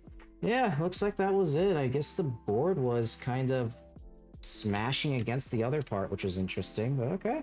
It works. Cool. Just pick this back up because the little shaft thing kind of fell out here. Back.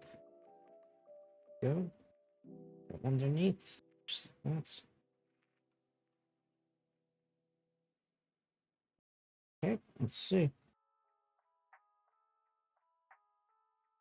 Alright, let me just clean up the Dremel here. Clean up all the 3DS dust popped out of this thing. Alright. Now, assemble. Oh, we have to put the cables back in. Right. In addition to this, I also have to make sure that everything works. Okay, this one. And then second cable.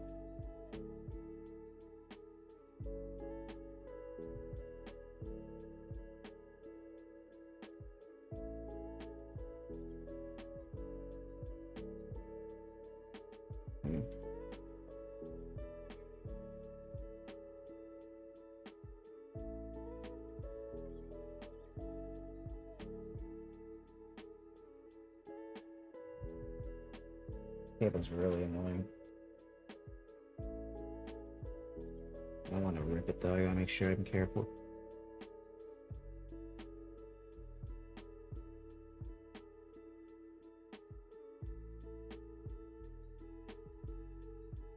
How do you get this one on the fuck?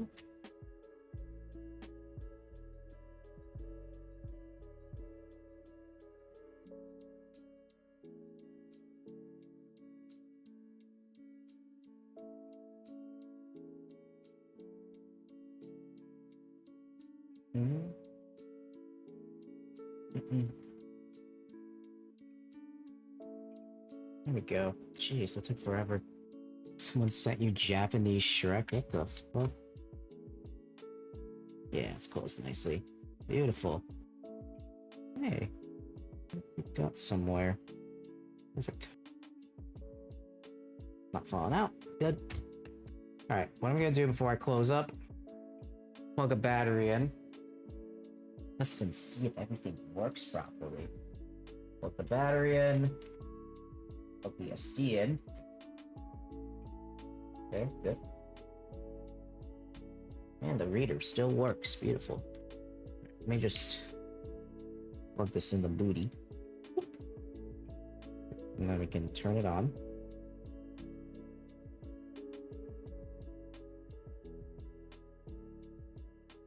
Enable loading external firms and system modules. What? Oh, okay, we're good. Uh-oh. There's no top screen. That's not good. Why is there no top screen? Did I not seat it properly? I think I didn't seat it properly. Feeling.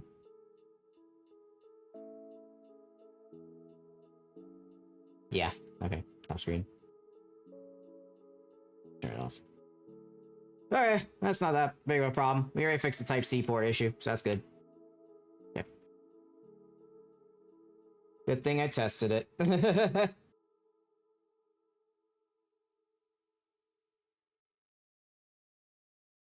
Good thing I did not close up fully.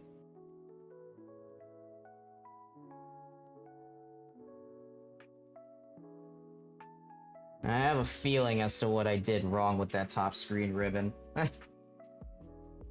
Chair's tangled. Hold on. There we go. Roger.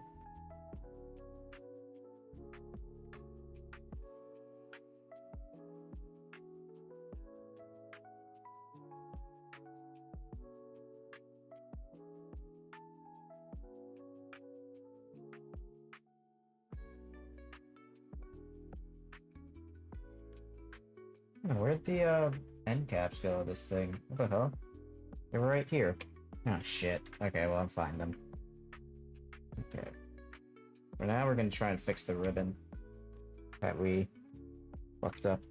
And I know where that ribbon is exactly. It's on the fucking bottom. Which means I gotta take all these out again.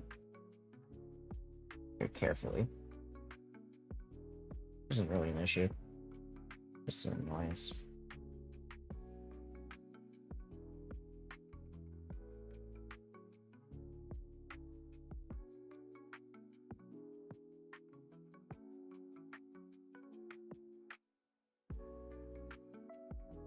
Oops.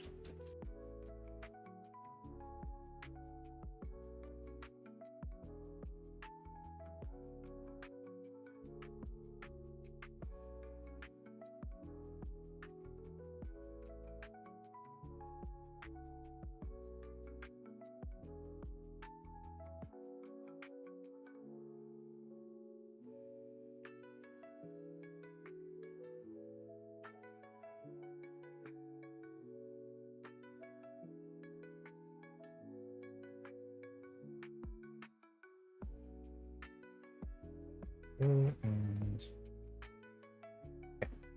Now let's just screw.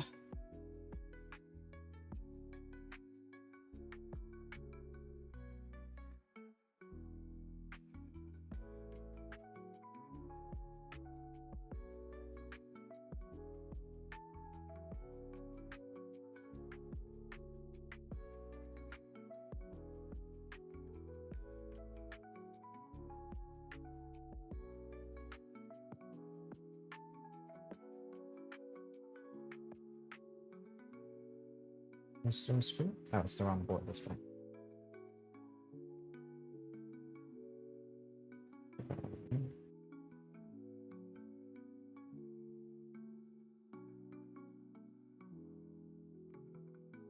Bottom here is most likely the culprit.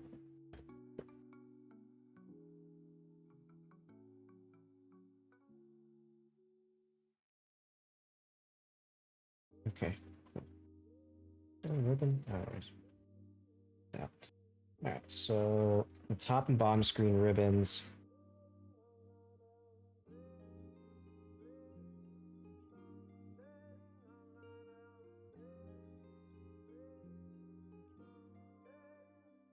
Alright, let's try and put this guy back.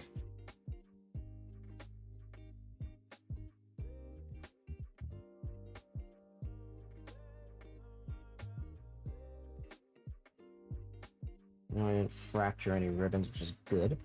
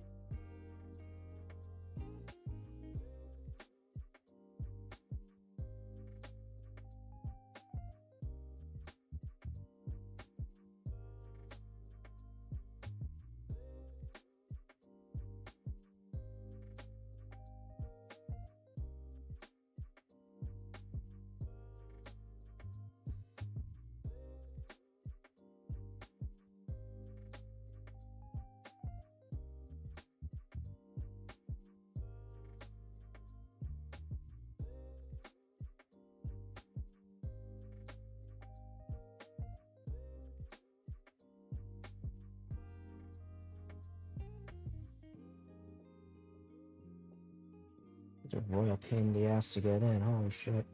Let's go around.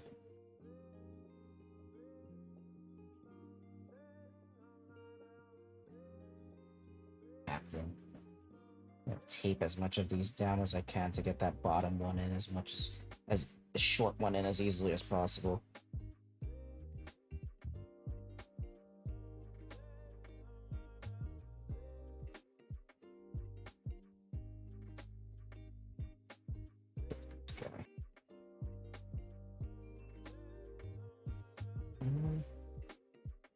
Let's go. This one is free to wiggle around. Beautiful.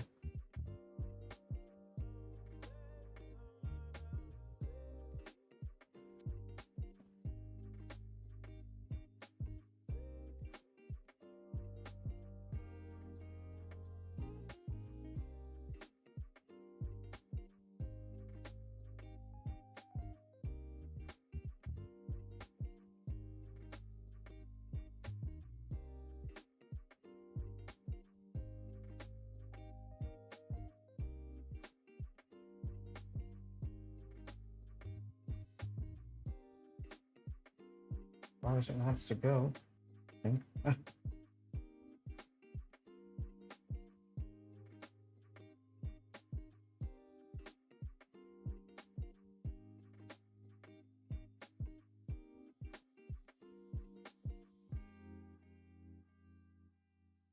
That one wants to go. Yep. We're fully secured.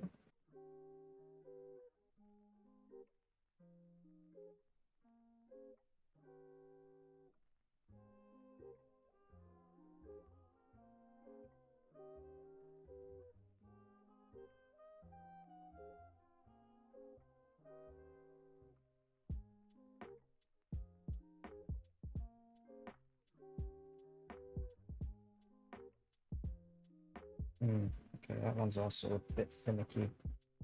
Yeah. Alright. As much as possible can go. Hold that down.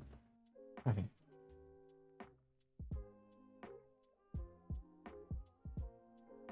Got these.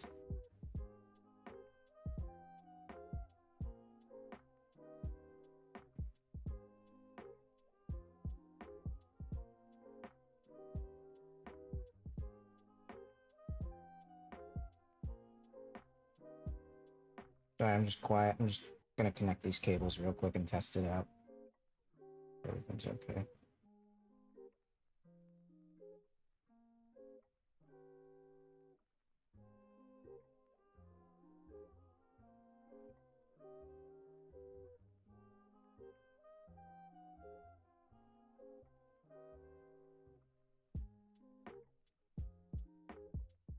Oh, latch good for this one.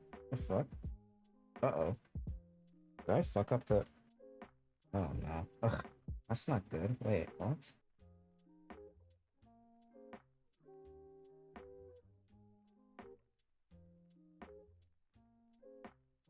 Oh, no. Wait a minute. Did I have a latch break or something? What the fuck? Maybe it did. Oh, shit. Okay, that's not good at all.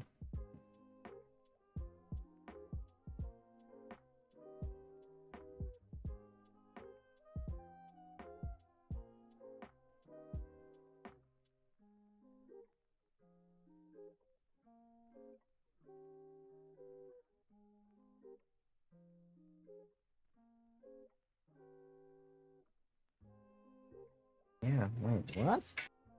How in the world? Oh, fuck, dude. Oh, no. That's not good at all. Hmm.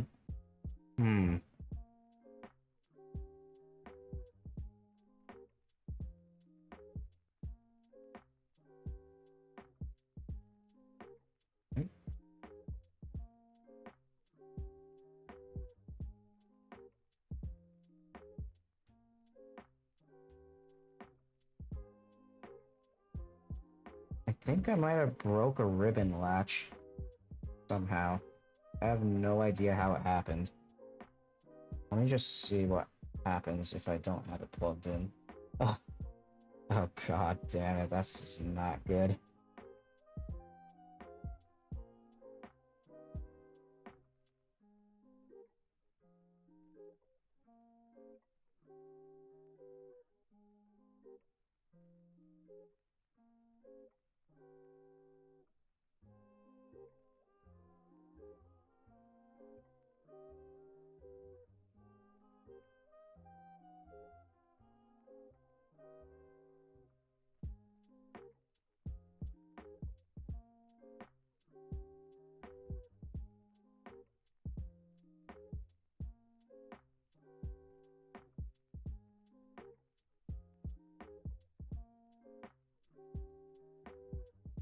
Have to put it down. Try and get some contact with those. Yeah, that's what I'm doing. Let's see.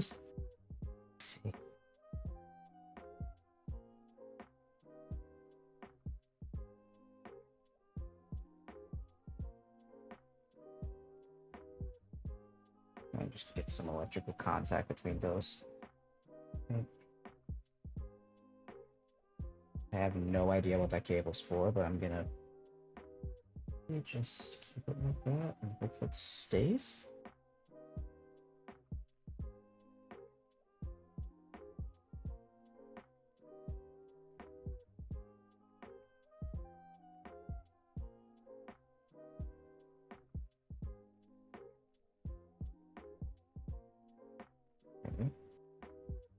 Let's see if the top screen works. If it doesn't, I might have Borkest.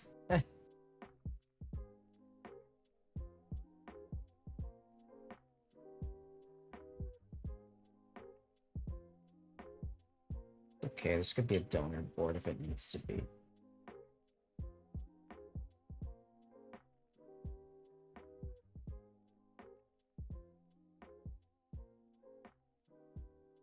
Is that? I don't even know what that cable was for, honestly.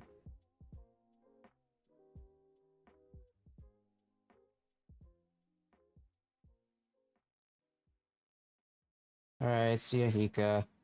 Have a good night. I'll be stopped soon too, as well. This is always happening when it comes to hardware streams, man. Come on, man, get in.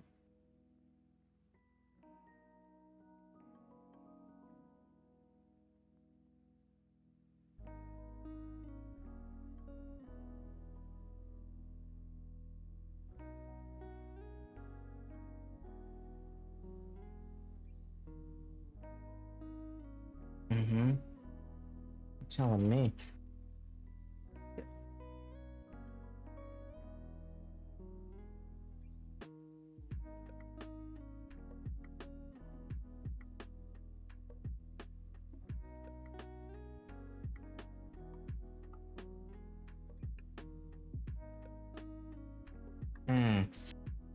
Yeah, top screen not working. That's not good. What the fuck happened?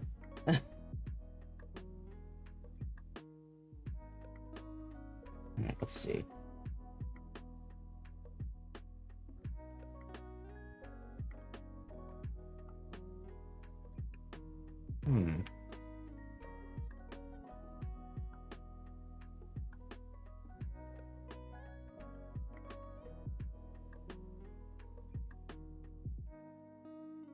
Let's see.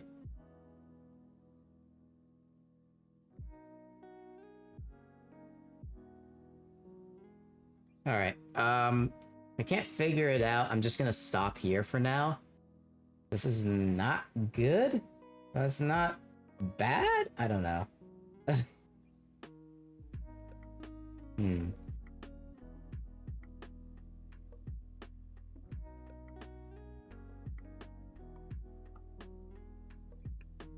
It's fixable? Hope so.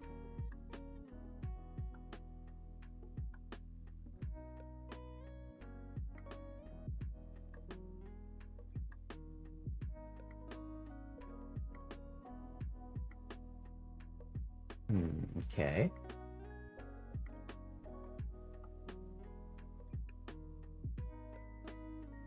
Screen. Scrolling through the iFixit guide here.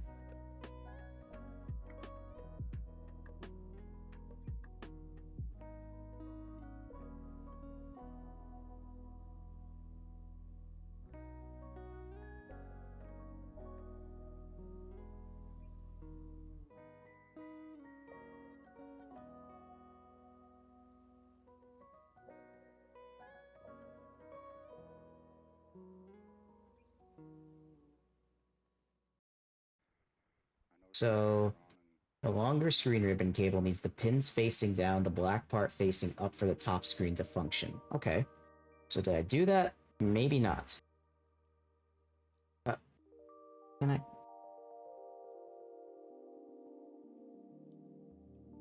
Do I not have touchscreen? Is that connector for the touchscreen? Please tell me it wasn't for the touchscreen. Oh god.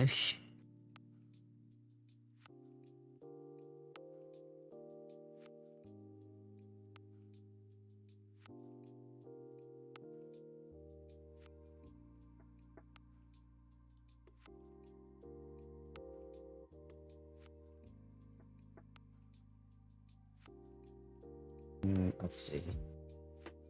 Or LCD and touchscreen. Let's see this.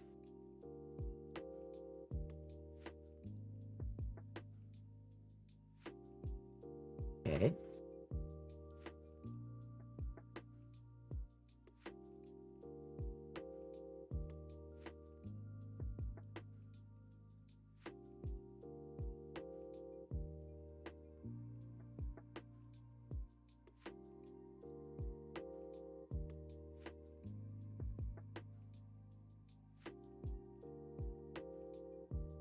Oh my fucking god, I think I might have cooked the digitizer.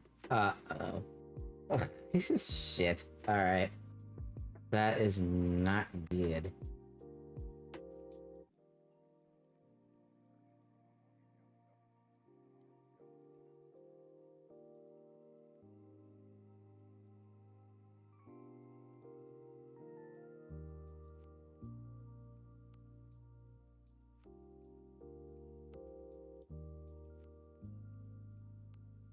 Okay.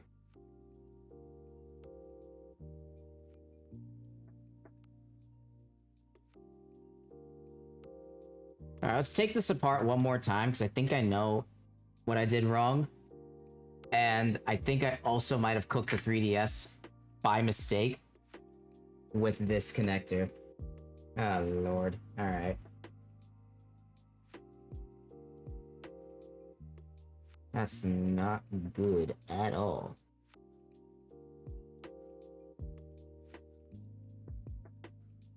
Alright, fuck it. Let's do it.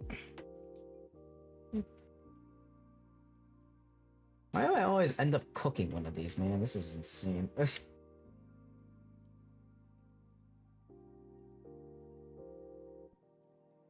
Oop.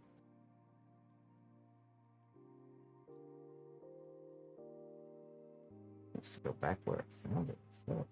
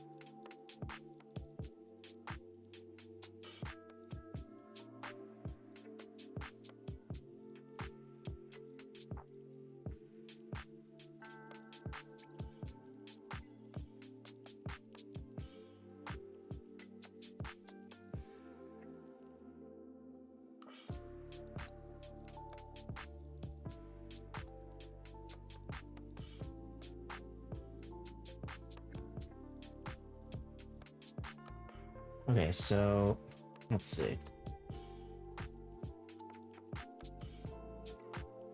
The top screen.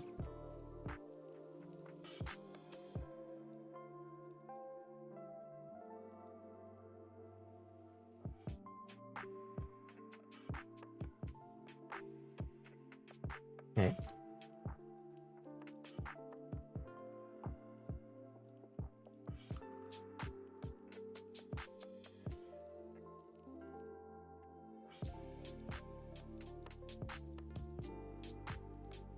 Alright, so that's something else. Maybe I reverse this.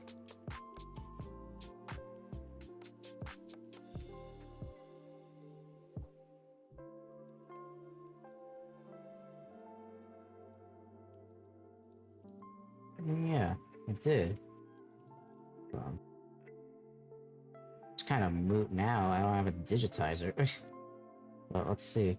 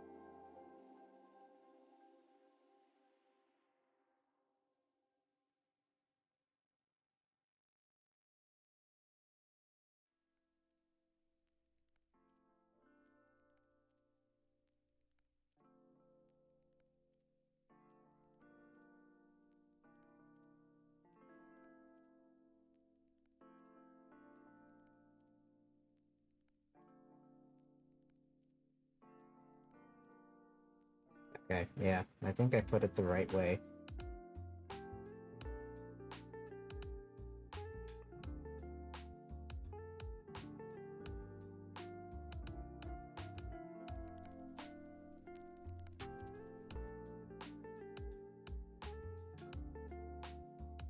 I think I got enough cables in there to power this guy on, so let's test.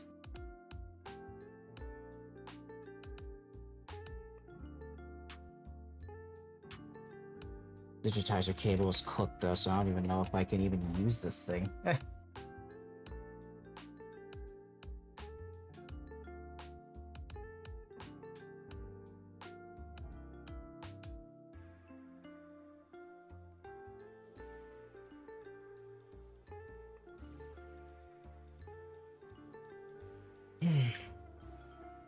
Let's at least put this back together and see.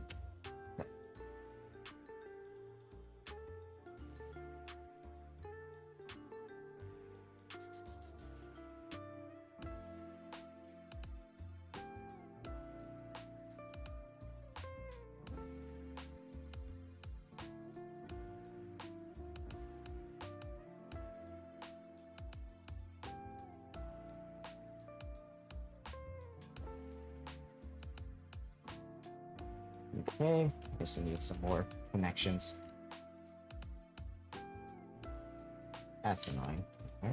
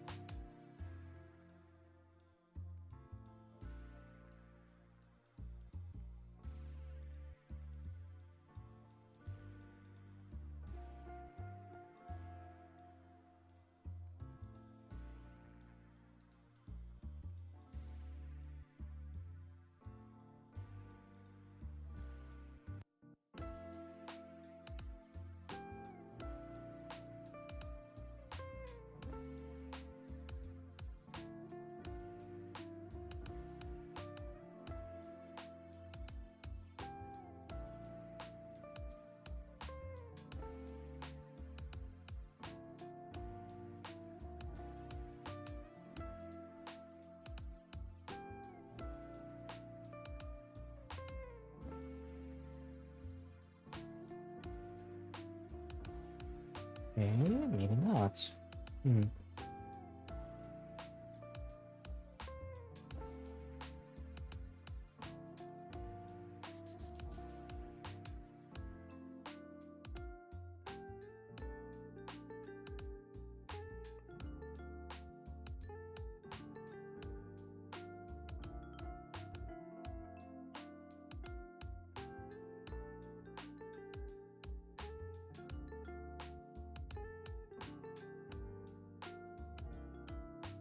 Pressure should hold that down. Just temporary sake.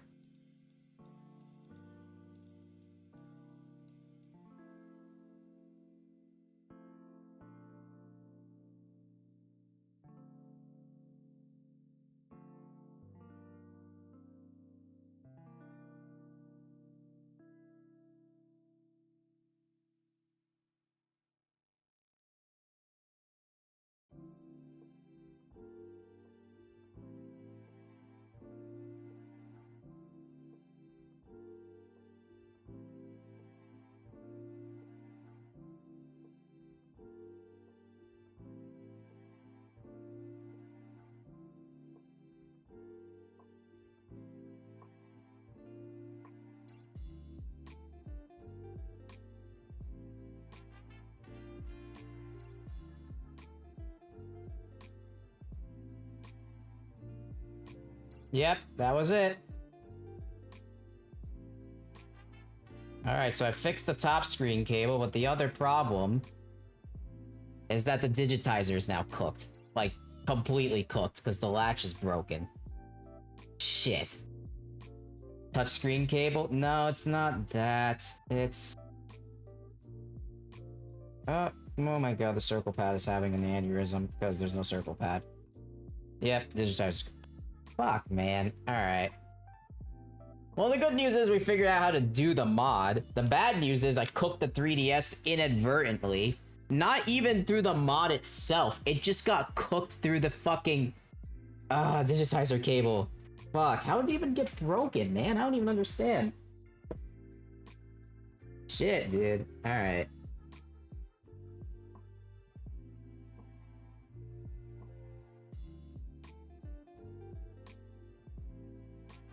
Jesus.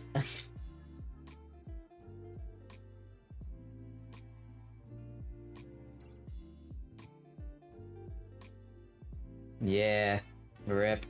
I don't think I could even solder it if I remember.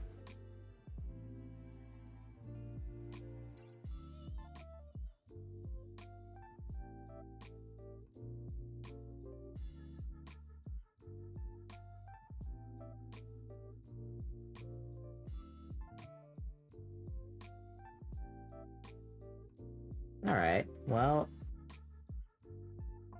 we'll see what happens, I guess.